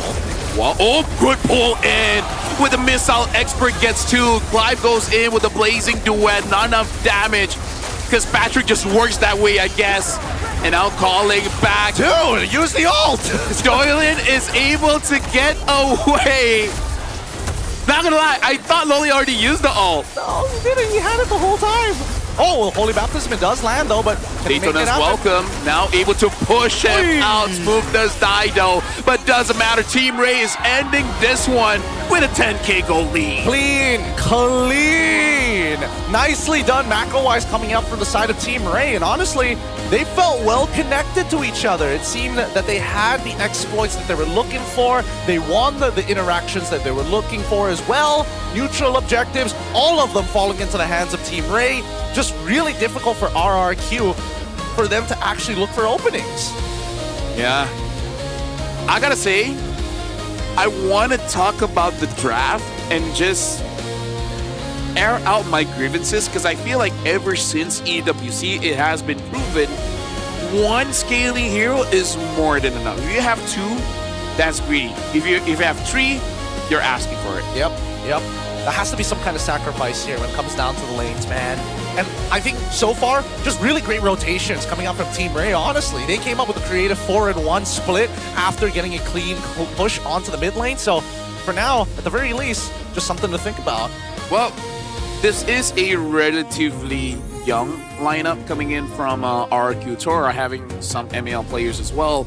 I really feel like maybe that's the reason why they give Suken something like a Yusun Shin that is designed to like hard carry a team, but I really feel like it's very optimistic for them to think that they can hold this game that long. Yeah, agreed. Especially because the awkward timing is the 2-item mark, right? For a lot of people, 2 items makes them really powerful. Yeah. Paquito, really great example. He gets 2 items, it's like, man, what am I supposed to do against this guy?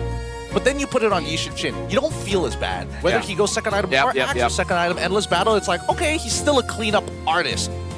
You give that someone like Barats, to Esme, holy cow, unkillable all of a sudden. Now, honestly, I feel like you could even make the argument that Paquito just needs a few hammer, and all of a sudden he feels very, very strong.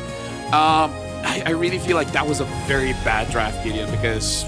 What? Okay. Look, because of the mismatch. Usually we see Rafaela speeding up the game. Yeah. Not slowing it down. If you want to slow it down, I don't know, Lilia, someone that can clear waves very fast. That's why I was particularly interested as to why that the first picks always go into this Melissa, right? I feel that Red Side is the only advantage they have right now is the fact that they've got flexibility out of this Paquito, and we've seen that basically Paquito has been doing like a decent amount of work if it starts getting ahead. Although I think Team Ray is onto something here. If you're gonna invest in Paquito in the jungle, but you still act like it's a gold lane, right? You want to clear those minions and everything like that. Like, you want to funnel onto him. And it's gonna incline to be like, you know what? Fine, I'll be this support-ish. I'll be position 2, I'll be position 3. That's gonna be fine. Because, yeah, I feel like this is maybe bad to say, but this is definitely one of those moments where they outdrafted themselves, where you're going in 2 different directions. They outdrafted themselves. That's a bold claim. That's a bold claim for it, because I feel like I understand that the jungle... Like, if you want that, don't pick up the Rafa. You're already wasting what she's supposed to do. But then what else could they have gone for there? I mean, I suppose Selena could have like kind of fulfilled that kind of role to be a little bit more interactive, maybe. No, again, like the fast wave clear, that's it. You just need a fast wave clear to buy time for... I would even take a Chang'e. You would even take a Chang'e in this case. Just to gun it down, alright, guys. That's also fair. Let's quickly look at the item builds by the end of this game to see the progress they were making throughout the motions, right? Because first of all, Clive was able to get it full build pretty quickly. Same can be said for Doylan as well, pretty quickly, and he even greets out with the BOD, which I think is like, okay, sure, you're that far ahead, who's gonna blame you? Look at RQ here. Super Ken. He only got 4 purple buff, and this is by design.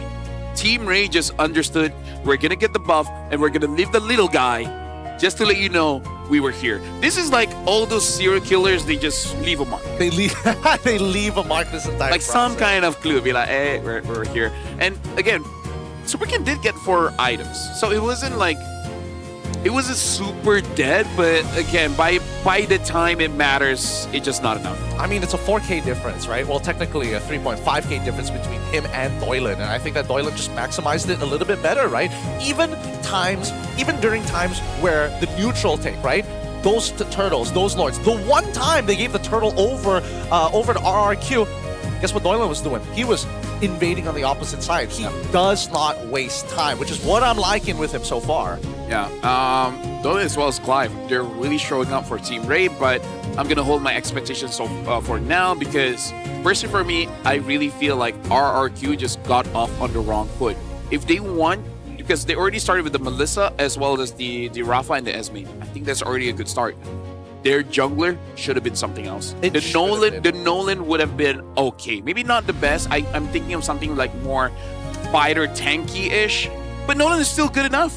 It is good enough, but I don't know. I feel like even if you do get Nolan in these positions, how do you deal with the barrages? And I think that was like the main factor here, right? Because once first interaction, like okay, we dealt with the barrages the first time. You would have gotten a Balmond on the opposite. Because if I'm not mistaken, even if you eat, the spin still goes through. Yep, it still goes It's through. pretty rubbish, but I mean, you know, you win some, you lose some. Like if that's the case, then why not to Rizla in this case? Just to poke him out and then eventually still have a strong engagement tool. Either way would be great, but well, I'm not realizing a bit of an issue here. I'm not realizing that it's still charging back up, but hey. Can we play it from here? Wait, let me try. Make an attempt, sir. All right, so, there you go, we can play here. God bless.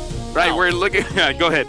Now, as we see in a lot of these fights, this is what? This third turtle, yes, the very final turtle in this particular fight. It's the moving back and forth in, because everybody's involved in this. This is a full 5v5, but it's the pincer maneuver around the turtle pit. And what I'm talking about is the entrance of the turtle pit and from Tribrush going down into the purple buff area. Now, if you are in Loliel's position, what do? Where do you kite down to? Hope and pray. You honestly hope and pray, because you already used your dash, you already used the go away from me, and unfortunately for Doylan, like, yes, I can't clear the distance just yet, but you've completely zoned the main damage dealers away from the turtle. Threatening key positions wins you games if you get the reaction you're looking for. Yeah, I kind of feel like one person zoning out 3, one could argue even 4 here, is pretty good because, again, look at the entry that Clive does. Kind of the same as we saw from Chiku guys much earlier. Yeah, they were in the fight and then all of a sudden they're out of the fight. Making it pretty free for Doylan to just do Paquito things. Punch people. And that's the thing, right? People need to recognize that they gotta put their lives on the line if they want things to happen. What I cannot stand about pubs sometimes is that even when they have a lead, even in the smallest lead, nobody is willing to bait the fight. Nobody's willing to just, hey, I'm gonna throw abilities out to trade abilities against my opponent. I know that I can live at the cost of my flicker, but we can capitalize on this because they don't. Look at this cute little guy up here above double kill. The guy is just like, double kill. Oh no, casual double kill. What are you gonna do about it? I punch you in face. You happy? Ooh. Dude, that's why I think a lot of people right now think that Paquito is just so ridiculously disgusting. Like, it's hard to deal with this burst, but unfortunately, I think what people don't understand is that he does still need like an item and a half before he gets to build that momentum in the first place. I mean, like, as a wise man once said, you have plans, but once you get punched in the face, the plan kind of goes away, and that's what Paquito does. I mean, the wise man himself, Yehezkiel, definitely felt that. He was thinking about using that holy baptism so many times. Like, kill it for I'll eat it. Kill for everyone. I got hit by a meteor. I'm Iron Man against Thanos. Do you think that Odette is actually pretty well suited for this particular meta? Because there are so many AoE setters right now. Why not take it one step further and have a natural combination with it? I actually don't think you can name a hero where I feel like it's... Okay, I have one. Zas. I don't think there's another hero that I'd be like, okay, that's rubbish. Because even Layla, I can see it working as long as you get rid of Harley. Yeah, as long as you get rid of... Well, actually, I think a little bit more than Harley, if I'm being perfectly honest. I think, like, arguably even, like, damage EXP laners at that point, right?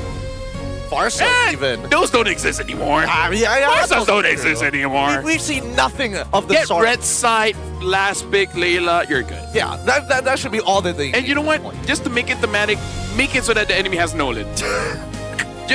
just to make it canon. I can see the Clippers. Daddy issues, but it's MLBB. It's we already have a song for that. Yeah. Oh god, that'll be just as good. It'll be just as good. But let's talk about adaptations in this game, right? Because it's really on RRQ Tora to make the adjustments. Yep. They tried to go for the Rafaela at this stage of the game. I don't know if they still want blue side, but apparently all these teams want blue side for some reason. Just for that Melissa first pick, 90% of the time. So and like, then give over Barat's Paquito. Exactly. I think it's crazy. I think it's like, can we fix the first picks here? Either Paquito or Barat's Melissa is great, but I really feel like the Barat's is a problem. It is a problem, and I think it is very manageable if you have the right heroes for it. And they got it, I don't know. But let's first talk about the way that they brawl. Game number 1, we got to see a little bit of that brawl server DNA getting engaged and turning it over to third gear. Don't worry, we still have 2 more gears after that, so we haven't seen everything yet. But 4 MPL ID imports 2 rebuilt squads.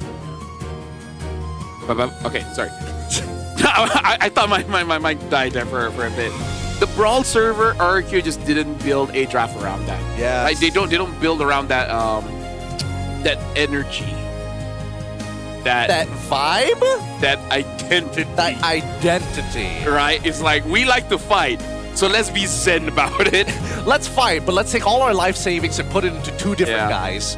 I mean, like, yeah, I agree that Melissa is strong, but let me put it this way: would you rather have a dinosaur or a girl that plays with her dolls, or a guy that punches you in the face pretty hard? Do they come in one package, or out of this 3, you know? I think, man, a dinosaur, a professional boxer, and a girl that plays with dolls. Although, to be fair, she might be able to curse you. I think I'll take the professional boxer and the dolls. I think that Barat's pretty low on my list overall because we've seen many games where all you gotta do, once Denda's welcome is done, we punish. You're the kind of guy that says, I can take on a gorilla. Yeah, 100%. Who needs the other 99 men? You just need me. How many guys does it need to take out a gorilla? Me. If his name's getting Q, don't worry, I got the gorilla. But that's not all here. Because if you got a name like this, there's only one other name that can come remotely close, and that is going to be MPL MY's official merchandise by Todak. You can actually go to their booth here if you come down to Quill City Mall to go check out or buy online at their store at store.todak.com, because MPL MY is now cultured by them. So get your merch while you still can. We had no culture before. By the way, you guys can use the code TODAXMPL for a 20% discount. Pretty good, pretty good. 20%. Honestly, the 20% discounts that we're getting here at Cool City Mall has been great. So good. Gideon, I found a way to convince people that 20% is huge. Try to imagine you're getting taxed by 20%. All of a sudden, they're like, yo, that's too much. That's too much, man. Yeah, but now you're getting a discount. Oh, now I see it. Phrasing. Yeah. Pretty important here, pretty important. But I agree with you that unfortunately that 20% could make the difference between these 2 teams, because that's honestly the one thing that they were missing out on, the extra firepower to actually close out some of these fights. Because I was looking around and I was especially looking at how low Barat's actually got in these fights. Didn't even use the flicker 90% of the time. Yeah. Literally just flickers to escape. I really feel like out of everyone there, I feel like the TZ actually did his job pretty well. And I think Super Ken, you know, despite the pick, he actually did pretty well. He was able to farm up despite the purple buff basically being for Team Raid the entire time. Which, by the way, Team Raid now is first pick, so maybe this time RQ are like, give him Melissa. And then we get the Barat. Team Raid's like, oh baby, Hezkill, let me show you how to play Rafa for real. Oh, no, not that. Either ways, this is from St. Lucas. Last season, 70% of our players were loaned Shout out to Rose. While we released the rest due to their performance, looking back, last season's roster was put together last minute. But this season, as part of our long-term planning, we decided to make our jungler Doylet a permanent signing. You can say that 70% of our roster now consists of players who are fully part of Team Ray. And I gotta say, already paying off. 70% of them are guaranteed to be part of this official roster. Okay. Interesting. So that means 3 out of the 5 players. I mean, we don't really know Kim's status, right? That's the thing, right? I'm not 100% sure which exactly are going to be the ones. And I think a lot of questions have been put on specifically Smooth being the replacement for Siska at this stage of the game, right? And from last season, Siska was doing much better than Smooth. But yeah, Siska isn't owned by Team Ray. He's owned by Rose. Oh, that's fair. He has a leash on him. To be fair, he's not fighting back. That's too real. Oh no! Oh no! No, don't say me. I'm happy where I'm at. Not right now. No, Not right now. This really. Just hand me a Doraemon comic and I'm good, right? It's like we're like blink if you need help, and he wears shades. Well, we're jumping into the draft here. When it comes to the map, despite being flying clouds and then having the Rafa, it really didn't help out too much. Like, maybe a little for the first 5 minutes, but afterwards, I think the domination was just a bit much for them to handle. More so, I think they should have been braver. They should have been playing on, like, weak side here. They should, no, sorry, I say weak side, but honestly, both the side lanes were supposed to be winning anyways. They should have played around the Melissa lane and then gone for the invades in the first place. If not, do it on the Esme side of the lane, right? Like, use your pressure for something. And if they don't find that pressure, then unfortunately, it's Glue's job to block the shots to make sure that they find it. Now, we're already into our next map, Flying Clouds once again. God damn it, it's probably going to be Rafa, isn't it? It looks exactly the same! Well... We'll get there when we get there. You know, we cross that bridge once it's... Oh, yes! Oh. God bless you, Saint Lucas! God bless you! No, look at his face. He's like, God damn, I don't want to play this game. I don't want Melissa into Paquito Barats. This draft could potentially stink! Alright. So at least we don't have the Melissa. Now, how does that hurt Sasa's plan? Damn it, I want Paquito Barats, but now they're gonna get one. Oh no, now I have to ban out either Paquito or the Barats. Or don't ban them and ban Marcel. So now Team Ray, now we get to see which one is a stronger pick for them. Is it that Barats or is it that Paquito? Don was pretty good on the Paquito, but what if he's like, Coach, let me show them that I have a hero. Your team. Oh my God, don't tell me. Oh, Hirara. Yup. Let's go! He knows how to play Hirara! Paquito Barats.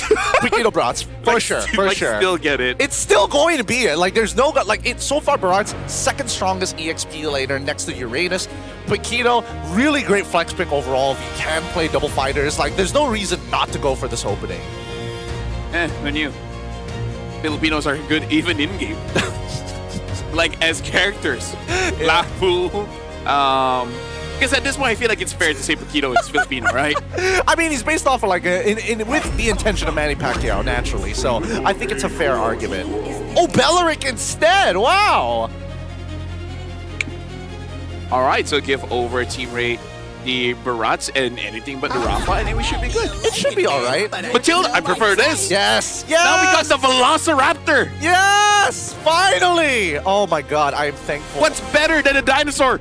A flying dinosaur. A flying dinosaur. I like this. I like this a lot because this is a good sense, a good means to a draft. They get the Esmeralda, and honestly, I think if Sasa planned ahead of time, knowing that Matilda was going to show up here in blue 2, Red 3 makes a lot of sense for the Esme to steal the shields and also having a decent laning phase against the Barats. They just need to make sure that they can actually win the darn lane. Like, he's already sort of winning the lane, but they just need that last push to get that kill so that the Esme can control that entire quadrant of the map.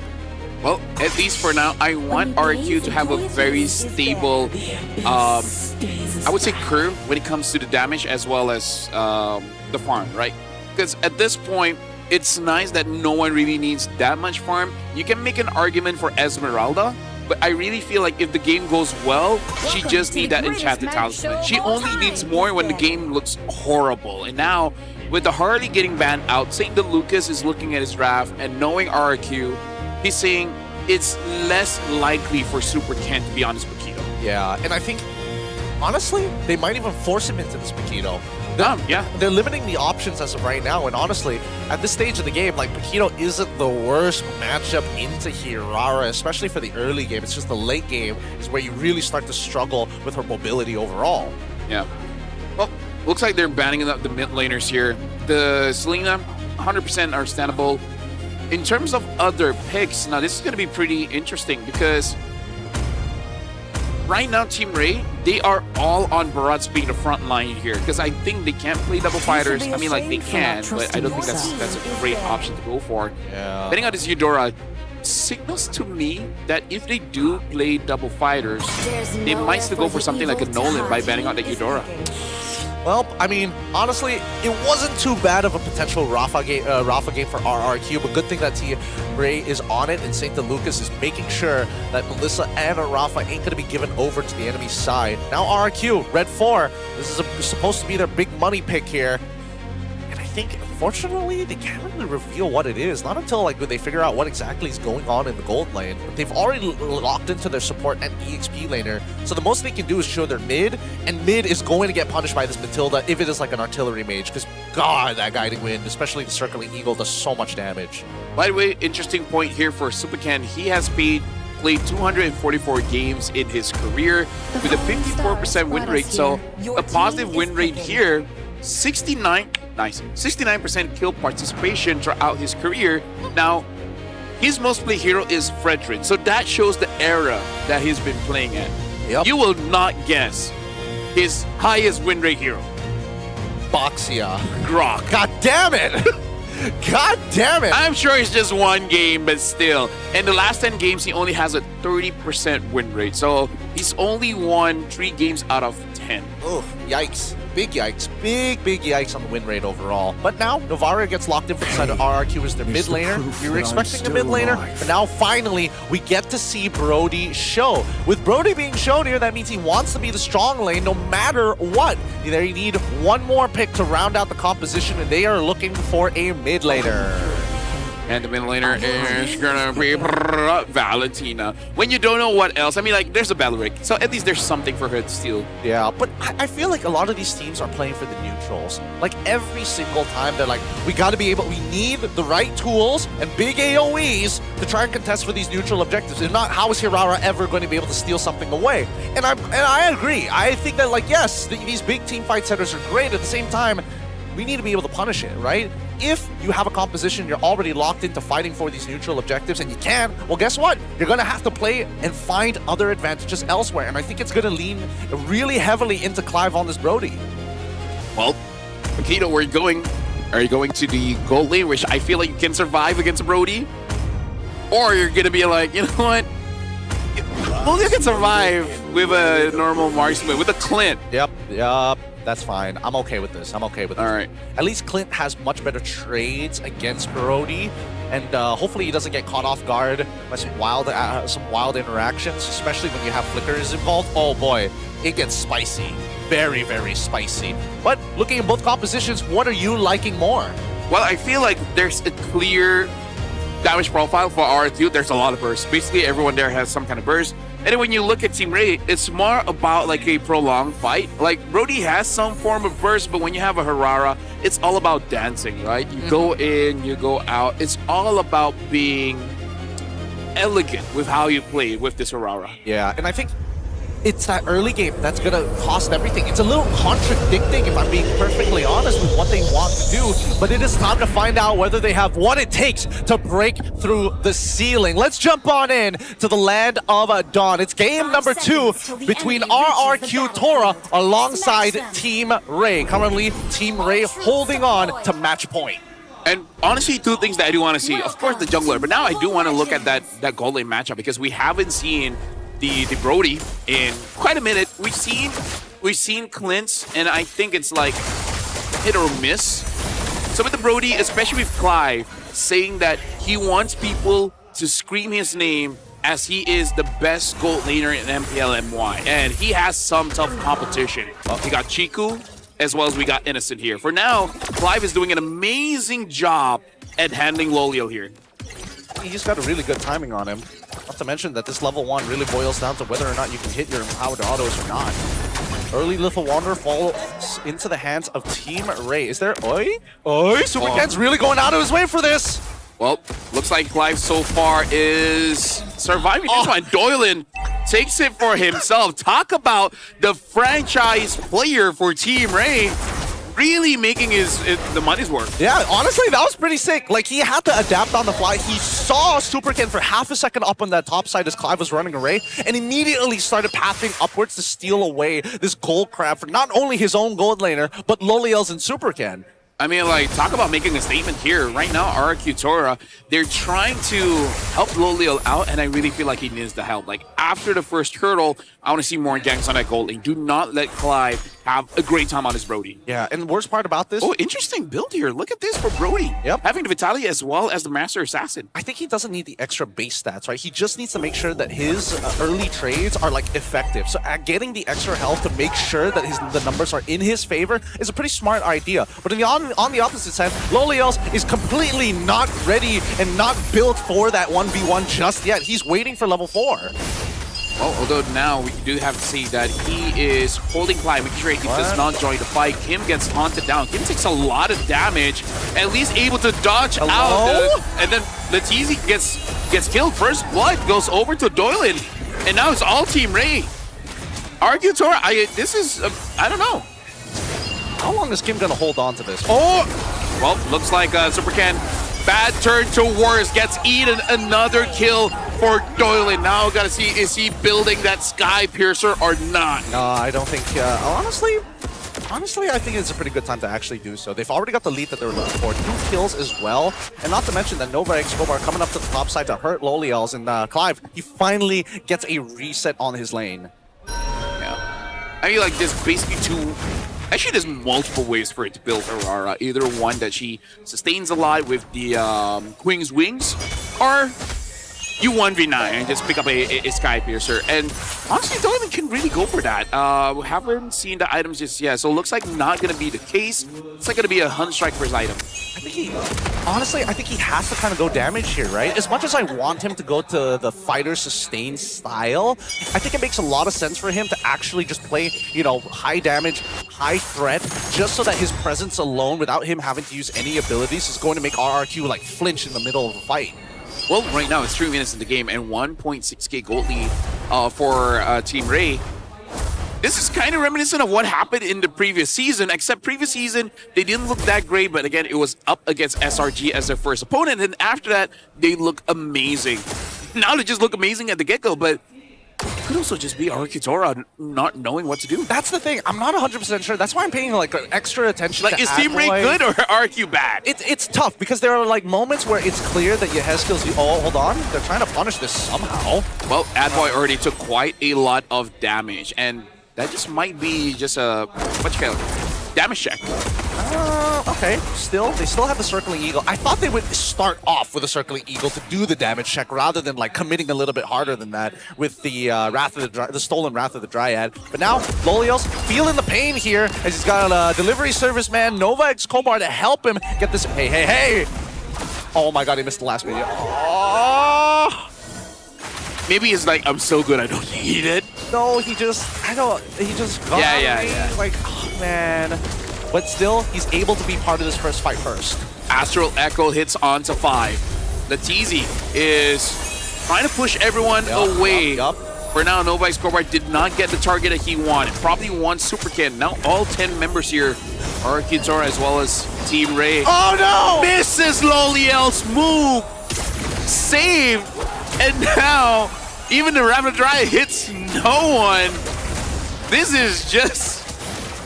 I mean, there have been some air balls, but now I think this is uncontestable from RRQ, right? Oh no. Well, Latizi has to get away, even using the Purify. Dies to Clive. No, the Gen X connect. Let me just say, Gideon, if you hide all the names and all the overlays and you put into a TikTok highlight, I would believe that it's just, you know, a ranked game.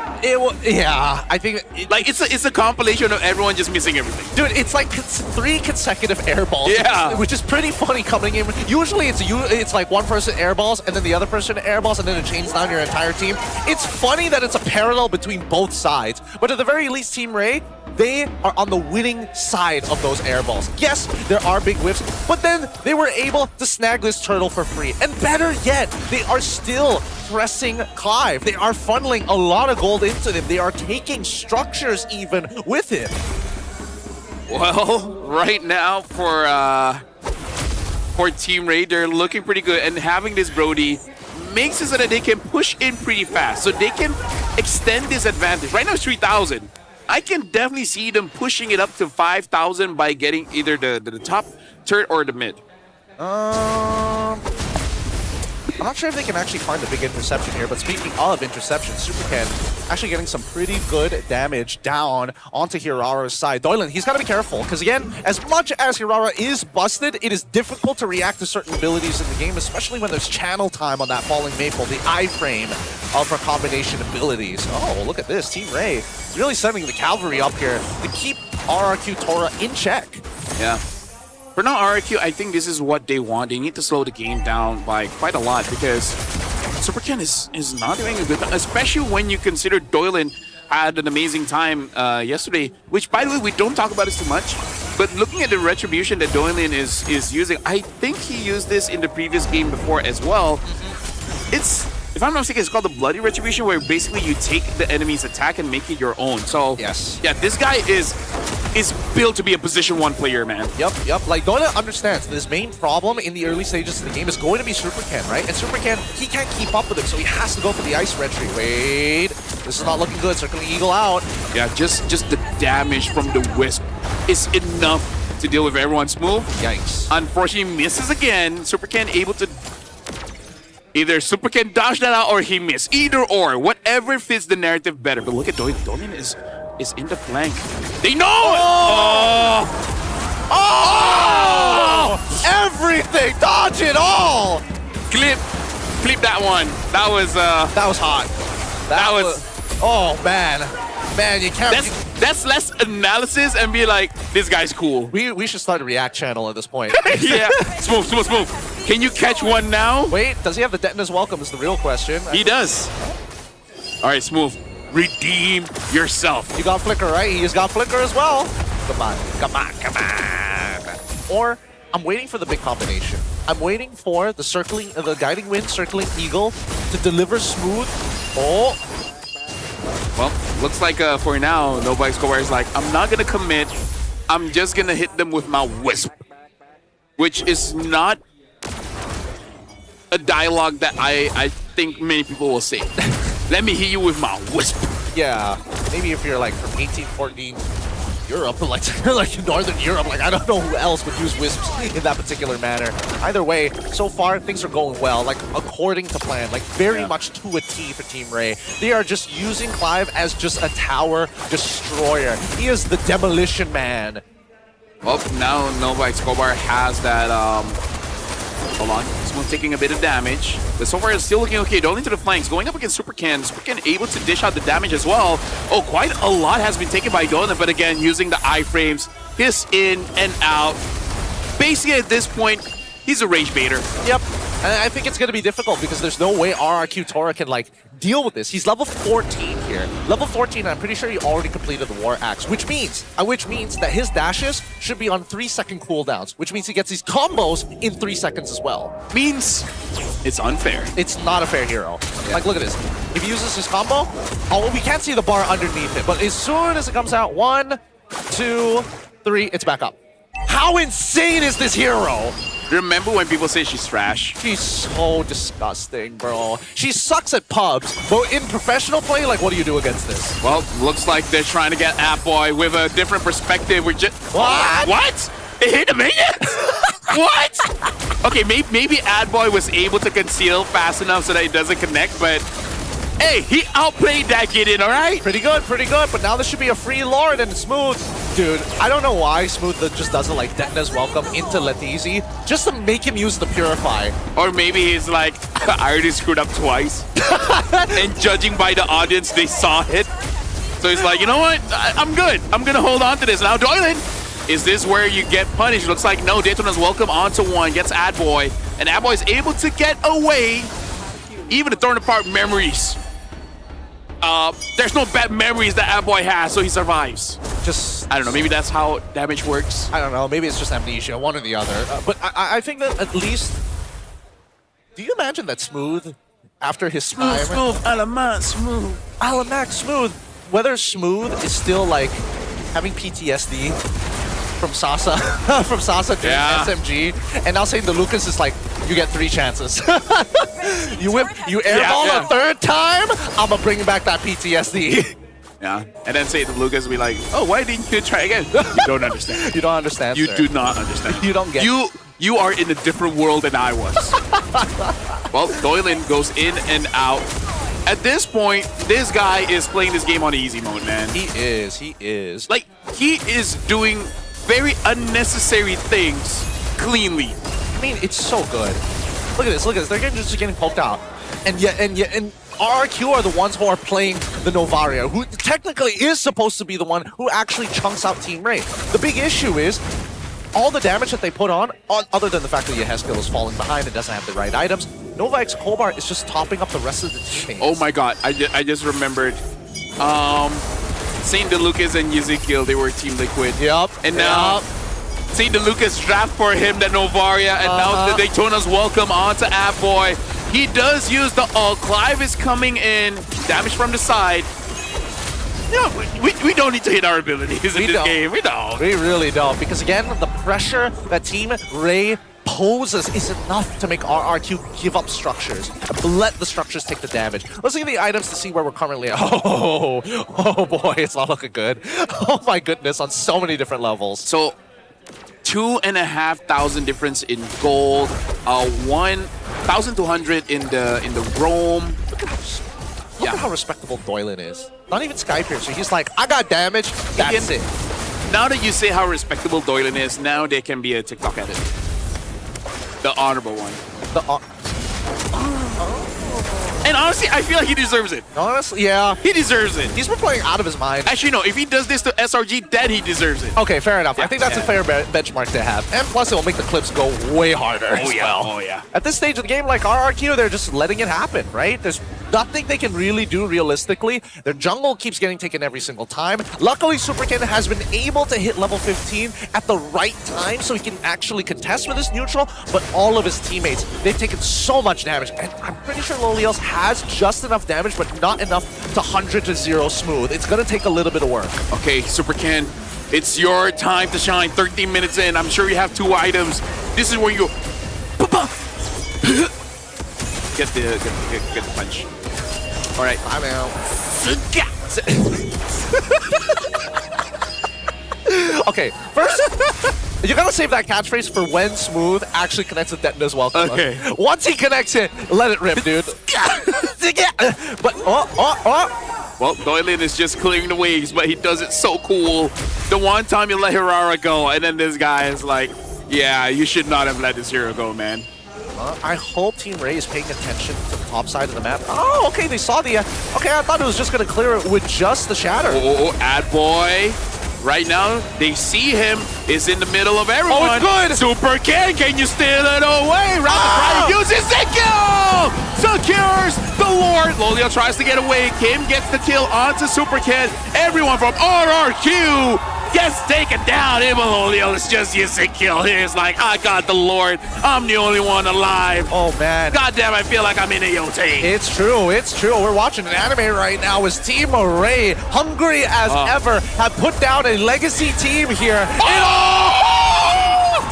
And puts the final cherry atop of this cream. It's Team Ray with the clean sweep against RRQ Tora.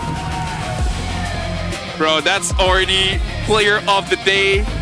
And in terms of which clips, whichever, man. Whichever. Doylan MVP. If anyone chooses otherwise, you're wrong. Technically, there were only, realistically, based on the numbers, only 8 fights. Yeah. Our first 2-0. Our first 2-0, breaking the potential of a full series. Team Ray, I'm very impressed. I'm not gonna lie. I'm very impressed specifically with Doyle and as well as Clive. They are very hungry to actually show that they deserve more than just this. They are looking for an M8 slot early on in the competition. Man. Shout outs to RT for making this possible. They need to change something. And I think Haru Sasa is back to the drawing board. It's back to the drawing board for sure. Because again, in a meta, to be passive is to actively lose. Yeah. You've got to make something happen. Beta reaction, force a reaction, right? Figure out the behaviors that get alts to trade against each other. But with that being said, get up for Team Ray. We're throwing it over to the interview with Poji up on stage. Kemenangan bersih dan ini adalah kemenangan yang kita tunggu-tunggu daripada tim Ray membuktikan mereka antara pasukan yang dah pun ready untuk jadi pencabar kejuaraan musim ni. Nova, apa khabar? Alhamdulillah, khabar baik. Tahniah juga. Okey, Dolin. Okey, semua happy berada di sini? Okey, happy. Alright, Dolin, tahniah kemenangan yang pertama. Berdasarkan persembahan dan juga performance hari ini, adakah kemenangan ini mencapai expectation awak? Adakah tim Ray berjaya deliver semua game plan hari ini? Ekspektasi. Sesuai ekspektasi. Memang expect menang 2-0? Ya, betul. Adakah awak akan rasa awak akan menjadi antara top contender, the best jungler nanti untuk season ni? Ya. Ya. Baik, Dolin. Ramai yang kata awak ni masa dekat Dewa United dulu memang sangat-sangat bagus. Tapi apa yang membuatkan awak tiba-tiba nak bermain dekat MPL Malaysia musim ni? Sebab saya diajak sama Nova Escobar. Saya mau main sama dia juga. Oh, nak main dengan dia. Ya. Kenapa? Boleh kongsi kenapa? Sebab dia asik. Asik. Jadi boleh kongsi tak pengalaman awak untuk dah berapa lama dah ada dekat Malaysia? Apa? Dah berapa lama dah berada di Malaysia? Hampir 2 bulan, 1 bulan lebih. Jadi dah banyak lah, dah belajar gameplay semua, team Ray semua. Ya. Communication semua okey? Okey. Simple jawapannya. Alright, Nova. Jadi kita tengok Team Ray musim kali ni kan lakukan revamp juga banyak dekat line up diorang kan. Bermakna tak ada chemistry langsung tau dekat dalam Team Ray ni. Tapi chemistry yang paling kita nak tahu sebenarnya dekat bahagian trio mid, terutama sekali awak lah sebagai seorang roamer. Jadi untuk kuatkan rotation, gameplay, sustaining dan sebagainya, apa cabaran yang paling ketara yang awak nampak untuk build up the team, dan pada masa yang sama juga apa masalah yang tak solve lagi untuk Team Ray sebenarnya untuk kedepannya? Bagi saya cabaran tu tak ada sangat sebab dari segi communication pun okey je Malaysia dengan Indo. And apa yang boleh stop kita orang mungkin kita orang tak boleh terlampau selesa atas kemenangan ni. Kita orang kena keep improve kita orang punya as a team. Kena keep improve. Maksudnya awak percaya masih lagi ada kekurangan dekat dalam tim awak? Betul. Tapi sekarang ni kan apa yang Team Ray dah cuba buktikan kemenangan 2-0, menang bersih sebenarnya. Dan saya pun ada dengar kat dalam mic check awak banyak bagi short call yang sangat-sangat bagus. Adakah call awak tu semua tu memang awak buat keputusan sendiri ataupun perbincangan hasil tim juga sebenarnya? Call saya yang bagi tu memang tanggungjawab saya sebagai roamer. So saya just main apa yang coach saya ajar and terapkan di dalam MPL ni. Itu je lah. Baik. Apa yang awak rasa pada pendapat awak yang boleh improve lagi untuk dekat dalam tim sebenarnya? Bagi saya apa yang kita boleh improve lagi dari segi kita orang boleh initiate dulu daripada enemy initiate. Kita orang kena lebih berani melakukan something dalam game tu. Yang penting langgar. Yang penting langgar, mati tanam. Mati tanam. Jadi awak rasa siapa MVP untuk game tadi? Saya rasa Dolin Dolin Baik, kita pun tak nak tunggu masa yang lama. Dalam kiraan 3, 2, 1, MVP kita untuk game tadi adalah Dolin. Baik, Dolin. Tim Ray esok akan bertemu dengan SRG. 5 kali champion. Apa persediaan yang dah pun Tim Ray lakukan ataupun persiapan yang Dolin dah ready dekat dalam mental untuk lawan dengan SRG ataupun one by one? RRQ dulu, esok adalah esok. Oh, persiapan buat SRG ya? Yang pertama mental ya, harus kuat dan strategi kita juga. Pokoknya harus percaya sama satu sama lain aja.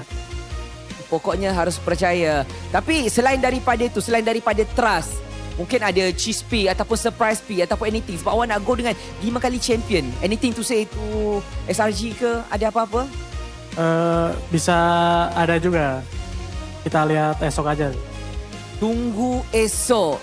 Tak nak keluar banyak-banyak statement. Takut macam-macam jadi.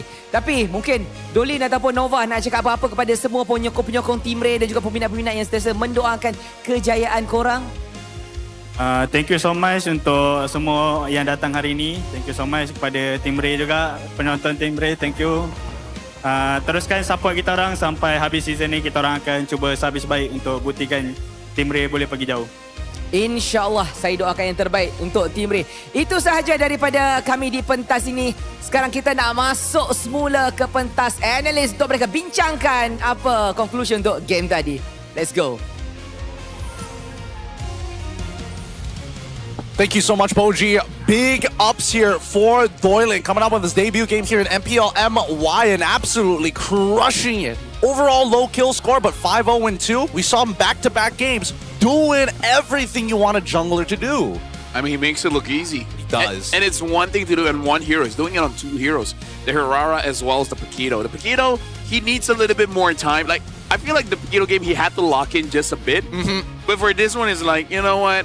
Put him some music. I'm just chilling. I mean, every time he walks up for a neutral objective, he's uncontested. Yeah. He walks away for like 2 seconds. Oh, my team pushed them back already. I guess it's just a free retribution. And the 5 kills, he had to work for it. He actually had to go out of his way to find them. I didn't even notice this was a perfect game. Yeah, it was. An O.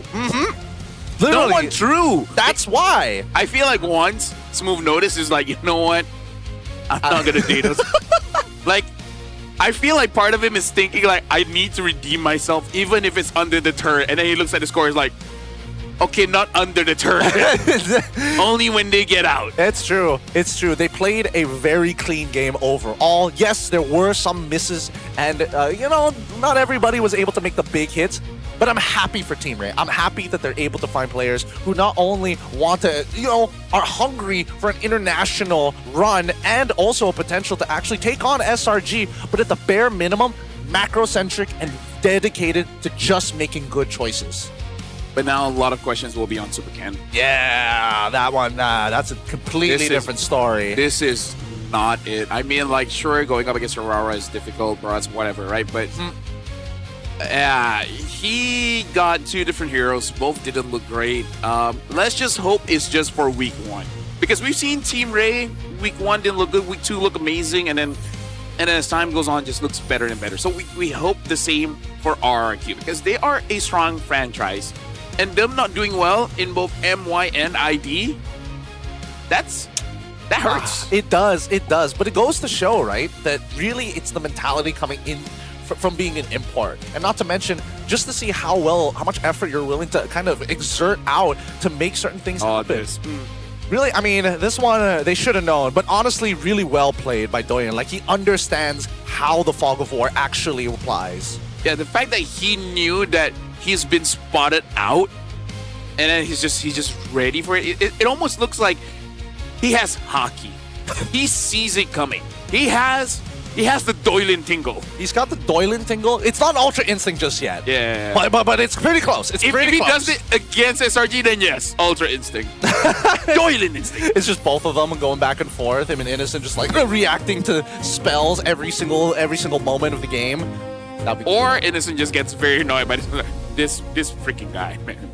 He has 2 iframes and he decides to sidestep. Yeah. It's like the old generation had to deal with Sword, and now the new generation has to deal with Doylin. Oh, it's tough. It is very, very tough. But let's have a quick breakdown of our game here. First, let's talk about the draft here.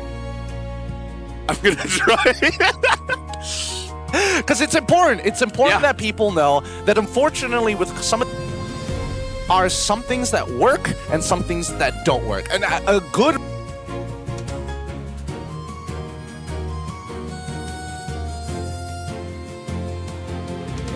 Odie getting banned consistently because we've seen too many players actually, it's too simple to use. It's easier to dominate, doesn't take too many mechanics to make it work. Yeah. I really feel like RQ, the draft a bit, but it really is just, honestly, maybe even the coaching staff is not to blame. It is just the players, because it's just, like you said, right? Playing passively is just slowly losing the game. It's like eating soup with a fork, right? It just doesn't work. Like, eventually you'll get it, but you'll get some. But by that time, you're sick of it. Exactly. And the other person is already gone to a second bowl. A better soup, probably. And I think that's why, even for Team Ray, they recognize that, hey, I mean, we did good. We did win 2-0, but also we were scared to actually fight. Like, we got to be able to initiate first and actually start something with the lead that we have and continuously get something out of our RQ. If this is a very trade-heavy meta, it's the only way to play. Let's have a look at some of the clips that we have brought to you guys here. It's important that we see how each of these moments in the game is going to be changed. More importantly, just the positionings here, man. Like, Letizi is doing a lot of work, and then Smooth, he kind of let him through on purpose, knowing that the rest of his team can't even walk up at all. Yeah, and again, in this game, it does look like for RQ, it seemed like they have this mentality of you have one job, and that's basically it. The good thing about Team Ray here is the fact that they got an advantage, and then they don't stop. They're like, guys, they don't know what to do. Yeah. We can go into their junk. This is free. Because it didn't cost them any of their resources. So now that they see, oh wait, we still have Detna's welcome, we still have like a good chunk of our abilities, let's just walk up and fight. Even Kim was like, yeah, I am going to use the Wrath of the Dryads in their face by purple buff. Yeah, we're going to see the other clip here, but this is just pure domination, where one of the weaknesses of a Novaria, unless like Z just deals a lot of damage early on, it's kind of free to go inside the jungle, because in that kind of like very panicky state of protecting your own jungle, you're not really able to get enough speed to have that very strong recall, so that the damage, it will hurt, but it's not that big of a deal. Yeah, and I don't think it's enough of a threat is the real way of putting it here. It's just, I mean, that's why I think that the waves need to be dealt with. You deal with the waves, then these invasions become a lot easier to manage afterwards, because at least you know that you're not losing anything. But these are the moments. Smooth just whipping again, dude. Okay, so that's one wave. Boom, second wave. Like, at this point, I really feel like people should clip this, where it's like Team Ray was good, but they're not that good. Like, I feel like Smooth needs to step up. Everyone else, honestly, no complaints. Kim, I feel like he was having fun just throwing on the Wrath of the Dryads, but yeah, I feel like Smooth, he needs to step up. He's a nice guy. He's a very nice guy, but he needs to do a little bit more if he wants to face up against premier EXP laners like Ram. Yeah, I think it's the consistency that we're missing out here. His laning is okay. His team fight presence is there. His ideas for the Detna's welcome are good as well. It's just he can't.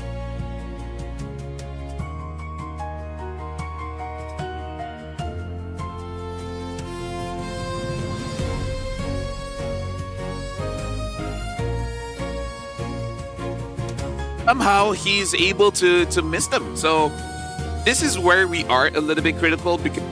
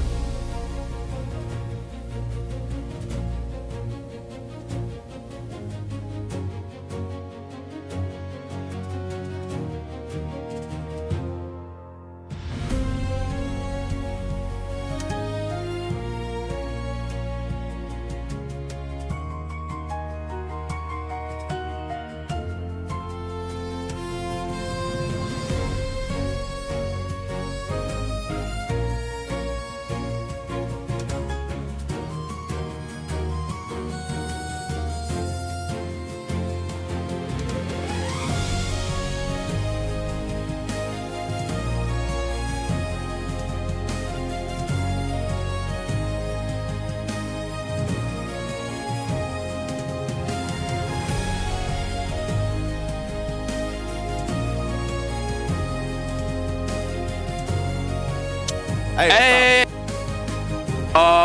As you can see, we are facing technical issues. MJ, say hi to Mama Johan. See ya. Yeah. All right, thank you. Once corrected, now we're gonna start looking out for Sukma. For Sukma. Sukma what? Sukma. The young players, where they're gonna be playing next week.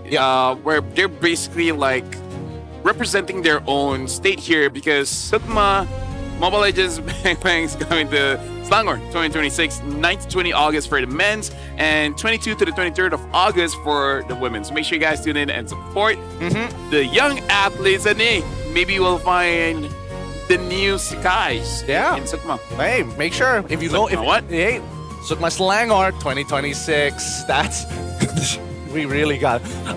Has anybody mentioned it to them? Like, nobody's mentioned it to them. All right. With that being said, we are going to go on a quick mic check. And when we come back, we're going to go on a short break and then Mobile Legends action. We'll see you then. What? Selangor. Let go. Barangnya nggak ada ulti guys. Ayo gerbang. Orang. Aman aja guys. Lego. Bantu tuh, gak ada skill ya guys. Gak ada skill tuh, bagi doang ya guys. Main. Lo semua. Ada betul kalau Kiting. Solo kill. Solo kill.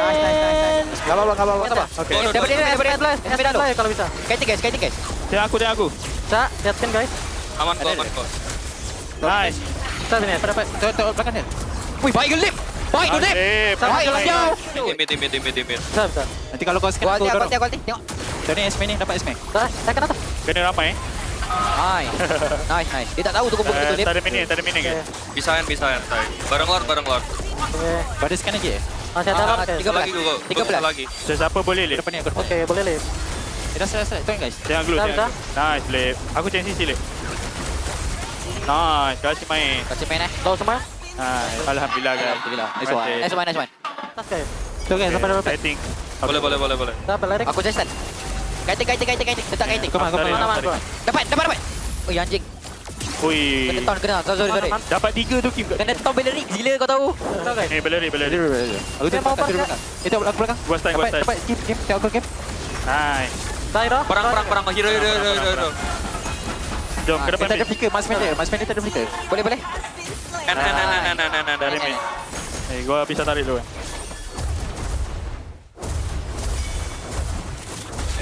Aduh. Bagi satu agak sih. Bagi ya? Bagi ya? Okay, nice guys. Nice.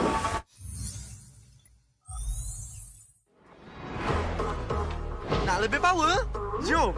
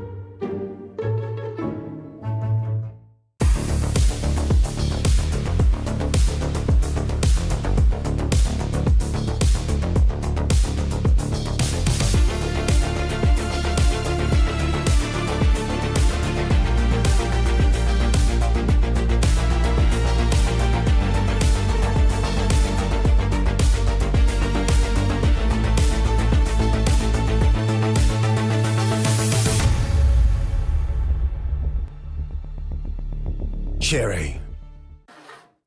Exoki vibe like power, ons, wangi, tune, tiada lawan, aura, boom, boom, boom, boom, boom, beraksi dengan penuh keyakinan. Exoki vibe like power, ons, wangi, tune, tiada lawan, aura, boom, boom, boom, boom, boom, beraksi dengan penuh keyakinan. Find a really cheap Mobile Legend top-up but the diamond never come? Don't worry, Joytify is here. Your top-up? Dijamin instan. If we're late, you'll get a voucher. Want to get more? Want to grab 1,000 diamonds and get Mobile Legend skin like him? Log in on Joytify now and get a chance to try Joytify MPL Lucky Spin. What are you waiting for? Try the MPL Lucky Spin on Joytify now.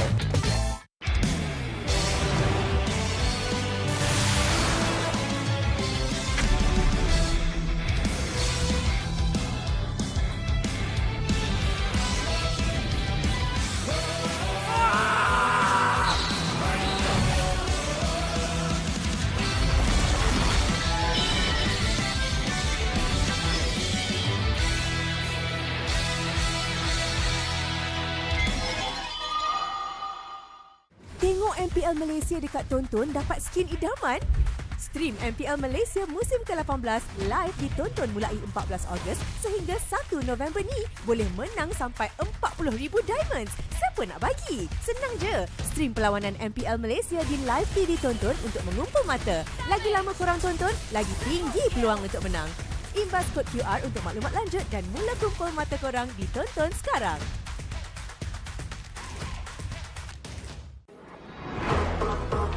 Nak lebih power? Jom!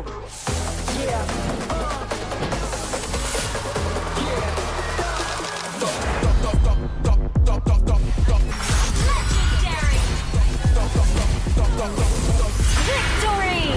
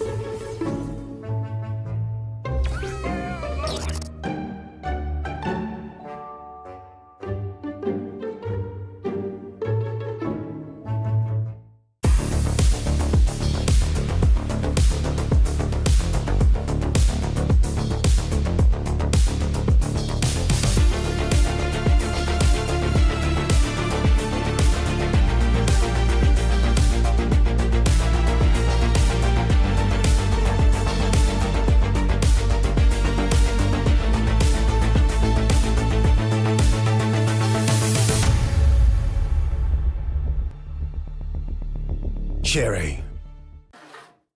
Exoki vibe like power, ons, wangi, tune, tiada lawan, aura, boom, boom, boom, boom, boom, beraksi penuh keyakinan.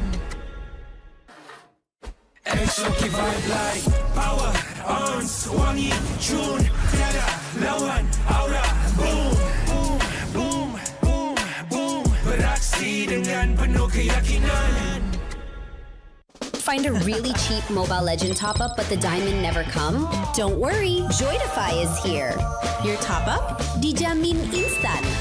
If we're late, you'll get a voucher. Wanna get more? Wanna grab 1,000 diamonds and get Mobile Legend skin like him? Log in on Joytify now and get a chance to try Joytify MPL Lucky Spin. What are you waiting for? Try the MPL Lucky Spin on Joytify now.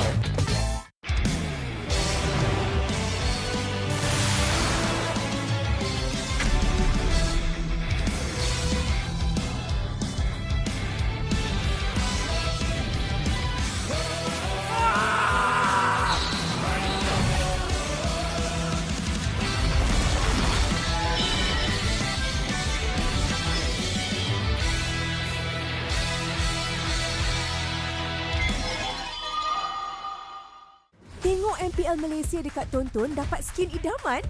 Stream MPL Malaysia musim ke-18 live ditonton mulai 14 Ogos sehingga 1 November ni. Boleh menang sampai 40,000 diamonds. Siapa nak bagi? Senang je. Stream perlawanan MPL Malaysia di live TV Tonton untuk mengumpul mata. Lagi lama korang tonton, lagi tinggi peluang untuk menang.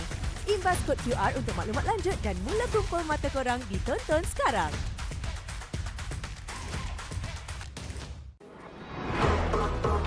Nak lebih power? Jom!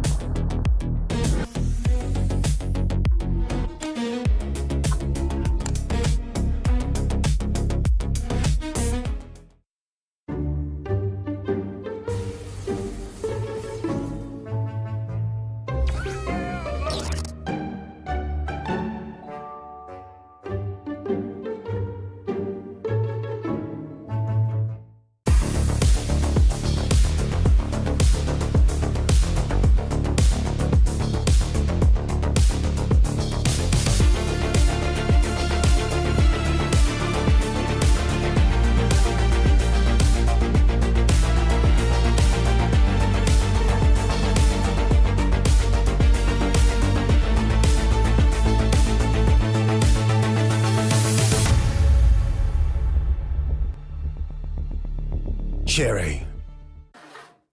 SOK vibe like power, arms, wangi, tune, tiada lawan, aura, boom, boom, boom, boom, boom, beraksi dengan penuh keyakinan. SOK vibe like power, arms, wangi, tune, tiada lawan, aura, boom, boom, boom, boom, boom, Find a really cheap Mobile Legend top-up but the diamond never come? Don't worry, Joytify is here. Your top-up? Dijamin instan. If we're late, you'll get a voucher. Want to get more? Want to grab 1,000 diamonds and get Mobile Legend skin like him? Log in on Joytify now and get a chance to try Joytify MPL Lucky Spin. What are you waiting for? Try the MPL Lucky Spin on Joytify now.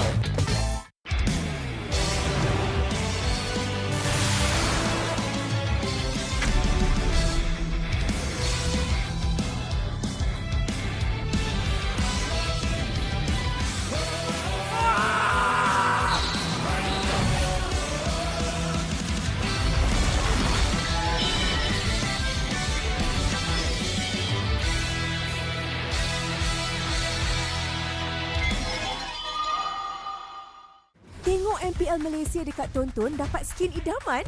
Stream MPL Malaysia musim ke-18 live ditonton mulai 14 Ogos sehingga 1 November ni. Boleh menang sampai 40,000 diamonds. Siapa nak bagi? Senang je. Stream perlawanan MPL Malaysia di live TV Tonton untuk mengumpul mata. Lagi lama korang tonton, lagi tinggi peluang untuk menang. Imbas kod QR untuk maklumat lanjut dan mula kumpul mata korang di Tonton sekarang.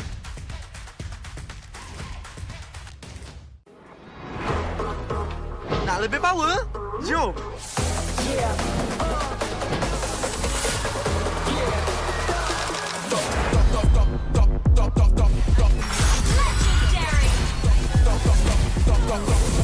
Victory!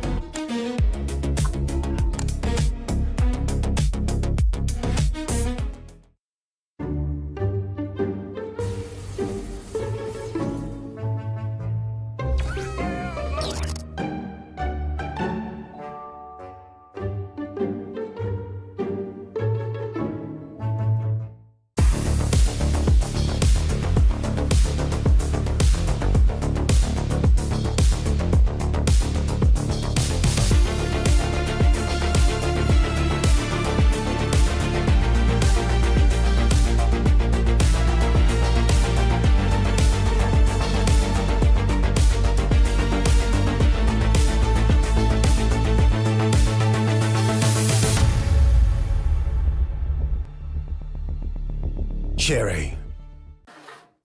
Exoki vibe like power, ons, wangi, tune, tiada, lawan, aura, boom, boom, boom, boom, boom. Beraksi dengan penuh keyakinan.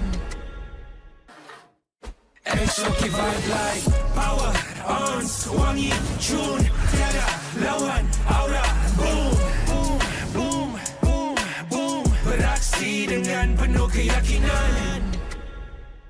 Find a really cheap Mobile Legend top-up but the diamond never come? Don't worry, Joytify is here. Your top-up? Dijamin instan.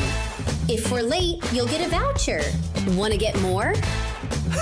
Want to grab 1,000 diamonds and get Mobile Legends skin like him? Log in on Joytify now and get a chance to try Joytify MPL Lucky Spin. What are you waiting for? Try the MPL Lucky Spin on Joytify now.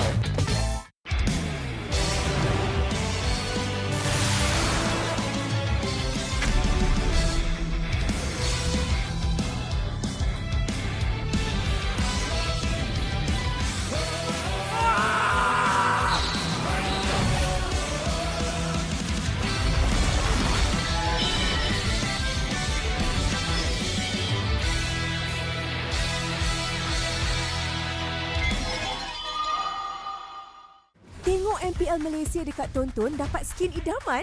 Stream MPL Malaysia musim ke-18 live ditonton mulai 14 Ogos sehingga 1 November ni. Boleh menang sampai 40,000 diamonds. Siapa nak bagi? Senang je. Stream perlawanan MPL Malaysia di live TV Tonton untuk mengumpul mata. Lagi lama korang tonton, lagi tinggi peluang untuk menang. Imbas kod QR untuk maklumat lanjut dan mula kumpul mata korang di Tonton sekarang.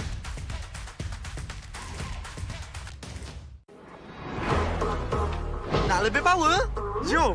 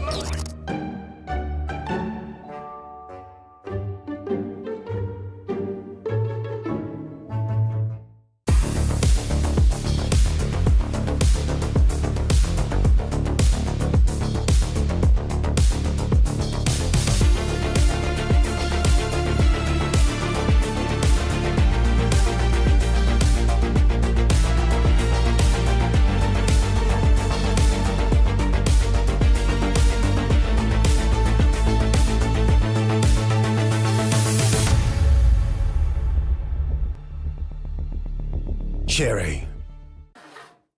Exotic vibe like power, arms, wangi, tune, tiada lawan, aura, boom, boom, boom, boom, boom, beraksi dengan penuh keyakinan. Exotic vibe like power, arms, wangi, tune, tiada lawan, aura, boom, boom, boom, boom, boom, beraksi dengan penuh keyakinan. Find a really cheap Mobile Legend top-up but the diamond never come? Don't worry, Joytify is here. Your top-up? Dijamin instan. If we're late, you'll get a voucher. Want to get more? Want to grab 1,000 diamonds and get Mobile Legend skin like him? Log in on Joytify now and get a chance to try Joytify MPL Lucky Spin. What are you waiting for? Try the MPL Lucky Spin on Joytify now.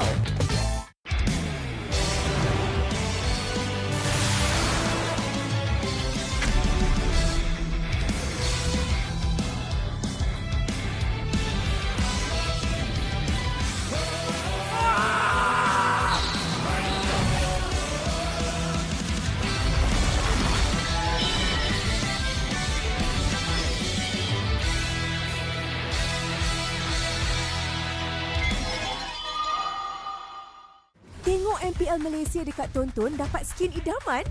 Stream MPL Malaysia musim ke-18 live ditonton mulai 14 Ogos sehingga 1 November ni. Boleh menang sampai 40,000 diamonds. Siapa nak bagi? Senang je. Stream perlawanan MPL Malaysia di live TV Tonton untuk mengumpul mata. Lagi lama korang tonton, lagi tinggi peluang untuk menang. Imbas kod QR untuk maklumat lanjut dan mula kumpul mata korang di Tonton sekarang.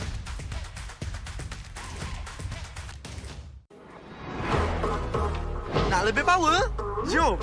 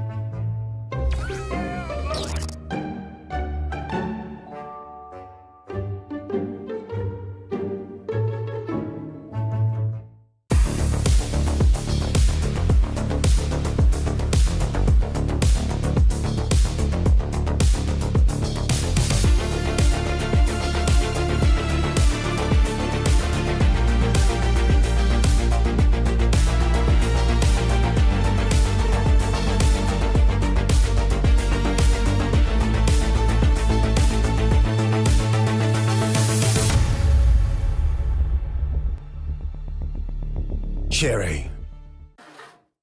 Exoki vibe like power on wangi tune tiada lawan aura boom boom boom boom boom beraksi dengan penuh keyakinan. Exoki vibe like power on wangi tune tiada lawan aura boom boom boom boom boom beraksi dengan penuh keyakinan. Find a really cheap Mobile Legend top-up but the diamond never come? Don't worry, Joytify is here. Your top-up? Dijamin instan. If we're late, you'll get a voucher. Want to get more? Want to grab 1,000 diamonds and get Mobile Legend skin like him? Log in on Joytify now and get a chance to try Joytify MPL Lucky Spin. What are you waiting for? Try the MPL Lucky Spin on Joytify now.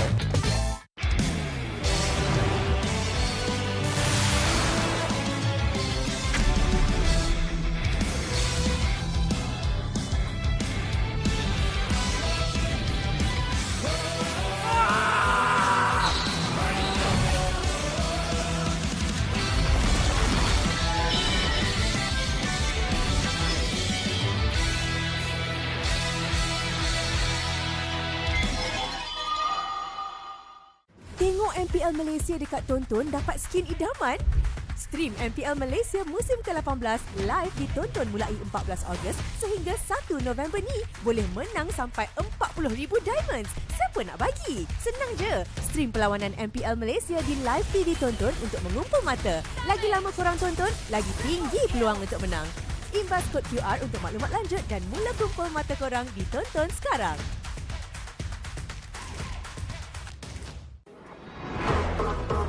Nak lebih power? Jom!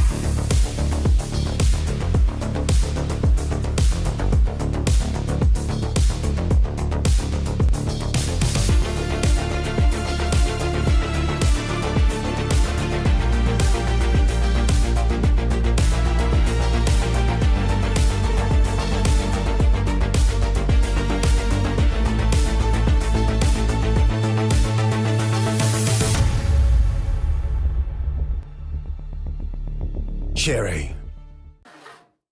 Exotic vibe like power, arms, wangi, tune, tiada lawan, aura, boom, boom, boom, boom, boom. Beraksi dengan penuh keyakinan. Exotic vibe like power, arms, wangi, tune, tiada lawan, aura, boom, boom, boom, boom, boom. Beraksi dengan penuh keyakinan. Find a really cheap Mobile Legend top-up but the diamond never come? Don't worry, Joytify is here. Your top-up? Dijamin instan. If we're late, you'll get a voucher. Wanna get more? Wanna grab 1,000 diamonds and get Mobile Legend skin like him? Log in on Joytify now and get a chance to try Joytify MPL Lucky Spin. What are you waiting for? Try the MPL Lucky Spin on Joytify now.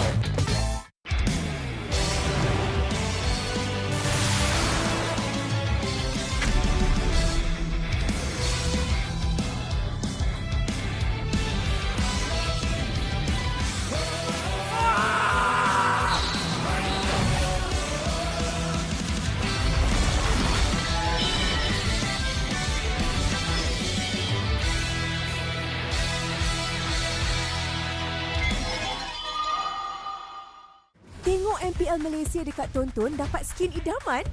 Stream MPL Malaysia musim ke-18 live ditonton mulai 14 Ogos sehingga 1 November ni. Boleh menang sampai 40,000 diamonds. Siapa nak bagi? Senang je. Stream perlawanan MPL Malaysia di live TV tonton untuk mengumpul mata. Lagi lama korang tonton, lagi tinggi peluang untuk menang. Imbas kod QR untuk maklumat lanjut dan mula kumpul mata korang ditonton sekarang.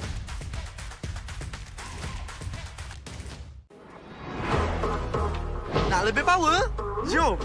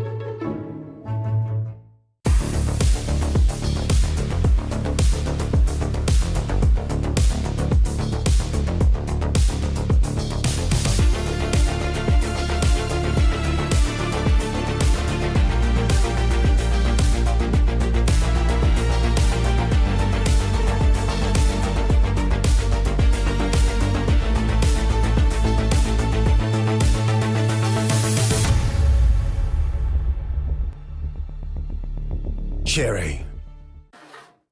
Exotic vibe like power, ons, wangi, tune, tiada lawan, aura, boom, boom, boom, boom, boom. Beraksi dengan penuh keyakinan. Exotic vibe like power, ons, wangi, tune, tiada lawan, aura, boom, boom, boom, boom, boom. Beraksi dengan penuh keyakinan. Find a really cheap Mobile Legend top-up but the diamond never come? Don't worry, Joytify is here. Your top-up? Dijamin instan. If we're late, you'll get a voucher. Wanna get more? Wanna grab 1,000 diamonds and get Mobile Legend skin like him? Log in on Joytify now and get a chance to try Joytify MPL Lucky Spin. What are you waiting for? Try the MPL Lucky Spin on Joytify now.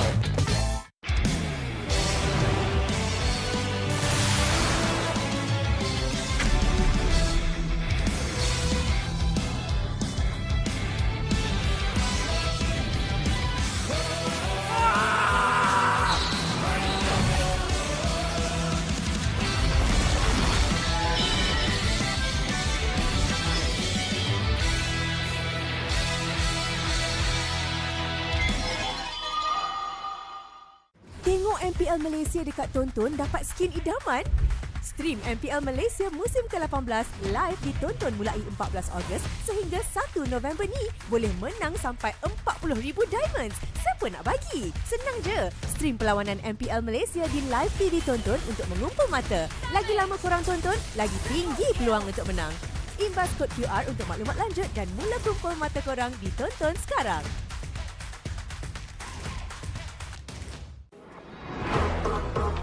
Nak lebih power? Jom.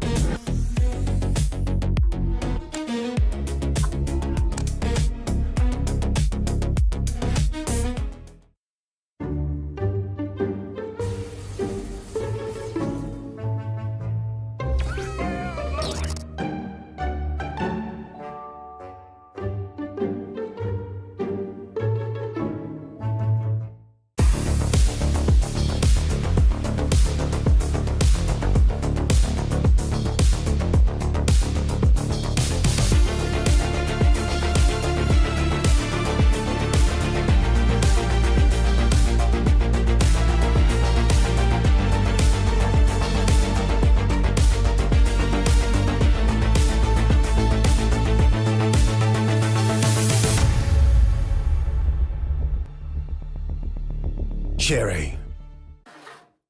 Exotic vibe like power, arms, wangi, tune, tiada lawan, aura, boom, boom, boom, boom, boom, beraksi dengan penuh keyakinan.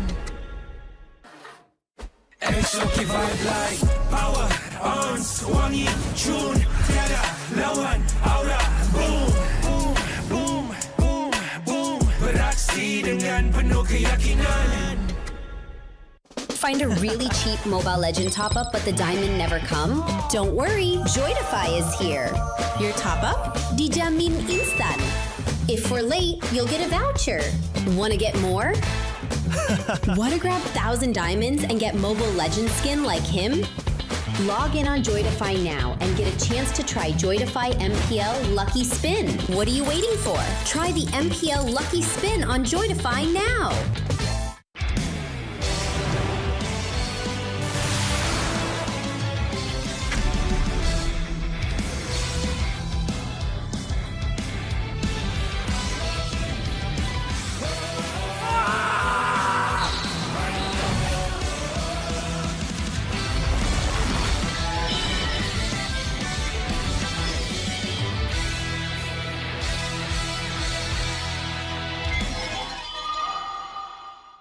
Tengok MPL Malaysia dekat tonton dapat skin idaman?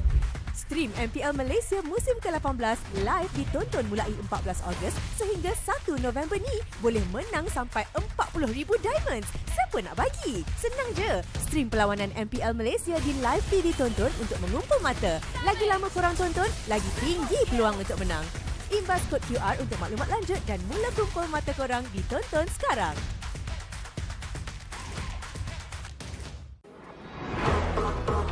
Nak lebih power? Jom.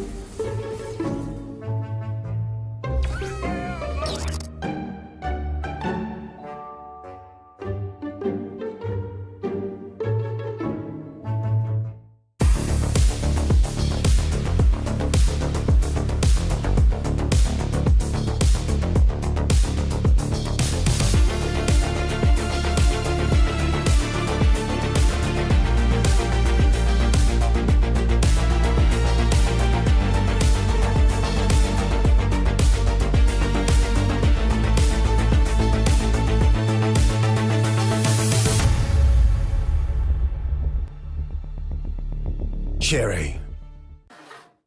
Exotic vibe like power, ons, wangi, tune, tiada lawan, aura, boom, boom, boom, boom, boom. Beraksi dengan penuh keyakinan.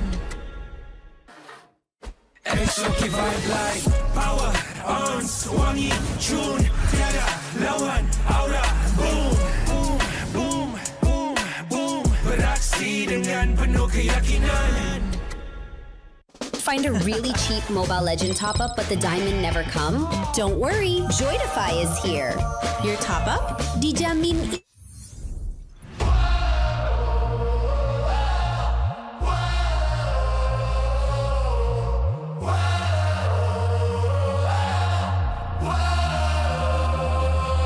Adakah takdir lemas ditelan air mata?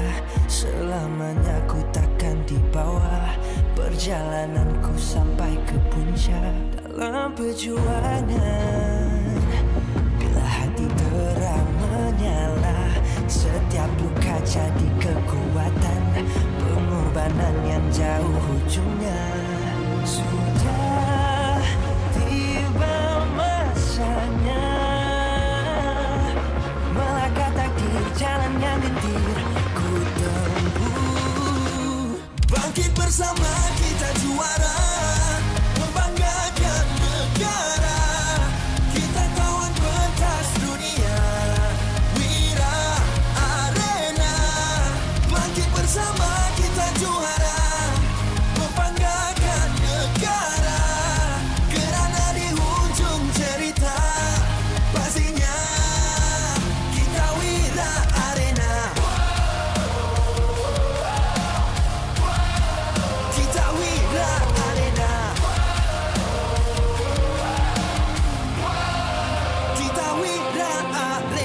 sweat and grind. Guess we never gon' fade. This that definition of a legend. Every single move that I make, feel it ain't no doubt. Dorang kena aku, I'm a winner. Cuba check gerak-geri aku semua tiptoe macam ballerina. Genggam bara api, biasa berjadi arah. Mimpiku mula menjadi, tiada siapa je yang halang. Kalau bikin hari-hari, benda susah jadi senang. Segala cabaran aku ready, masa depan aku terang. Tiba masanya melangkah takdir, jalan yang gentir ku tempuh. Bangkit bersama kita juara, membanggakan negara. Kita kawan pentas dunia, Wira Arena. Bangkit bersama kita juara, membanggakan negara. Kerana di hujung cerita, pastinya kita Wira Arena.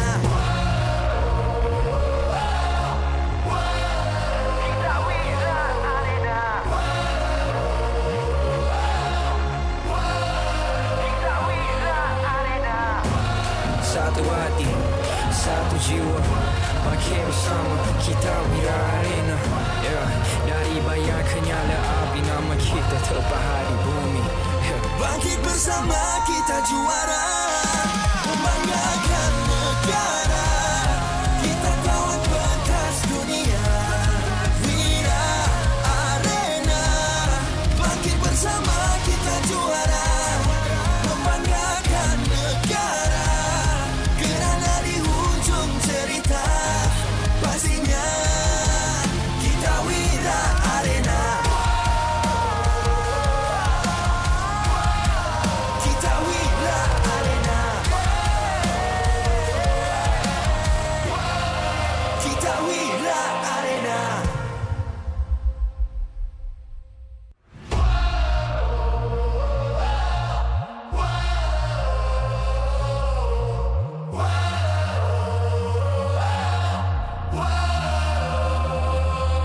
Adakah takdir lemas ditelan air mata? Selamanya ku takkan di bawah perjalananku sampai ke puncak.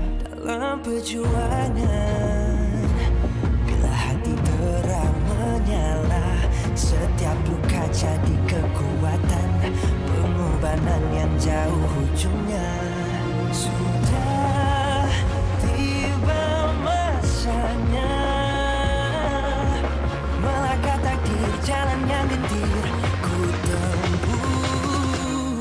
Bangkit bersama kita juara, membanggakan negara. Kita kawan pentas dunia, Wira Arena. Bangkit bersama kita juara, membanggakan negara. Kerana di hujung cerita, pastinya kita Wira Arena.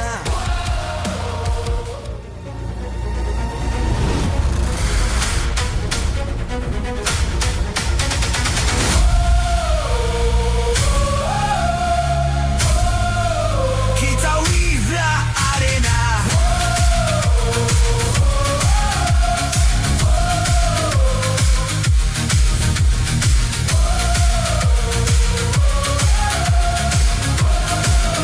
Kita Wira Arena.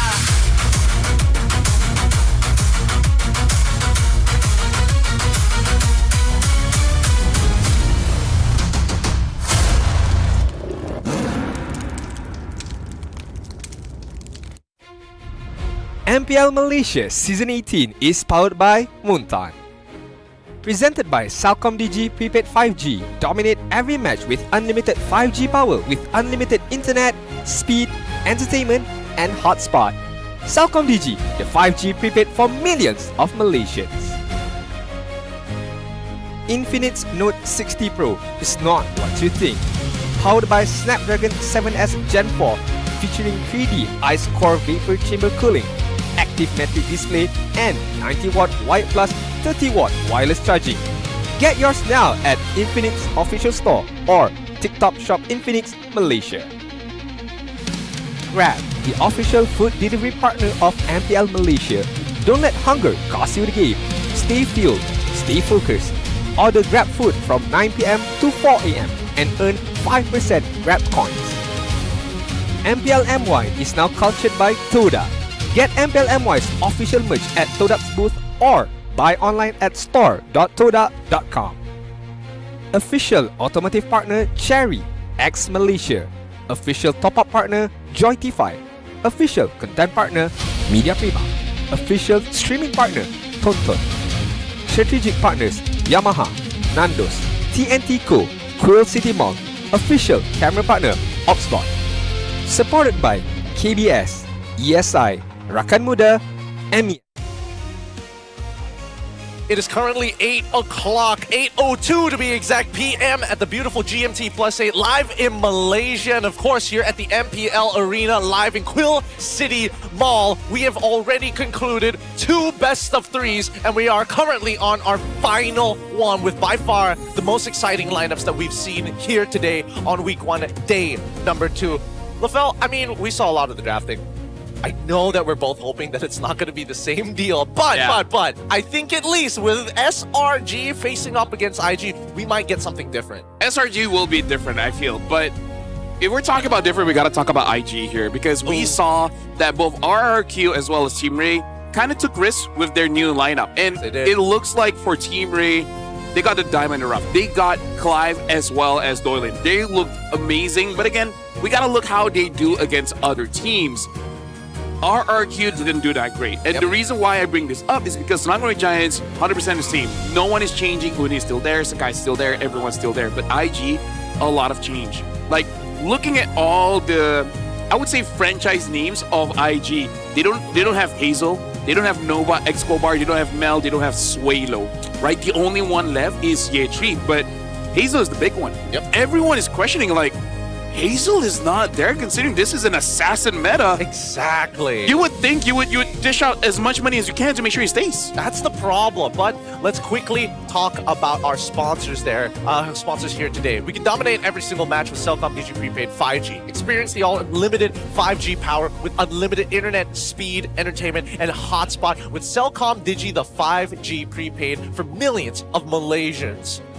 I keep wanting to say crosswalk because it feels so right, but it's so local, I mean, like, crazy. Technically, I used it in France. But, you know, it's a different, it's roaming. It's roaming. Hey, unlimited as well. Just keep in mind when you're going out there in the world. But coming back into this, I agree that Hazel was what was going to pull this lineup together. And then looking at some of the players here, I mean, obviously, I'm a fan of Reza. I got to give it to him. He made an impression when he was with Red. I agree. In the EXP lane, he was definitely comparable to Ziska, but that's just not enough to bring a team in a meta that requires you to fight constantly. Although I do have to say, IG might be crazy enough just to field both of them in and be like, well, it's kind of 2 EXPs if you think about it, right? Oh, you're not entirely wrong. Because right now, we got to look at the context of the change as well. We don't do this for all teams, but I feel like we got to talk about IG here. This is the stats of the win-loss back in playoffs, which is the last time we see them here. They had a 7-game straight loss. They went 0-3 against SRG from the upper bracket, dropping to the lower bracket, and then went 0-4 against Vamos. Ever since then, it looks like they've been doing a lot behind the scenes. We'll see how it looks like. But for now, we will be looking at an interview going on, and I believe it's with Poji. Wih, panas ni hari ni. Kalau dapat minum teh air, sedap juga ni. Hey, hai Poji. Sinilah aku. You bukan lagi teh air, sekarang Jiwan kan? Ya. Kenapa tukar nama? Aku tukar nama sebab aku tak nak orang lain ingat aku sebagai air. So, aku tukar. Lepas tu, Jiwan tu nama aku. Betul. I boleh faham lah sebab takkan orang nak sebut, TY speaker. TY buat penalty zone. TY punya hati. Nama nak sebut ni, dia tak sedap. Mirko pun pernah juga komplain benda ni sebab IGN ni kena ada ong, betul? Betul. Tapi bila kita cakap pasal IGN ada ong, Rock G tu tukar sebab apa pula? Tak tahu, Dok. Aku pun tak tahu kenapa dia tukar Rock G, Dok. Saya rasa untuk nama Rock G ni, biar caster dengan analis je yang bedah. Kenapa dia pilih nama tu? It's not just Mirko. We all complain. Yep. All right. get his filthy name out of your mouth. Come on, Poji. We're better than that. We're better than that. I'm disappointing you. But I do agree, Rockji was a mistake. Rockji was a huge mistake. Why? Ruff was perfectly fine. It had the right amount of syllables, it catered to an international and local audience, and it was fun to say. If it's for the better, like for example, Xeno Mount, you get rid of the Mount and just Xeno, yeah, that makes sense. That's fine. Yeah, yes. because you're just making it easier. Chiku guys into just Chiku, yeah, great. And people still call him Chiku, even when he added the guys in. That's how you know it's bad branding. That's the truth of it. The long and short of it, honestly. At this point, maybe he's just like testing us like, I'm gonna keep it on. I'm gonna make them say it.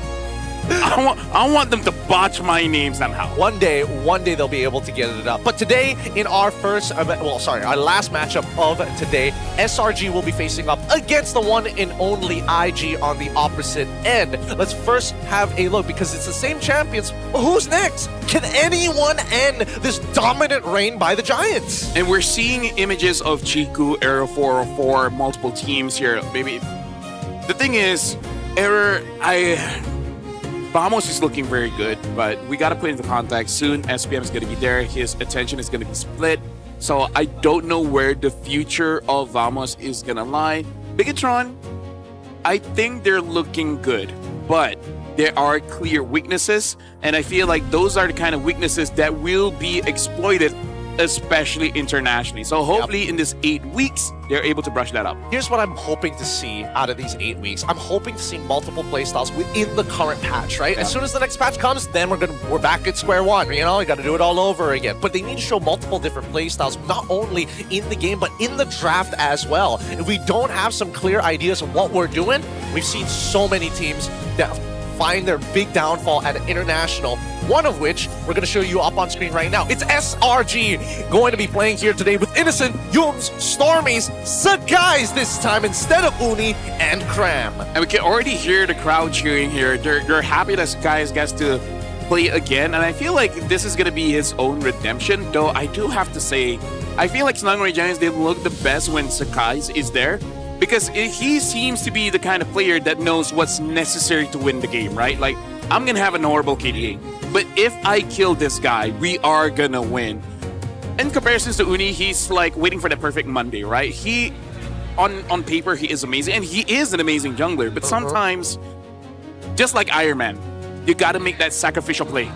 Oof. You got to take the stones away from Thanos, and you got to sacrifice yourself and just get everyone back alive. Yeah, I am Uni and just stand I am Uni. And now let's look at Invictus Gaming as the away team with Yethri, Lun, Tricky, Atan, and god damn it, Rockji or Ruff. He's rough. He's looking good, but I have to admit, Yethri's getting kind of jacked. He has been bulking up. That jersey can barely fit him. Yeah, and the thing is, his gym buddies have left the team, so now he has to get the rest of the squad online, which I don't know where he went to the gym at, because even for me, I need a specific gym to actually hit the right weights.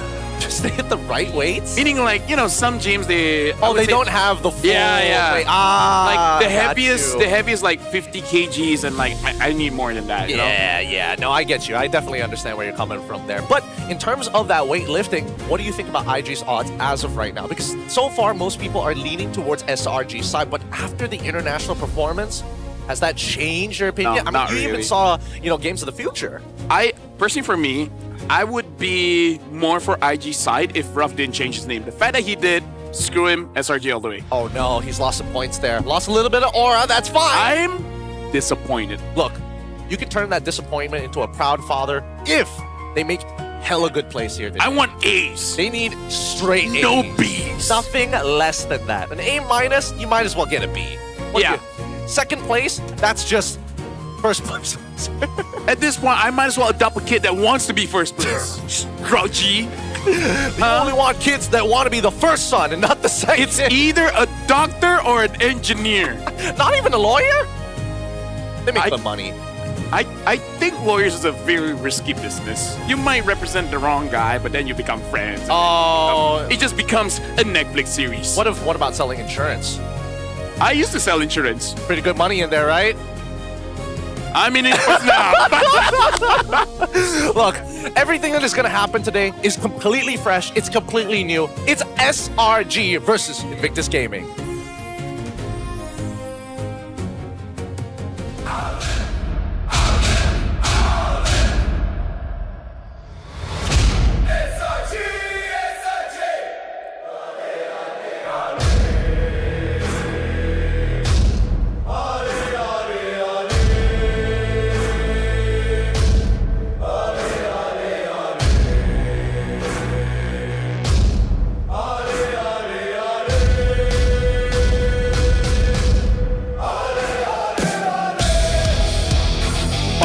Titles, one unchanged kingdom.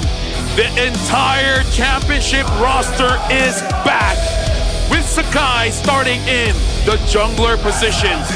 First match of the season, same giants, same dominance. The hunt for title number 6 starts here. Selangor Red Giants, they've been through the ringer and now back in Malaysia. It's their time to show the other teams this is their home. They are the champions. The rest are just challengers. This is Selangor Red Giants.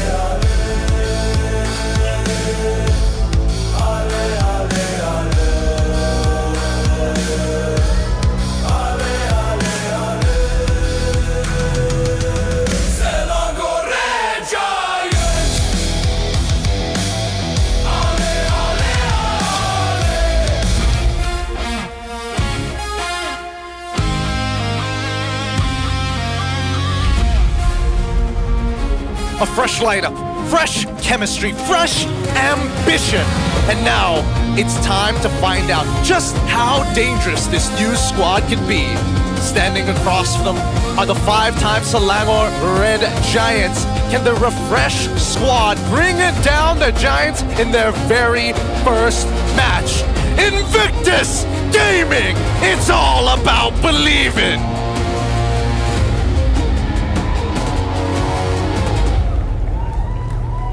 Date Bayo, am I right?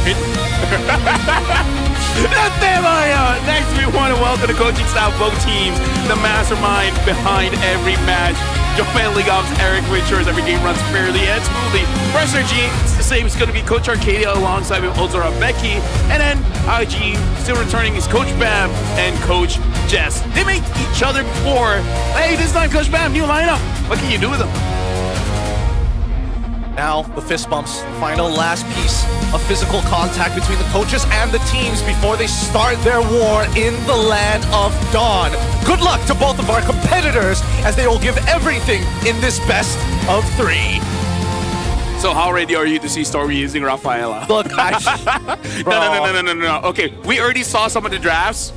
Ban out that Selena if you don't want to get your hoops crushed. Yep, I think that right now, people need to recognize that Selangor Red Giants have played this meta publicly more often than majority of our local Malaysian teams. And that is not an advantage at all because that's so much data that you can study against their opponents.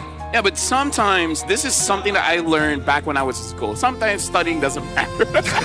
You just get crushed by the exams anyways. It could be difficult if you don't have the mechanical skill. But I think IG might be something different here. And honestly, I think it has to start with the draft. We know that Coach Jesven, alongside with Coach Bam, they aren't silly coaches. Coach Jesven in particular, very strict with the way that he does his drafting. Coach Bam is good at interpreting it and making sure that everybody works together. But then we look at Stormy, our mid lane, and we asked him for a quote, and he gave us, being with SRG is all about trust. Oof. Even though we didn't do well at MSC, we managed to finish in the top 4 at the next tournament. I think that gave us a bit more hope to improve, stay together, and start a new season. Yeah, and I hope it really gives, that fire in them again. Because, again, like we talk about this, maybe some champions, they get bored by dominating, their tournament and then feeling like there's nothing else to really do. But this is a situation where big fish in a small pond. Once you're released out in the wild, you start to see there's a lot of predators there. So I hope, knowing now that there's a lot going on in the rest of the world, EUC is stepping up, Myanmar is stepping up, Turkey is stepping up big time, and that's where M8 is going to be. I hope that reignites them to be like, okay, guys, we gotta try hard again. Like not just win. We gotta embarrass everyone. And that's the thing. Selangor Red Giants people will go back to the time of MSC 2024, the hungriest we've seen the Selangor Red Giants, and even a top 2 finish with the finals in the MSC 2025 to defend the title. Everybody is thinking of this team as if they are still at their peak, but this one patch has costed them their 2026 MSC run. Therefore, has this team fallen off? Which, by the way, fun fact, if I remember correctly, during that 2024 run, they had over 70% win rate in MSC in an international. That's insane. And I think the entire tournament, they lost 5 or 6 times only. Considering it's an entire international tournament, that's dominance. Yeah, I'm glad that we can talk about these things on MPL MY, because it must be crazy talking about an MPL PH. Oh, you know, Onyx PH had 100% win rate 2025. Liquid as well, and they go down the list. Yeah, but honestly, like SRG, they're not the oldest org, but still at a career high 335 games played in this, you know, org's lifetime with a 70.4% win rate. While the you plus me. Oh my god! You gotta give it to him. It was a good joke. It's good. Unfortunately, I'm just not ready for it. I don't. Because in my head, I'm trying to process who that girl is. Do you know who she is? No idea. Well, our wives can be proud of it because I have no idea who she is. Hey, that's the correct answer. This was a Tesla fell.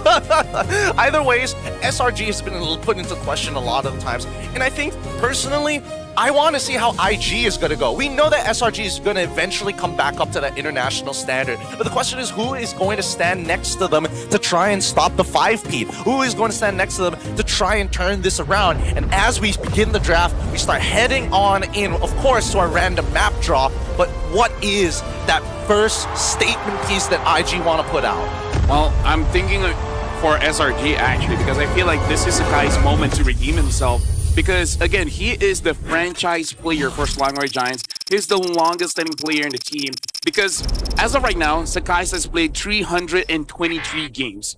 The second, most games played is by Innocent, Stormy, Yumes, and Cram. Sorry, not Cram. 272 games. So that's quite a lot of game difference between Sakai's and the rest of the team. Only in SRG.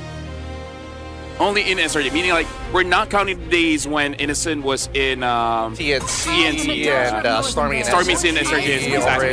Okay. That makes a lot more sense. I was about to counter. It's just in the org. Yeah, within the org, that makes a lot more sense. But now we immediately see a couple of, similar patterns in different orders, in different spaces, but the general same idea. Marcel, Atlas, banned out for the side of Coach Arcadia of SRG on blue side. IG, from Coach Mam, deciding upon getting rid of the Freya, understandable, but Melissa too. I mean, again, this is Innocent, where, again, Innocent throughout his career with SRG has an average DPM of 3,576. This guy knows how to dish out the damage while not getting hit. And funny enough, it's crazy to say, but Stormy, despite honestly playing position 4 a lot for his team, he has the second highest average DPM. Yep, and luckily, at least with this time with the SRG, they moved away from the Angelas in the mid lane.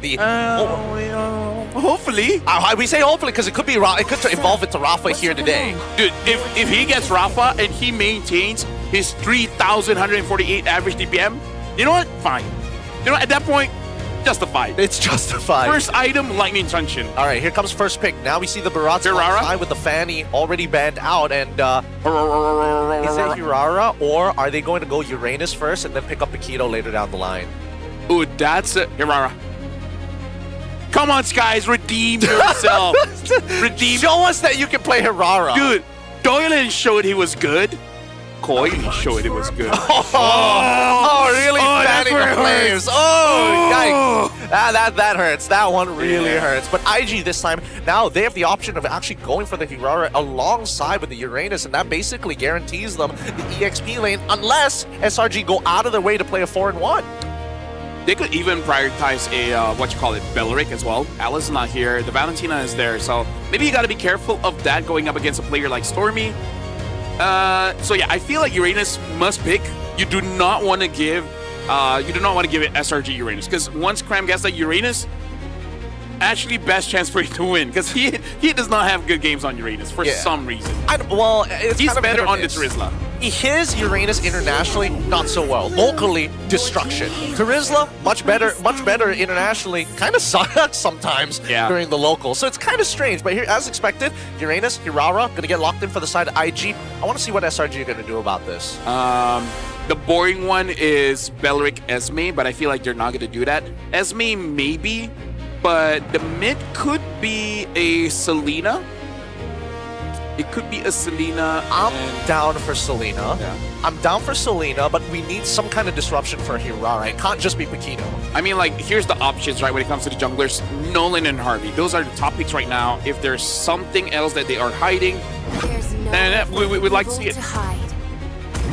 God damn it. God damn it.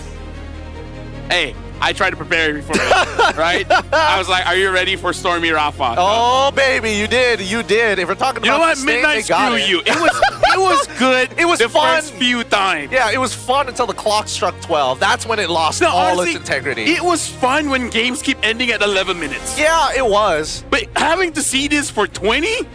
Yeah, it hurts. So you can end it by 12. It's 8:22 p.m. here in Malaysia and the Philippines. Okay. If they play double fighter comp with, would I rather Esme? I think Ruby probably would be better based on what we have on the information right now. They're saying that the Paquito's going to side lane. Yeah. Which side lane? I don't know. Oh, now IG takes the Selena away. I mean, like, probably doesn't matter. But this is what I'm saying. Like, SRG, they're getting the ultimate trio combo here. Boxer, Tree Angel. Boxer, Tree Angel. Yep. Tree Angel Boxer. People would think that means something else, but no, it's a 3, not the number 3. But out of context, you would think that's 3 angelic boxers. You know what? We could go with that. The 3 angelic boxers. The 3 angelic boxer comp. I mean, at the end of it, we still need to figure out whether the boxer is going into the side lane or into the jungle. And right now, based on what we're seeing, IG is making sure that they're not going to get punished too hard. So Coach Bam is reaching here. They're thinking Romer, Rafa, EXP, Belric, and then this Paquito, whatever. Yeah, wherever. Could be gold, could be jungle. Doesn't really matter at this stage. You know what, Yums? Flex it, use it in Rome. Use it in Rome? You use Fanny in Rome. I see. Once you use Fanny in Rome, there's no excuse. No one can be in Rome. That's fair. That is fair. No, more excuse for junglers to be like, I don't know how to play Fanny. Maybe you should try playing support. Yeah.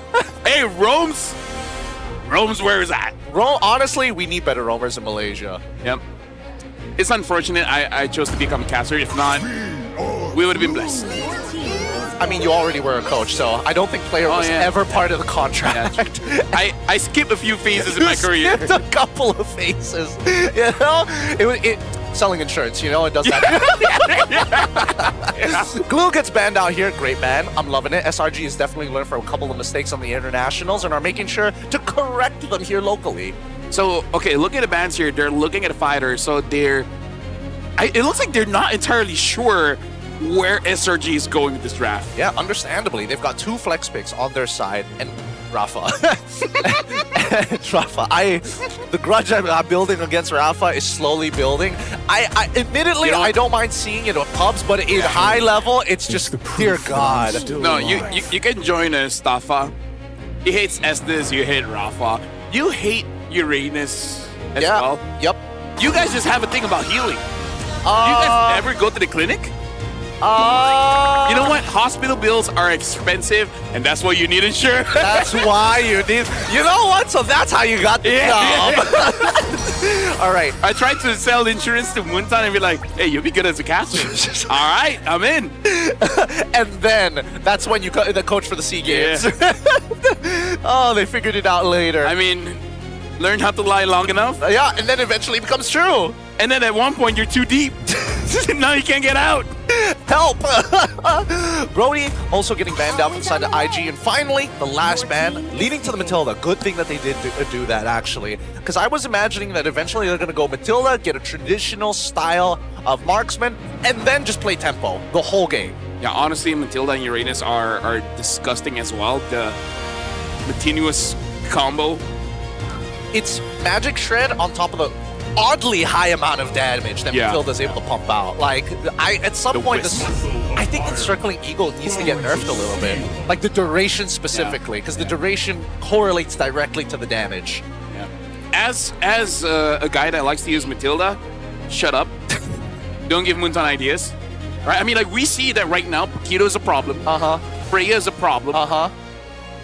And Hira is a problem, right? So that's why we nerf Hayabusa. So, if we're nerfing Hayabusa, there needs to be, you know, heroes that get buffed. What if we change Gata that his AOG is homing?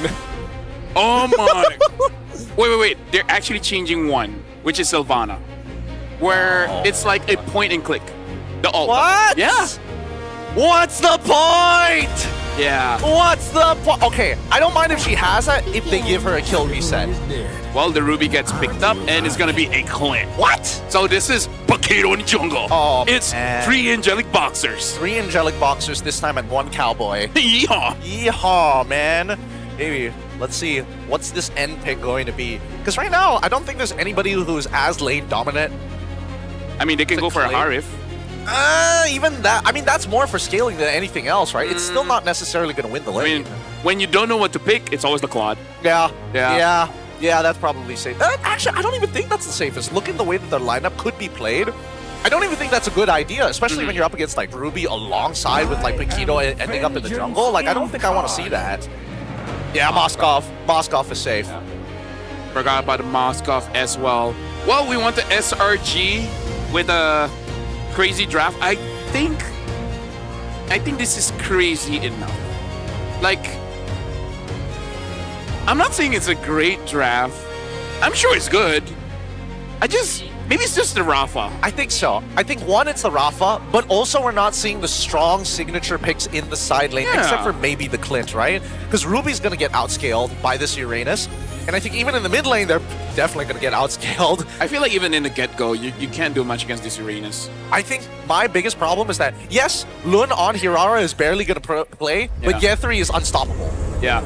My biggest problem is that I don't know how to service my car by myself because that's expensive.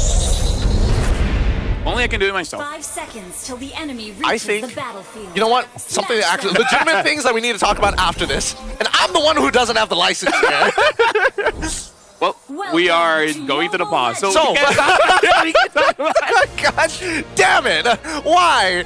Right when we were about to get into this, straight into the tech pause here. Let's quickly look on over.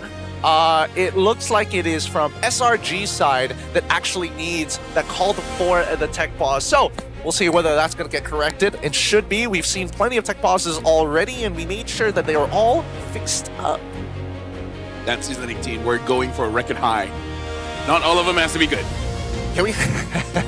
I don't know. Like, we already start game number 1, Maniac Savage, and then immediately second game, we thought it would be the longest game, 29 minutes. Yeah. And then immediately break that with 30 minutes. How about we just break random PCUs at like odd times in the regular season? There you go. We say like this season we have the most trash compiled. Like, people just randomly bring more things for you to throw out. That's an odd stat, but Sultan Rick, do you want the Wi-Fi password? I've been getting a lot. I've been getting Maria. I've been getting Sultan Rick. Hey, at least you know that if anybody tries to sneak in here, they're not going to get away with it. It's like, hey, so you went to MPL? No, I didn't. It's like, you didn't. I'm telling you, Infinix, they sniff you out. Yeah. They sniff you out real good. Oh, I love Infinix. Yep, especially the sharing the Wi-Fi feature that they have on their Matrix notification. There you go. There you go. Did you know it was ultra? Infinix. Do you know it was ultra cooled with the Snapdragon 7 Gen 4? No way! That's crazy, right? Dude, why do you need a fridge? Just use your phone. Just use Who wants? That was a pretty good joke. Anybody want an ice cold beer? Whips out his Infinix for non-Muslims. For non-Muslims. Oh boy. Oh boy. All right. But yeah, going back at the draft, I just feel like it's a lot of new innovation. We'll just see whether this is something new they picked up in the last time they went to Astana. Maybe they had some crazy scrims where you're like, oh, this is crazy. Maybe we should bring this. I don't know. I don't think it's too experimental because all of the heroes that we're seeing here today from the side of SRG have all been used in a professional game internationally already. So I'm not too surprised. I'm questioning whether or not that chemistry is still tight because it's going to come down to outplays here. What's Stormy going to do? Holy Baptism 5 people? That's the greatest play he could possibly come up with in comparison to the I'm Offended, compared to the Wombo combos with Paquito. Not to mention that they already have a dedicated side laner in Clint that they have to peel for somehow. I'm going to do you one better. First skill to steal the Lord. Talk about mechanical genius. A true mage prodigy. Without having to use his retribution. Sorry, not his retribution. His I literally just said the ability. Oh, the Holy Baptism. The Holy Baptism. Without using it, just walk up first skill, walk away. Don't even look at him. Yeah. Which would you be more offended by? Having your lore stolen by the first ability or a basic attack? Because they're both equally slow. Okay. And you can kind of see it coming and it's just like, I think it has to be the basic attack. Yeah. Because if it's basic abilities, there's like Novaria. And then it's like, man, early game, like, her damage is kind of bigger than my retry sometimes. Yeah, honestly, like, I feel like Novaria's recall makes sense. Yeah. Xavier ult, pretty cool. Yeah. Pretty cool. Kadita ult? Oh, yeah, that one I think is justified. Me, my favorite, doesn't matter if it's kills, getting lords, getting turtles, my absolute best way to ruin someone's day is to secure all of that with the Grok wall. People forget that it does damage. Yeah. They're like, oh, what's the worst that's going to happen here? it's true. Yeah. Oh, yeah. I mean, our analysts can hear us. That sucks a lot. That would be frustrating. Oh, we're already into the game. Hell yeah. All right, let's jump right into this with Selangor Red Giants playing on dangerous grass on the blue side against Invictus Gaming on the red side. It looks like it's buff starts, but a much heavier leash for Lud. I mean, like, he already secured his buff. It looks like Sakai's is starting his buff as well. Maybe they're just understanding that going up against the Selena, there's a high chance that they're going to get some kind of invade. Dude, I'm sorry to cut you off here, but is this the highest heartbeat rate for Stormy? He's 142. On a Rafa! On a Rafa! What are you worried about? Oh, I need my heal. The cooldown is not fast enough. Cut to Sakai's and Cram. They're both like, I hope this Rafa heals me. Yeah. Although I think I do have context, which I can share you off stream here, but well, right now, Cram, already a 3-level lead, but yeah, this is the advantage of having the Uranus just win the lane-ish. He took a lot of damage, but again, he cleared the lane, and then he's able to get the crab. It looks like they're able to get this as well. Victus is just securing everything. Oh, that's super annoying. They're trying to deny level 4 off of Sakai. He does the full clear on top side, and now that it's only a small camp, at this point, he's only going to hit 4 once he gets rid of that buff. But he wants to make sure that the whole thing isn't wasted. So Yums got stunned up, and then Tricky just put the trap on the minion, and then just cleared the minion. I think that's too much respect. Just kill Yums. He's a GOAT, sure, but Ghost guy. I don't know. I don't think it really matters. I think the damage doesn't really matter because he heals back up. Wait. Well, Yums this time is taking quite a lot of damage, and now Sakai's is here, tries to get a ton. It feels weird to see that in English. A ton? Yep. Already used up his spell. A ton. I think what you're trying to yeah, what you're trying to say is that Atan is trying his Oh, the arrow! Connects onto Storm, but Trek, I think he had to flicker out of there. Well, right now, Selangor Giants, they have a small lead, multiple members here, and they can heal up with Stormy with 159, 160 BPM. It is very, very high this time round. Cram, at least he's come down from like the in-game high, but now they're taking their time, and at least first turtle falls into the hands of SRG as everybody hits level 4 at the correct timing. Invictus Gaming, unfortunately, don't have that benefit, and we'll just have to wait. What energy drink did Stormy get? I want to try that. Yeah, questioning it as well. Does he... Maybe he just answers all of them. I mean, like, it's one thing to have a high BPM. Or, I don't know, maybe they put like nicotine patches in his socks or something like that. Yeah. Well, for now, not a lot is happening. A 10 able to get out of there. Unable to get level 4 just yet at 3 minutes. Invictus Gaming, they're playing much slower despite their draft should be much faster. I think they understand the majority of the damage, unless it's on the like correct weight. Hold on. They're going to take their time here because the damage is going to come starting through. But that's the thing, right? If it's on Yums, it just ain't worth the time. And Yums understands that the only way that they're going to find that pick is if the arrow connects on anybody else on his team, which is why Yums is angling himself along the trajectory of Tricky on this Selena. He's just there to block arrows. Oh, sick ult. Yeah. I'm disappointed, Gideon, because Invictus, they had a good start, but then what? Right? Like stealing camps away, winning the lane, and then they're like, wait, that was intense. Let's stop. Like, they should have just controlled the jungle. Show some disrespect, even if your arrows don't hit. I think y'all have the damage. I think it's because Ye3 unfortunately just didn't have the tempo at that point of time, right? After the first interaction of when they fought, Ye3 had to use like a good chunk of his spells to walk back into the lane that Cram didn't have to do much with. Did Cram miss his ult? He was blind, throwing the ult in case somebody was there. Like, there's nothing much I can really say about it. He could have flickered forward, but then he didn't know whether somebody was in the bush. This is one of those most boringest games so far. It is, dude. It is watching two sandbags working like a metronome. They're just smacking each other, but it really is getting nothing. Like, nothing's sticking. Yeah, look at that. I never thought I would see a Herrera and a Selena in the game, and I would think that, man, this game feels long. Well, for now, Turtle has been started up.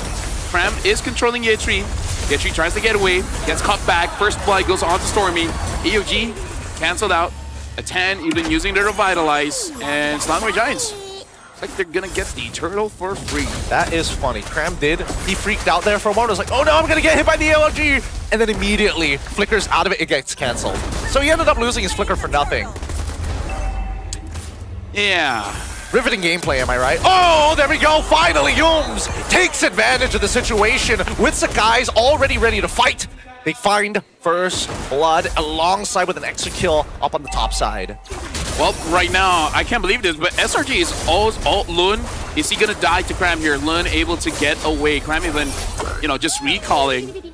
I gotta say, Slangway Giants, they're taking this game quite seriously because looking at the BPM of everyone is almost over 100. Innocent is the most challenged. He's at 97. This is very interesting. While Invictus Gaming, I think they're too chill. I think that they're kind of chill about the scenario as well. I think they also recognize that it's like, okay, we have to scale. There's really nothing we can do here. Oh, wait, hold on. Well, they're able to get Cram, and then take it. They can get the kill. Lun secures the kill. 6 minutes in, 3 kills total, and then this time a 10 gets caught again. AOG jumps in, Innocent flickers out. Ye3 goes for the chase, but never mind, goes back, gets taunted. Nothing happening. All right, goes back. And now they back away. It's decisive, right? It really just boils down to, can you find the pick on the opposing team? And can you... And well, I think that SRG slightly differs in that sense where they have to make an overall macro decision because everybody has to do their part. You got to get priority over your lane. You got to have the clean rotation so nobody has loss of EXP, and you need to show up at the right time so that dives can be enabled so everything is on the table. Up on top side, I'm surprised we haven't seen SRG actually go for the lane swap. I would have imagined that by now, Innocent would have made his way over to the mid lane. Well, Sakai finds a 10. Seals. Run away. We're kind of useless as a play-by-play for now. Dude, it is riveting gameplay right now. Oh yeah. This is something that you can only see here in MPL MY. Bro, and they're gonna get first turret. Good taunt coming in from Yums. Able to get Tricky. And then Ye3. That's a lot of damage coming in from the Rafaela. First item, by the way, is even the Enchanted Talisman. Not even bothering with anti-heal. A 10. Runs away. I should have took him out there, but luckily they didn't burn his battle spells. They didn't get his ult out of it either. Now Yums, he knows that he's got like a full, strong level lead against Atan. Anybody who's same level as him, he's not worried about. Because everybody who's same level as him, unfortunately, just doesn't have the items to cut through him at all. He can absorb arrows just for fun now. Well, At least someone's having fun. Nah, not really. I think Year 3 is having a certain degree of fun. Tell me that doesn't look exciting for him. See what happens when there's no casting. Well, Year 3 gets pulled back. Rock G tried to help out. Year 3 gets away. And a ton gets away. And then SRG gets another turret. We gotta cast this like we're casting golf, dude. Oh, yes. That's basically what it is right now, right? Yeah, we're that's just the seeing both teams just, you know, taking valiant efforts and very good strokes. Invictus Gaming for now awaiting Selangor Giants to enter. Look at Hughes with the conceal going in. AOG, Skies, amazing dodge. Invictus Gaming, successful defense. That was a good bogey. Good bogey. And we can see that Yetri got caught. And eventually, he does die. I don't understand why. Unfortunately, fighting in those pretty awkward positions is really starting to cost them here as they continue to lose more and more map play. Oh, the green! Well, Humes flickers forward, able to get a tan. Able to get away. What? What? How does Humes get hit there instead of Crab? Talk about a no damage. Dude, there's literally nothing that happened. This is so painful. This is like you know, just a rash growing in uncomfortable spots on your body. Like Invictus Gaming can't get. Oh no. Well, Atan AOG gets cancelled over and over. He still survives. Atan is invincible. He's 0-0-0. He's done it all. He's done it all, and he's eaten at least 9 ults at this point. 9 ults from like 3 different people each time. And yet somehow, he's still walking away with this. I don't know when Invictus Gaming, how long this game is going to take, but this 7k gold lead, like, it is suffocating. It genuinely feels like Selangor Red Giants are ready for the armbar. I'm very impressed, Gideon, that our analyst has found something to talk about, which, by the way, I call this Stormy stole the Lord from his own team. And I actually think it is a basic attack. Man, guys, you need to work on your entry. Zipper, we found the clip. We still got jobs to do, but at this stage of the game, like Anthony, he's testing the waters as much as he can, and these abyssal arrows, wait, hold on, this one might be good, but Sakai's, he's got the whole team waiting for it. They just cannot engage on it, but finally somebody decides to do something about it, and Rockji manages to get a bit of a split push to get at least 1 tower for himself. Yep. Now, as Selangor Giants awaiting the minion to come in, walk in, as defense from Invictus Gaming backs off. The turret has been taken. They gotta be careful of the space. Good use of the landscape so far, making sure that, you know, the green is still good. Maybe make a par 4, maybe even a bogey, but so far good chunks onto Rock G. And yet, they still can't deal with the super minions that are coming through. And even Lun, you can tell, can't breathe. Well, Edison gets a kill. Score right now, 5-1. Yetri pulling the Lord away.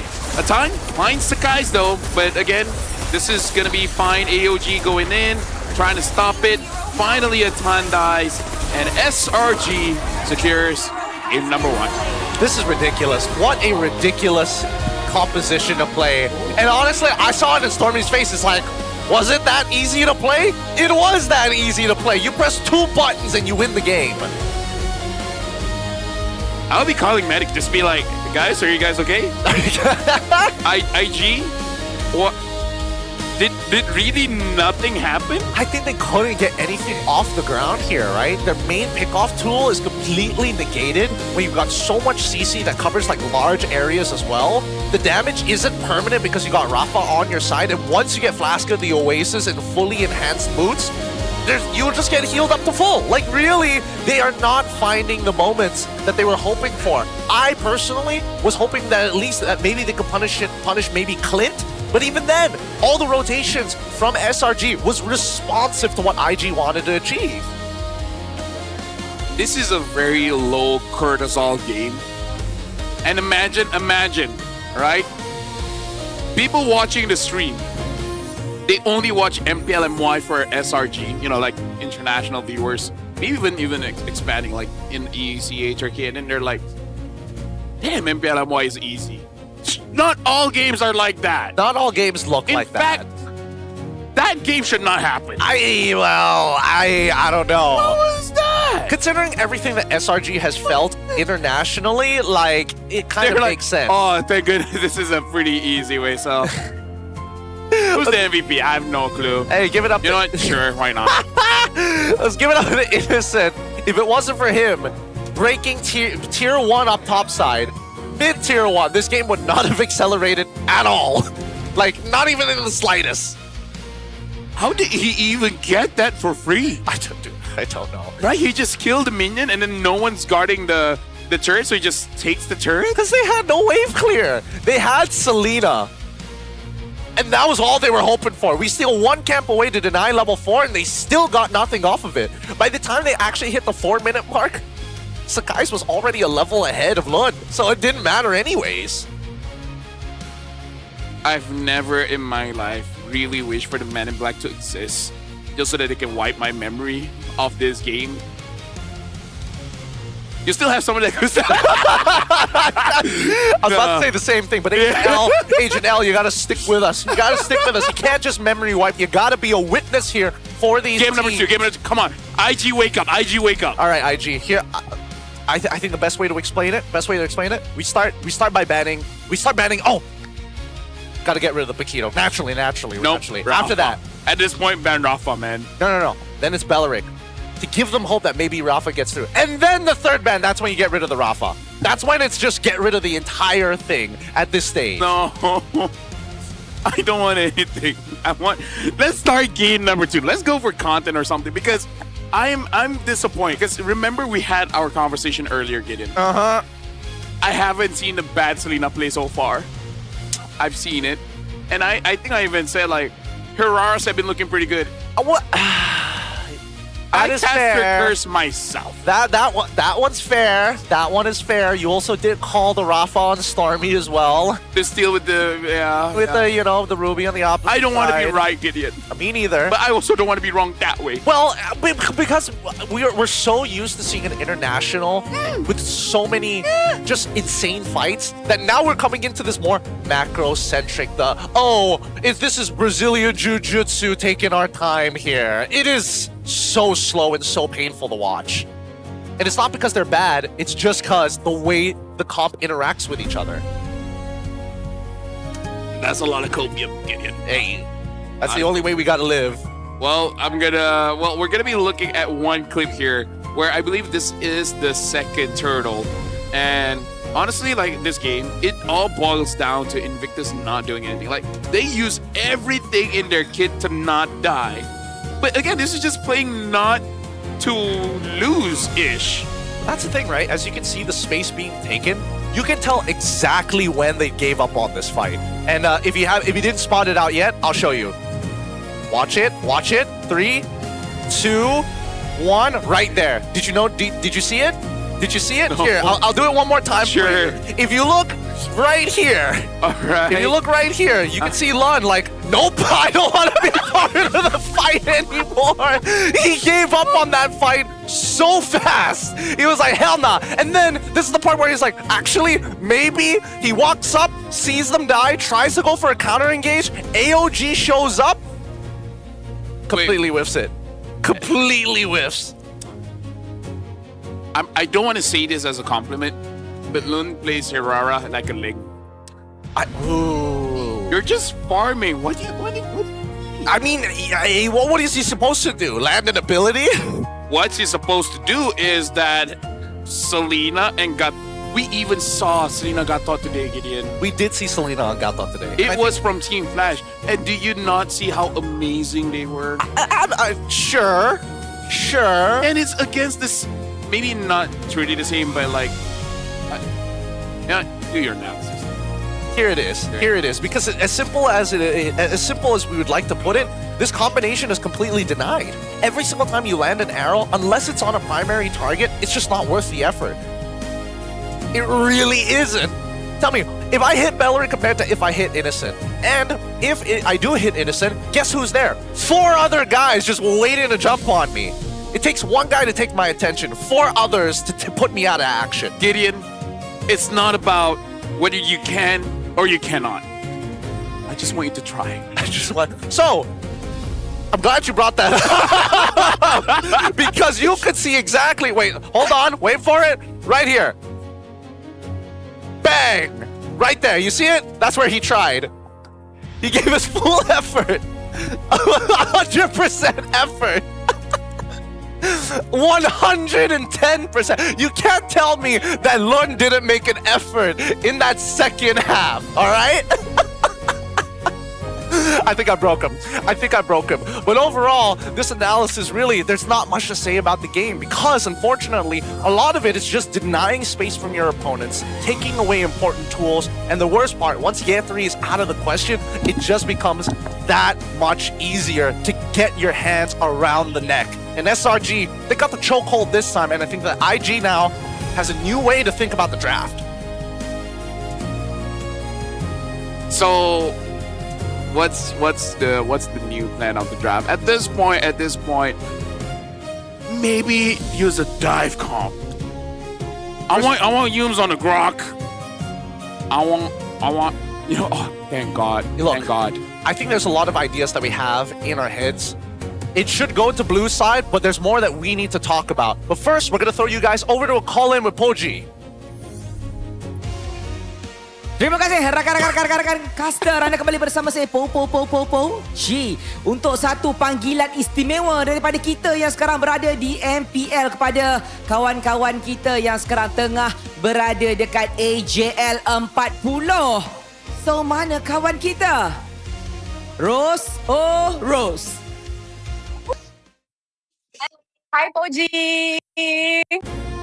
So, Rose, macam mana semua dekat sana? Boleh tak kongsikan dengan kami yang ada dekat sini situasi dekat sana? Hype ke, seronok ke, meriah ke? Seronok sangat. Last time we were here, it was masa M6. And untuk kali ni pula, kita ada dekat ni untuk AJL. Guys, vibes are amazing. Saya faham. Yay. Tapi itulah gambarnya dekat sini macam memang 3GP kan, kita tak boleh nak cakap apa-apa. Tapi saya nak Rose, boleh tak Rose tunjukkan dekat kami sekarang bila kita dah pergi event yang gah-gah meriah ni, baju semua mesti cantik. Boleh tak show off sikit wardrobe korang masing-masing? Guys, kita kena nyanyi Negaraku. Alamak, adakah ini tanda saya kena matikan panggilan? Tapi saya faham korang nampak cantik dan handsome. Dan dia tak boleh nak jawab. Saya rasa kita kena matikan panggilan sekarang bagi menghormati lagu kebangsaan yang telah dinyanyikan. Bye-bye Rose. Bye-bye semua. I love you guys. Banggakan MPL berada di sana. Kena nyanyilah pula. Jadi dengan itu kita tak boleh nak paksa mereka. Kepada kawan-kawan yang berada di rumah, korang boleh je enjoy AJL dekat tonton. Dan pada masa yang sama juga kepada anda yang berada di rumah ataupun berada di venue, jangan lepaskan peluang download tonton supaya korang boleh berpeluang memenangi sehingga 40,000 diamond bila korang tengok MPL dekat tonton. Tahu tak? Mesti tak tahu kan? Jadi itu sahaja daripada saya. Kita nak kembali semula kepada meja analis untuk mereka bincangkan how IG untuk comeback. Thanks, Poji. We just got done singing the Negaraku already, but how you do it? I can't take it anymore. Oh boy! Oh boy! If those moments couldn't get any better, we can't seem to get it out of our system. Shout out to Todak. Shout out to Todak here. Week 1 has been interesting. Week 1 has been very, very interesting, and hopefully it gets better from this point onwards. Because my God, from the games, I can't believe we caught Rose in the middle of singing the national anthem on an interview. Here's the thing, because in my head, it's already blurry. So it's like, what's the worst that could happen? We gotta sing the Negaraku. Like, oh boy! Oh, well-timed national anthem. Well-timed. What are they doing? Anthem. Oh, they're on the caster side. Okay. Hey, they're already back. Good lord, that was funny. That's definitely a clip of itself. Want to play some Magic Chess? I can't win over. It's tough because again, it's tough luck for us. We're gonna see the same compositions once more. But I hope I'm praying IG do the smart thing. Take blue side so that you don't have to be the one that has to ban it. And it's up to SRG to show you what they do on red. Okay, so what do they do on red? Same thing. ban the Belric, get rid of the Rafa, and then get rid of the Paquito in that order. Have I convinced you yet?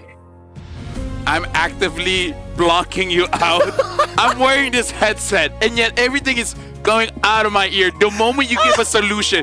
You know how when with your significant other and they want to talk to you, but they don't want a solution.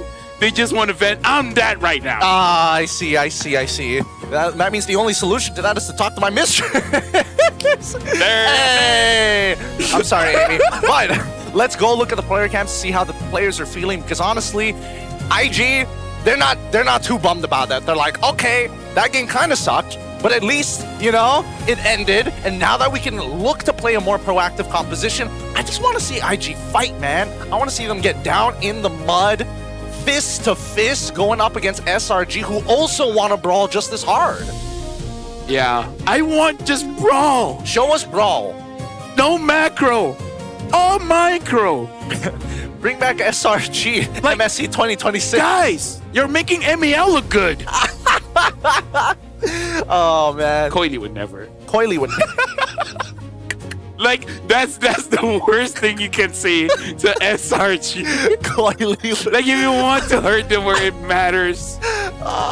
So, Roji, why do you change your IGN from rough? He said, I asked my manager which one was...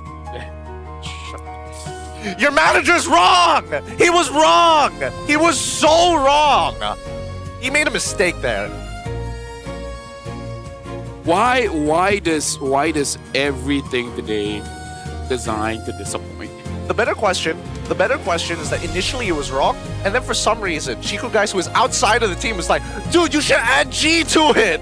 It'll be so sick if you add the G! Morty! Instead of rough, it should be rock. And he had a G in the end. A rock G, that's so sick. Morty. Ugh. At this point, I do want to be like Rick and get that thing on my head and but not go to sleep. Yeah, just have the hairstyle. Yeah. I was going to say, I was going to say to mimic Morty's voice with using rough, but now that it's Rock G, it doesn't roll off the tongue as well. I had to play it in my head. It was not good. Yeah. Well, speaking of not good, we should be starting the draft eventually here. Yums is in high spirits. Cram is chilling. And let's look at IG. Let's look at what... Oh my god, 1 minute and 53 seconds. This is going to feel very, very long. So, at this point, SRG, at least make it look good. Pick up Selena Kufra again. You guys look good on that. I think they forced too many playmates, right? They're going back to their fundamentals. They're going back to basics here. That's what it looks like. Yeah. Screw the basics, man. Just go for your natural instincts, right? Your primal urges. Like, be a tiger in a hunt. And then you see a deer. And then you're like, wait, is that a deer or a rhino? I'm short-sighted. Doesn't matter. Dude, this is $1 million idea for the rebranding of Aurora. Sure. Master the basics of primal instincts. Oh, that's very good. Yeah, that would be great, right? That would be amazing. That would be so good. I mean, no shade to Dexstar or even Ben things during their times, but this guy said, "Let's go SR2." I'm with you, man. Yeah, I'm with you. I'm with you too. Can we do it on a snowball comp? Yeah. End it by 9 minutes. End it by 9. When we had a Rafa, we thought like, okay, maybe this game is gonna be less exciting. I mean, it definitely was. It definitely was. Coach Vic, if Vicky has a phone, I'll text him and be like, Vicky, no Rafa, please. No Rafa, please. It's like, imagine having a very talented player like Kyrie play Boxia. We're really gonna take shots at everybody at this point. Dude, if you upset me enough, this is the perfect time you get me on a podcast. I'll make everybody upset. I have no favorites. You got no favorites? All right, let's see, because right now, this could be the You want me to talk about Izanami? They're not even playing. Not yet.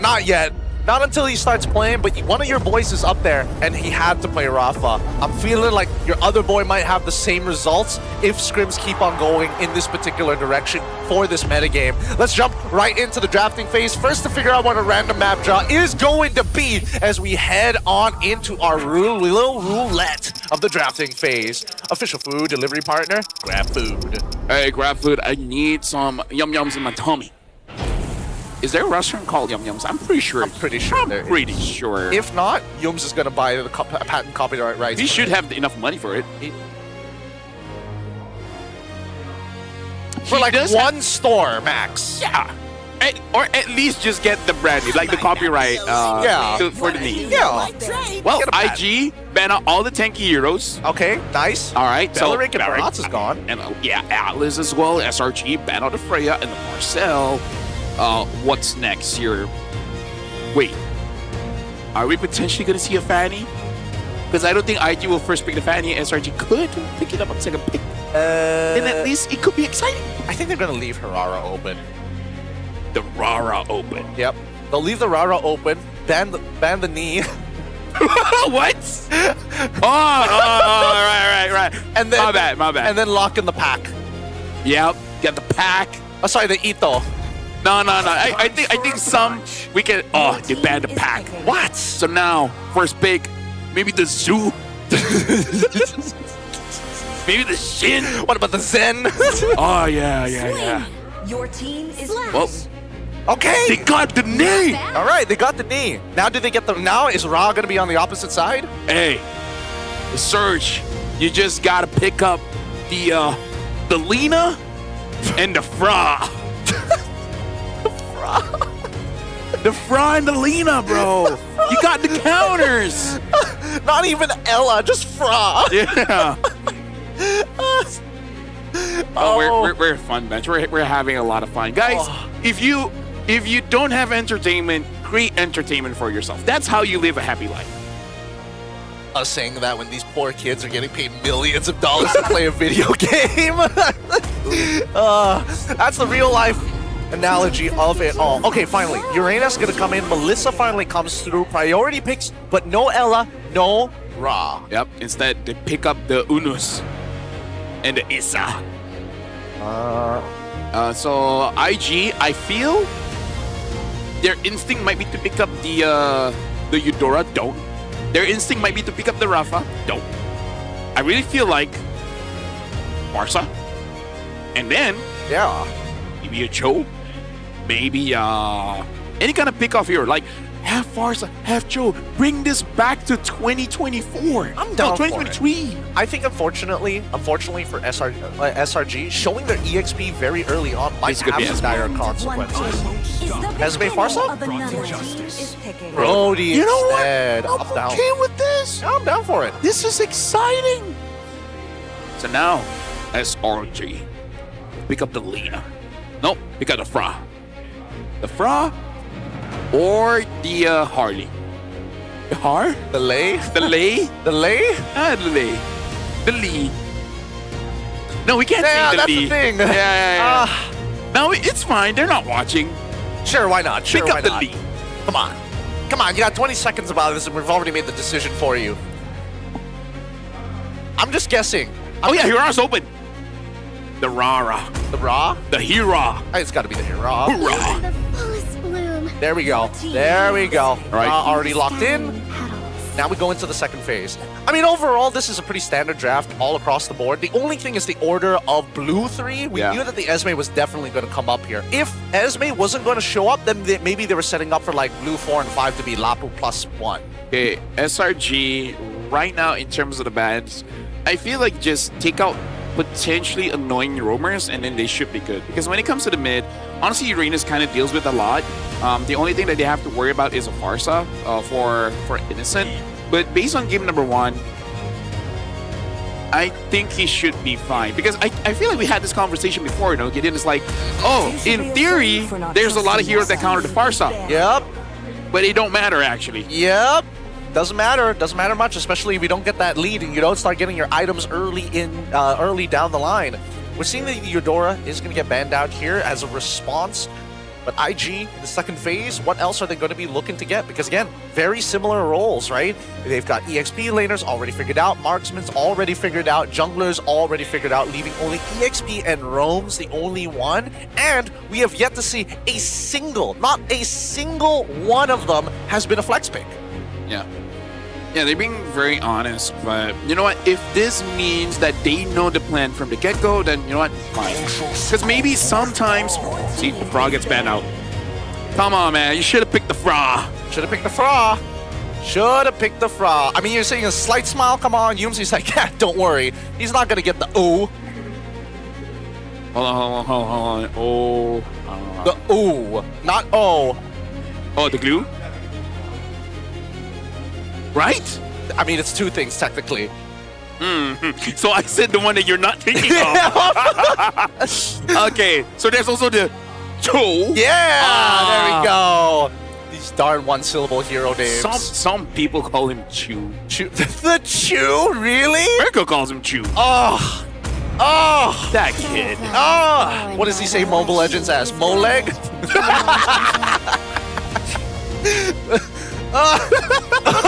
Oh man, we're having too much fun. Yeah. Oh god. Damn Again, it. this is just us roasting everyone.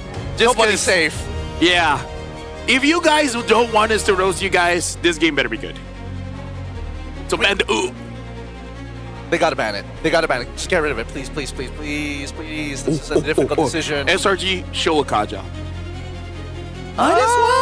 Or IG, I don't care who. Is Kaja legal to play? Yeah, 100%. 100%? That means 100%. That means nobody has been picking it up. The guy has a visa. Oh.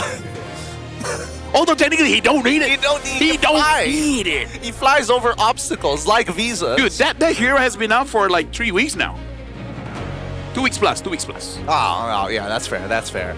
But honestly, like I feel like now we don't even have to wait for 2 weeks. It's just 1 week. That's the thing, which is surprising to me that nobody's actually leaning into Kaja as like a potential meta setter, right? Plus, production would tell us, right? Oh, by the way, this hero is bad. But they didn't say it. I mean, we did show a graphic on it on day number 1. Badang. Yeah, and it's the cool Badang. It's the cool Badang. So now we have a different boxer. Is it this one ate something weird. What did he eat? Like the punch fruit? No. Like nah. No, like the actual lore of Badang. Like I think he ate some kind of goo or some kind of he ate the unta. goo? Oh, yeah. What? Like for him to get his powers. By the way, Farsight, yay! Finally. We asked for it for like forever, and now the Chew. See, at least they get the things I want. Yep. I asked it for blue 2 and 3, but I'm okay with this. But the better question is whether or not, like, why did they lean into this Badang rather than going into the Cho? Like, they needed this disruptor for some reason. I don't think it's one of those, like, we look too far because Hirara is going to struggle against Badang. I think Badang is actually easier to catch the Fanny. Because for the Cho, sometimes, like, you know, the first ability to knock out first, sometimes she still, like, glides through, you know? That's fair. So that's annoying. But I thought they wanted the flexibility of, like, you know that potentially Farsight can come out there, and you need somebody who's able to kind of disrupt that. Now they kind of don't have somebody who disrupts that, and you're expecting Hirara to close all that distance? Like, I think we're, you know, being a little far-reaching here. But if they take their own feathered airstrike, who cares? Yeah, who cares? Or you can even take the way of the dragon. So many good options. You can tear apart some memories. You know what? Knowing Stormy is being your boy, he's got to go above and beyond. He's going to pay you for all of his sins by stealing torn apart memories and just wiping them all out. Get a savage. And be like, Chibi, ooh? Second Maniac, second Savage of the first week, by the way, in our second day. But we've already settled what the draft is going to be. Our compositions are pretty straightforward, right? You're playing for Snowball. Invictus Gaming are proactively looking for trades across the map. They want to skirmish and slang our Red Giants. They also sort of want to skirmish as well. So, Gideon, am I justified to crash out if IG does nothing this game? Absolutely. All right. 100% you have the green light here. That's what I want. We're jumping into the land of Dawn here. IG with a Cho and a Farsight and a Fanny. First big Fanny, which personally for me only really gets countered by the Badang. Everything else is kind of like free. So yeah. Did IG show up? Yitri. Show.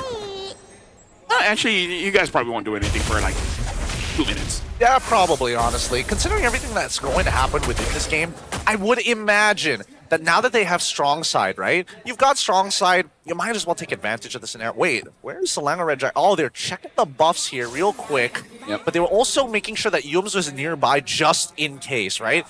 This is why it's very scary to actually trade into Invictus Gaming as of right now. It's much harder to get things done. Well, Stormy taking a bit of damage from Atan or Atan. And looking at the emblem setup, is there anything interesting? Maybe. I mean, Cram on Master Assassin. For some reason, he loves going Master Assassin in these sandbag matchups. Yeah, well, he wants to be one of those guys that actually gets a kill. So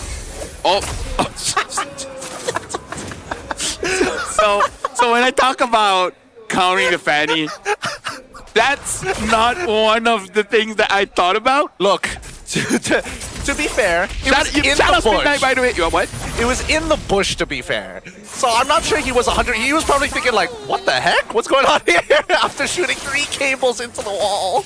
I didn't know there's a new map called Build a Wall. Oh my god, the next map, Extra Walls. When it's not enough, if nothing happens in the game, we're just closing the turrets.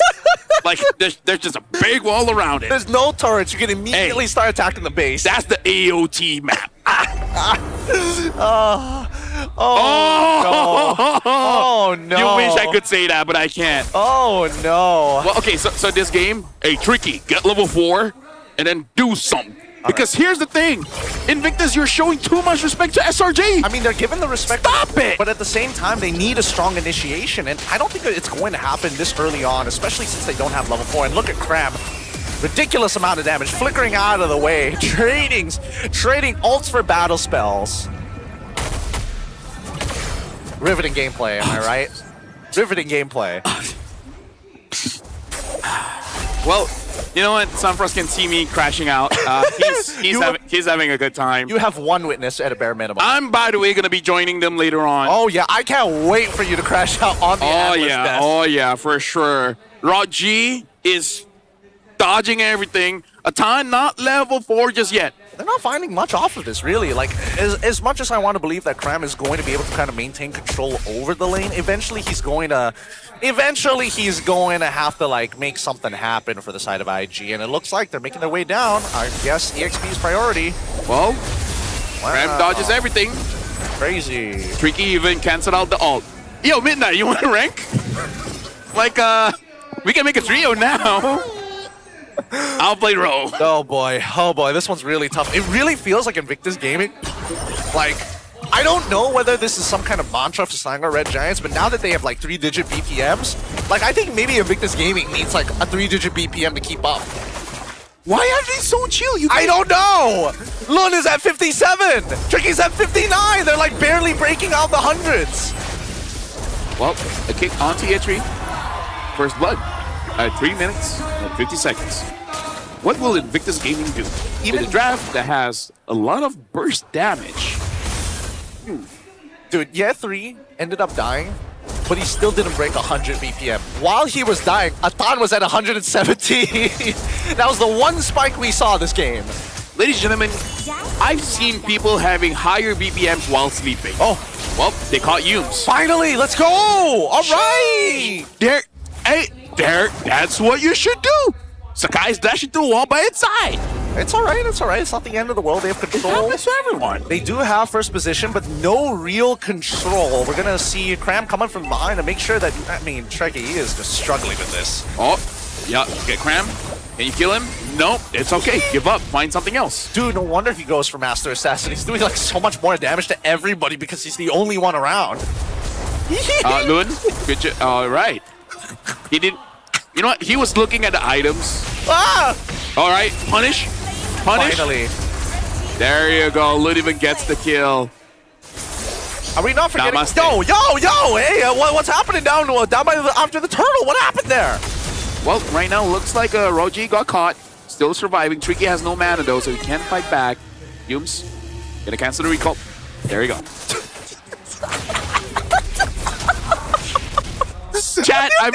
Chat production, Muntan, everyone. I am so sorry, but it's our job to make it entertaining. At this point, the best option is to have fun, right? It's just to enjoy life. It's a Saturday. It's a Saturday. It is a Saturday, but at the same time, it's like, yo, what do you think was gonna happen? At what point does the last brain cell just give up? Like, what? You know what I'm saying? Yo, SRG, why aren't you destroying IG at this point? I mean, they're fighting back. They heard what we said. Now they're coming up with a 3-2 so far. I think things are starting to pick up here because now Rogji even gets the tier 1 on top side. This might actually start becoming a real game. Yeah, all right. You know what? I'm all for it. Right now, nothing happens just yet. Don't worry. But we're looking for a ton here. Looks like Stormy does have the Way the Dragon. Able to get a kick. By the way, Innocent losing the lane, like, it's completely understandable. Like, Brody, it's kind of unfair going up against Melissa. I've tried that matchup before, not fun. Not easy to play. Definitely not easy to play. Concealed, used by Yum. Sakai finds Riki. Yum's able to get the kill there. And now Atan looks like able to lock Yums. Lun secures the kill. Lun goes in. Innocent gets Rockji, and now there's no more energy for Lun. Sakai's goes in, tries to get a kill onto the Fanny. Lun still survives. Sakai's, maybe he overstepped. He does have the combo points. Nice. Able to get away. Really, really nice. They create space. They force these plays so that Innocent can start taking down structures while they are hard diving T2s or in between 1s and 2s at the same time. Really doesn't matter. It's the bait and switch that Selangor Red Giants have developed for themselves to make sure that their brawly style actually gets something at the end of the day. Yeah. For now, it does seem like, okay, maybe game number 1 is just, warm-up. Now there's some semblance of fighting here. Yums gets caught and now gets bursted down. Raji secures the kill. Invictus Gaming.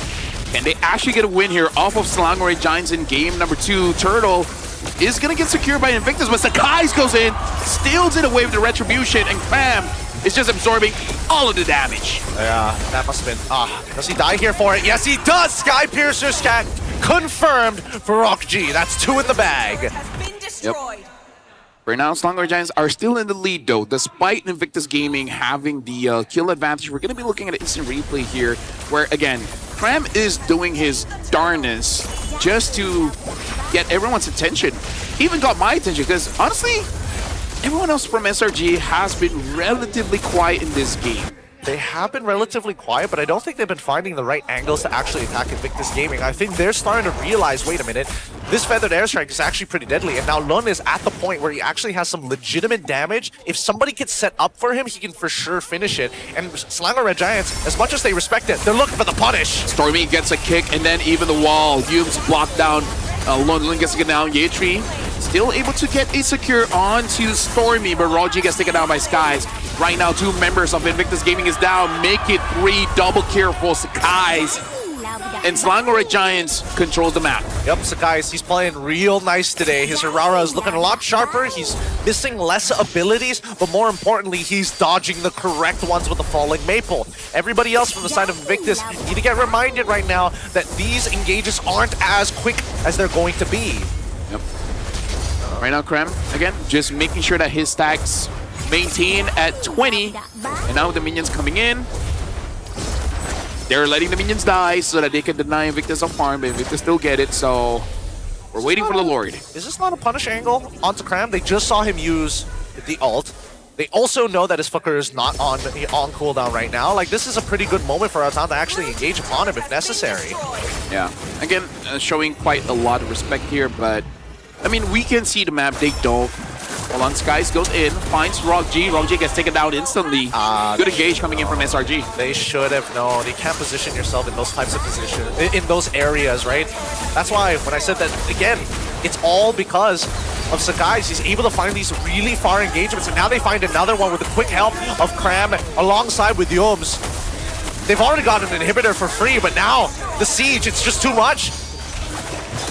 Well, Atan flickers forward, gets a kick in, but the damage coming in from Chinky is stopped. Sakai gets taken down. And then Million Loon tries to get a kill with the Cutthroat, unable to. But Selangor Giants has already penetrated the base of Invictus Gaming. It's not on the long lane though, and that's the unfortunate part. Top side is still getting shoved in pretty hard as it turns into a slow push, but they need to go for the full reset. Until Sakai's is back up, they just need to make sure that they don't allow Invictus Gaming to steal the Lord from underneath their noses. They have a 4.9k lead at this stage of the game, and they've been hard shoving every... Oh no, yeah, 3 may have jumped a bit too much. Then they can chew, Drakey a little late on the feathered airstrike. Lund, he's trying, gets a cut throw onto the right target, but gets kicked by Stormy in the nick of time. Right now, Tan is all alone. Has to get away, but looks like is going to get blocked by this Badang. The Badang coming in from Yumes is a headache. He's just disrupting all around, and the walls that he's creating just makes it so that no one can really run. Oh no. Is he dead? Yep, he's so dead. He missed the most important ability, and he got punished hard for it. So guys, 4-1-4, finding a good solo kill. Luckily, Tranky didn't even bother. Actually, he probably should have thought about flickering in that situation, but it's best used for later on, for this upcoming fight that they know that Selangor Red Giants are just going to force against them. Well, SRG clearing the way. Namin is coming in from mid as well as top. Now it's on Invictus Gaming to try and clear the waves. The Lord is still marching down bot. Mid come in. Selangor Giants, they're trying to siege this. Damage coming in on Lund. Lund gets taken down. Now Yetri as well as Tantana very low, but Yumes catches them from the back. Able to get tricky. And now Selangor Red Giants, they're looking at the end angle. Stormy even kicking Yetri out of the fountain with the Lord coming in. Selangor Red Giants, they're closing it out 2-0. Man. Oh! And just before they go down, Sakai's gives one more parting gift after they sweep IG underneath the rug, outclassing them in both matches with 2 completely separate styles of compositions. Well, SRG, again, the nonchalant, I would say celebration after the win, but yeah, I don't think there's any celebration needed for that one. Congratulations for Selangor Red Giants winning out their first match.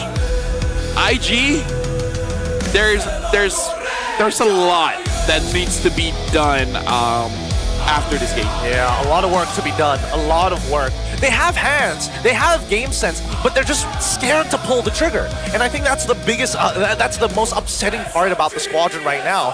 It is very early on into the season, so there's more to be shown from this squad. And I think they have what it takes, but they need to show it up on that stage first. They looked nervous, they played nervous, and they gave too much damn respect. Yep. Well, soon we will be having an interview with SRG. It's going to be nice to see how they feel after that one. So we're going to be giving it over to Poji to talk with SRG after that victory.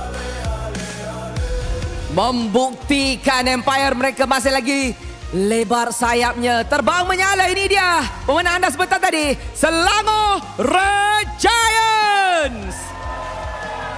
Innocence, once again you start the season with a win. SRG historically start the game with a very rough one. So what do you think about the team's performance today? Our team? It's good because the game was smooth and there's not a lot of mistakes. And we're happy for that because that's what we're practicing before MPL.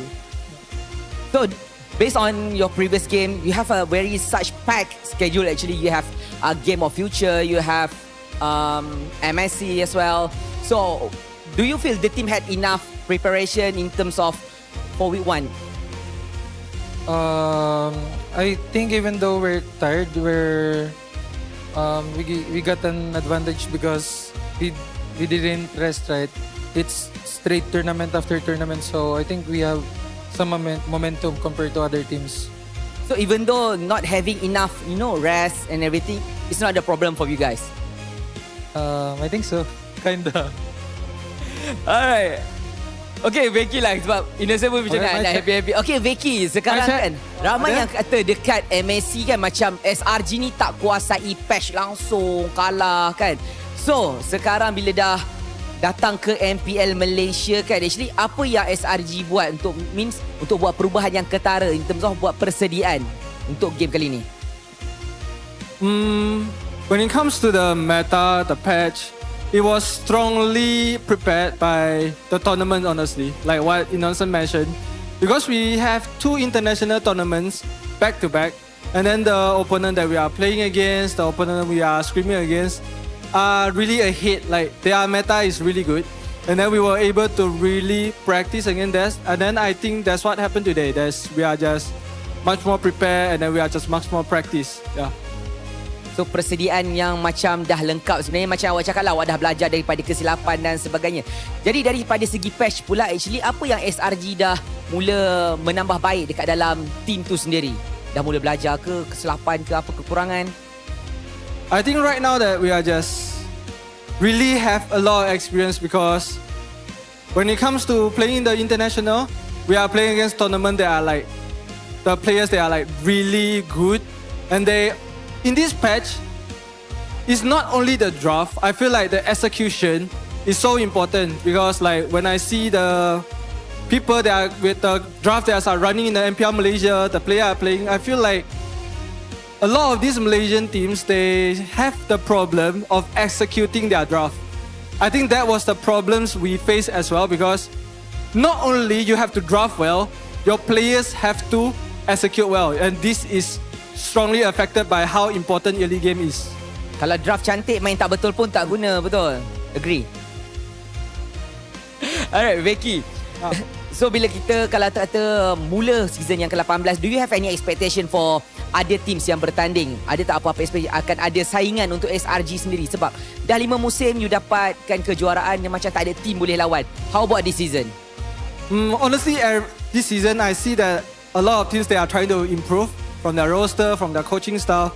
So what we have to do is just we have to constantly also keep up our practice. And then I feel like this season we feel so different as well, because before that I felt like we might be a little bit too comfortable, but facing the defeats in international, I can feel the vibes change, the aura change. Like in today's game, I'm really satisfied and I'm really proud of my players, because I think they show such a clean game, and that's what I'm expecting my players to constantly and consistently be able to show MPL MY that we are here to be the top dogs again. We are here to be the undefeated kings again. Yeah.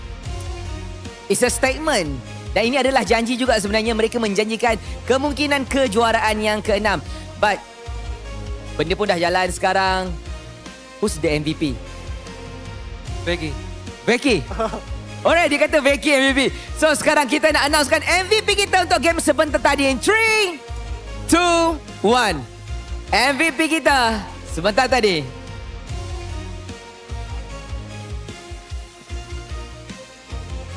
Siapa? Stormy! You really have to die. Alright, so kita minta Stormy untuk naik ke atas sekejap. Happy kita, ramai yang happy kasi tahu Stormy jadi MVP. Alright, let's go. Kita punya match prodigy.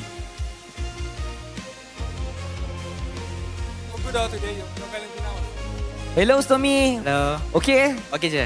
So macam mana hari ni, permainan semua ready? Yeah, ready and happy with the results lah. So, untuk berdasarkan pada pendapat awak sendirilah, result dekat MSC tak begitu orang kata cun sangat lah kan.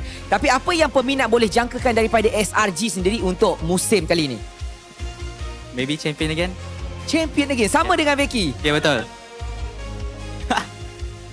Alright, selain daripada tu, mana tahu mungkin korang nak macam buat kejutan ke ataupun macam mana, maksudnya it's a macam golden road kali ni kan, korang nak walaupun gagal dekat MSC tapi untuk M series tu macam mana perjalanan dia, target dia bagaimana? Maybe kita akan fokus one at a time and try to always focus in every game. Always focus in every game. Okay, baik, faham. Baik, saya pun tak nak ganggu awak sangat juga. Any last words kepada peminat, ahli keluarga, kawan-kawan semua yang ada kat bawah? Innocent ke, Becky ke, Stormy? Alright, for all the fans, actually I have said this for a lot of times because I felt like this season feel different because we come from a pretty rough international, and then I know there's a lot of fans that was like very disappointed, feel very sad. But what I want to say is, I saw how much you guys were fighting for us. And then even though you guys feel the pain of losing, you guys feel sad, but you guys tetap sokong, tetap give energy. So I want to say really thank you, and I'm very touched of that. And what I can promise is, we will definitely bounce back stronger, and then we will work harder. Thank you very much. Terima kasih Becky, Innocent dan juga Stormy. Itu sahaja daripada kami, daripada atas ini. Sekarang kita akan masuk semula ke meja analis untuk mereka rungkaikan keputusan 2-0 sebentar tadi. Let's go.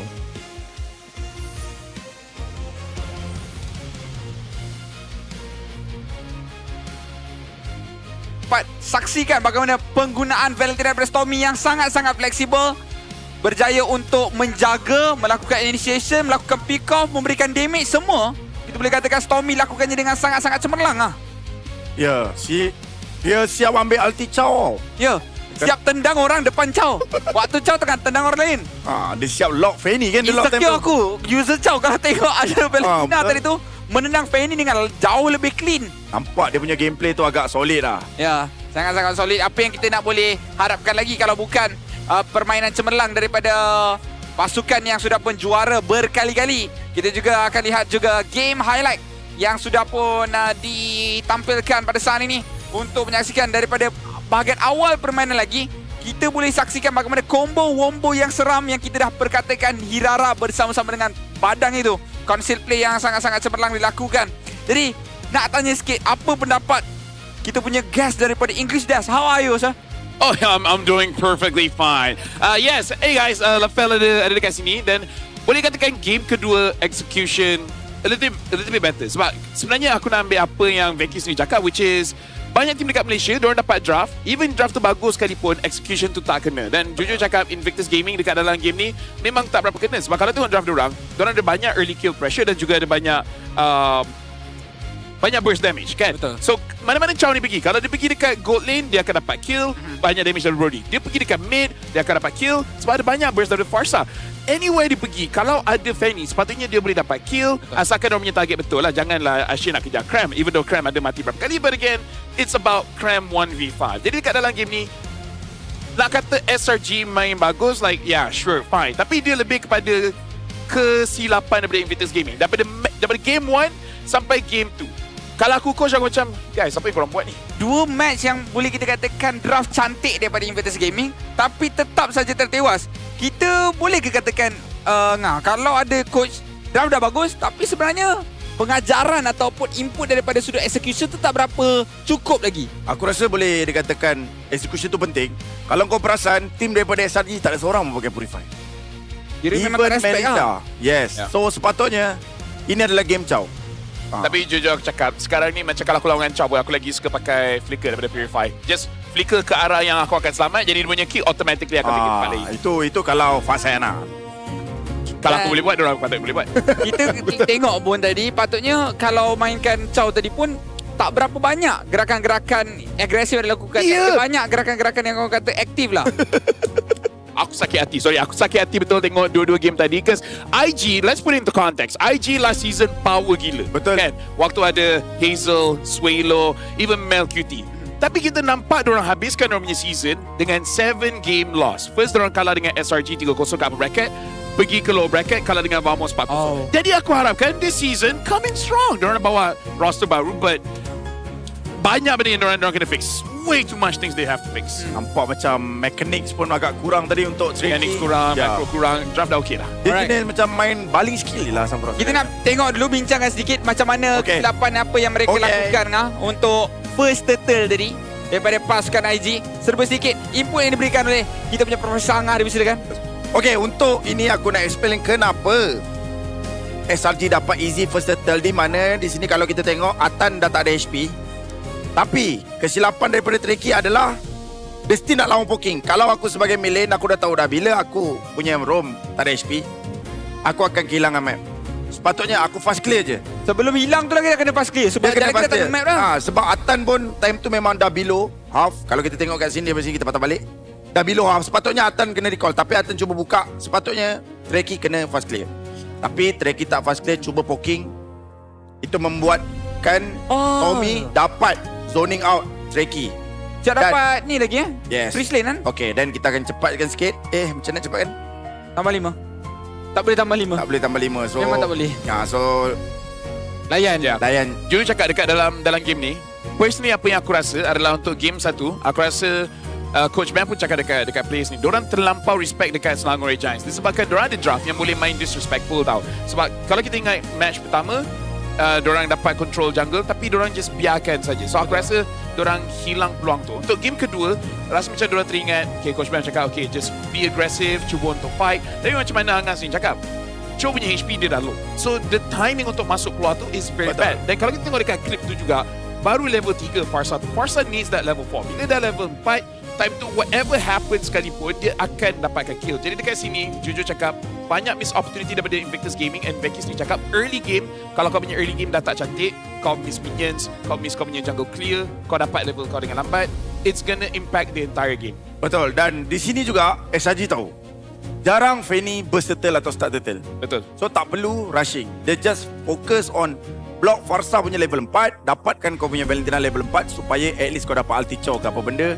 Dan kalau kita tengok kat sini, level 3 Farsa totally dah menang dah. Tak payah dah nak contest apa semua. Ni daripada saya aku untuk IG, perbaiki next game supaya tak buat simple mistake yang cost the game. Kalau daripada sini membuatkan Hirara tu kuat. Betul. Sebab first game tadi diorang tak dapat turtle kan. Jujur cakap, aku rasa diorang autopilot dekat dalam perlawanan ni. So maybe diorang just nervous. Sebab kita nampak quite a few players bila diorang naik dekat atas stage, they just, you know, macam, oh ada ramai orang lagi semuanya fans SRG, so diorang dah start tak main diorang punya gameplay diorang lah. Aku harap next time diorang bermain, diorang akan main lebih confident and actually play diorang punya game. Because diorang dapat draft yang, honestly to say, amazing draft. Sepatutnya boleh bantai-bantai SRG, but we didn't see that. So pada aku, game ni bukanlah SRG perform sangat, tapi Invictus Gaming, that was very bad. That was very bad. Sangat-sangat teruk. Boleh kita katakan kesilapan-kesilapan berlaku adalah kesilapan-kesilapan bottom table team ataupun kesilapan-kesilapan pasukan Diorang buat yang MPL nampak kuat. Yes! Diorang buat MPL nampak kuat. Which is kita dah tengok MPL punya performance tadi dan ianya tak kuat. Alright. So kita dah pun saksikan pelbagai permainan. Jadi kita akan saksikan Play of the Day untuk hari ini. Player of the Day sebenarnya. Player of the Day. Dolly. 12-1. 12-1-4. Tiba-tiba Tak, jujur cakap lah, Donley ni is like diamond in the rough. Kita boleh nampak yang Diamond in the rough? Diamond in the rough. Kenapa dia begitu tukar nampak apa geram tu. Tapi aku akan touch benda tu naik kali. Honestly boleh cakap Donley dan juga Clive. Aku tak kisah dia nak nama dia macam mana, ejaan macam tu aku akan bagi dia Clive. Performance dua orang ni daripada Team Ray is amazing. Tetapi kita pun nak kena letak itu konteks. Hari ni RQ pun main teruk. Jadi aku nak tengok next time Donley main, boleh tak dia nak ada performance yang sama. Sebab dia pakai Pakito Power esok lawan SRG. Tadi dia pakai Pakito Power, dia pakai Hirara pun amazing. Okay, kita tengok pula bagaimana Team Play of the Day bergerakan dari... Oi! Hai! Ini memang rage bait. Bro! Team Play of the Day! Honestly dekat sini, hey bro, kita orang aku boleh puji, okay. Dolin dia dah perasan yang dia somehow dah ada vision. Maksudnya dia dah tahu dia dekat dalam tu, and then dia dapat elak segala-galanya. Kiranya gameplay dari Dolly. Nampak dia elak. Ya Allah. Aku player of the day. Player of the day kan Dolly. Dia punya Hirara memang gila, bro. Aku sebenarnya mengharapkan Skies punya Irara macam tu, tapi menampak diorang nak main disiplin. Diorang nak cakap sebelum Becky marah, kita ikut je semua yang Becky suruh. Dan sekarang kita akan tengok standings, di mana hari ni akhirnya ada 2-0 dan BTR dan SRG dekat top of the table. BTR ada one more match lah. Ada 2-1 juga perlawanan yang dimenangi. SRG menang secara 2-0. Team Ray pun menang 2-0 juga tadi. Dan esok mereka akan bertembung. Salah satu akan kalah dan salah satu akan menemani BTR di puncak tahta. Cakap apa-apa? Cakap sikit lah. Cakap sikit. Aku lebih mengharapkan besok match SRG tak macam ni. Aku nak Team Ray at least dapat 1 point. Season lepas pun dia dapat 1 point kan. Tak, jujur cakap, aku sebenarnya kecewa dengan SRG. Sebab aku rasa game tadi diorang patut bantai-bantai dah. Kalau dah nampak tim sebelah main macam tu, macam Angela 8 minit, 9 minit, 10 minit. Nampak yang aku 9.40 kot. Nampak yang IG pun tadi masa half bila dah tapi baru fight starter. Ini fight starter. Let's go. This is same level. Lawan yang sepadan. Selamat aku tak kerja esok. Yeah. IZ versus RRQ Yes. Satu match yang cukup-cukup penting. Tapi ni memang berita buruk untuk pemain MPL. Nampak macam maruah sekarang tak berapa baik. Harap mungkin baru first week kan. Masih lagi gugup. Perlu untuk mereka ambil waktu sedikit masa sebelum nak perform untuk next week ke. Tapi dia lawan dengan Team Ray, sepatutnya tak perlu gugur. Macam mana dia lawan dengan SRG kalau dia dah gugur lawan Team Ray? Apa esok dia lawan dengan Atan? Adboy lawan Atan. Adboy dah pernah lawan Atan. Takut Aboy panggil Atan. Atan. Rasa pelik gila sebut nama tu dalam English. Kau bayangkan sebut semua English tiba Atan. Oh my god, look at the amazing gameplay coming from Atan. Atan. Dia macam nak sebut tu susah. English kan it doesn't work. Tapi pada semua peminat MLBB nak menang Diamond sambil sokong pasukan kegemaran korang. Patutnya kau yang buat. Tim semua perlawanan MPL MY musim 18 tonton mula 14 Ogos. 14 Ogos. Dah pun memulai sejarah semalam. Jadi pemenang minggu teratas akan berpeluang untuk memenangi sebahagian daripada 40,000 Diamond. Nak upgrade skin atau lengkapkan hero dengan attack item baru untuk critical damage maximum. Jangan lepaskan peluang. Ini stream semua perlawanan MPL Malaysia musim ke-18 secara langsung hanya di Tonton. So, nak cakap apa? Sampai sini saja. Kita sebenarnya tak plan sangat pada ni sebab tiba-tiba laju betul dah habis semua. Thank you to SRG. Thank you SRG. So, kita harapkan pada keesokan hari juga semuanya lancar. Jadi kita akan saksikan mic check, saksikan semua kesimpulan pada hari ini selepas ini. Jadi kita akan jumpa anda lagi pada keesokan hari di hari Ahad untuk MPL Malaysia. Bye-bye. Okay, bye-bye guys. Lama aku tak kerja esok. Boleh main. Aman kram. Yura bang. Yura. Aceh sini. Philip. Boleh atas lah. Just press. Ni bawah. Aman dek, go dek. Bebe, don't chance. Jago. Aku tank, tahu. Dia biar pilih ke dia, makan saya sekali yo. Bet. Tengok saya balik depan. Boleh. Mama. Hero. Goreng. Hero tolong. Goreng guys. Goreng kau. Hero. Oi. Besi tak macam ni pun. Tarik lagi. Cari hero guys, kalau bisa guys. Boleh. Boleh. Jaga. Ada guys. Tak. Ura. Kau Fikar. Mati. Bawa. Nice pare. Ura. Kau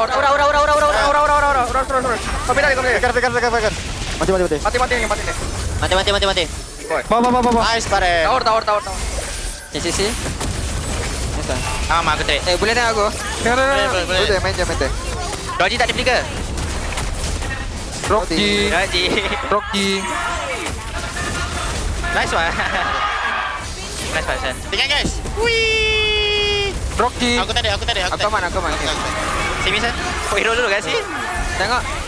Aman. Masuk. Go to base there. Masuk. Masuk.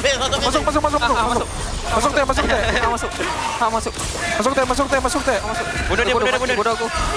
Endo. Aduh. Wait.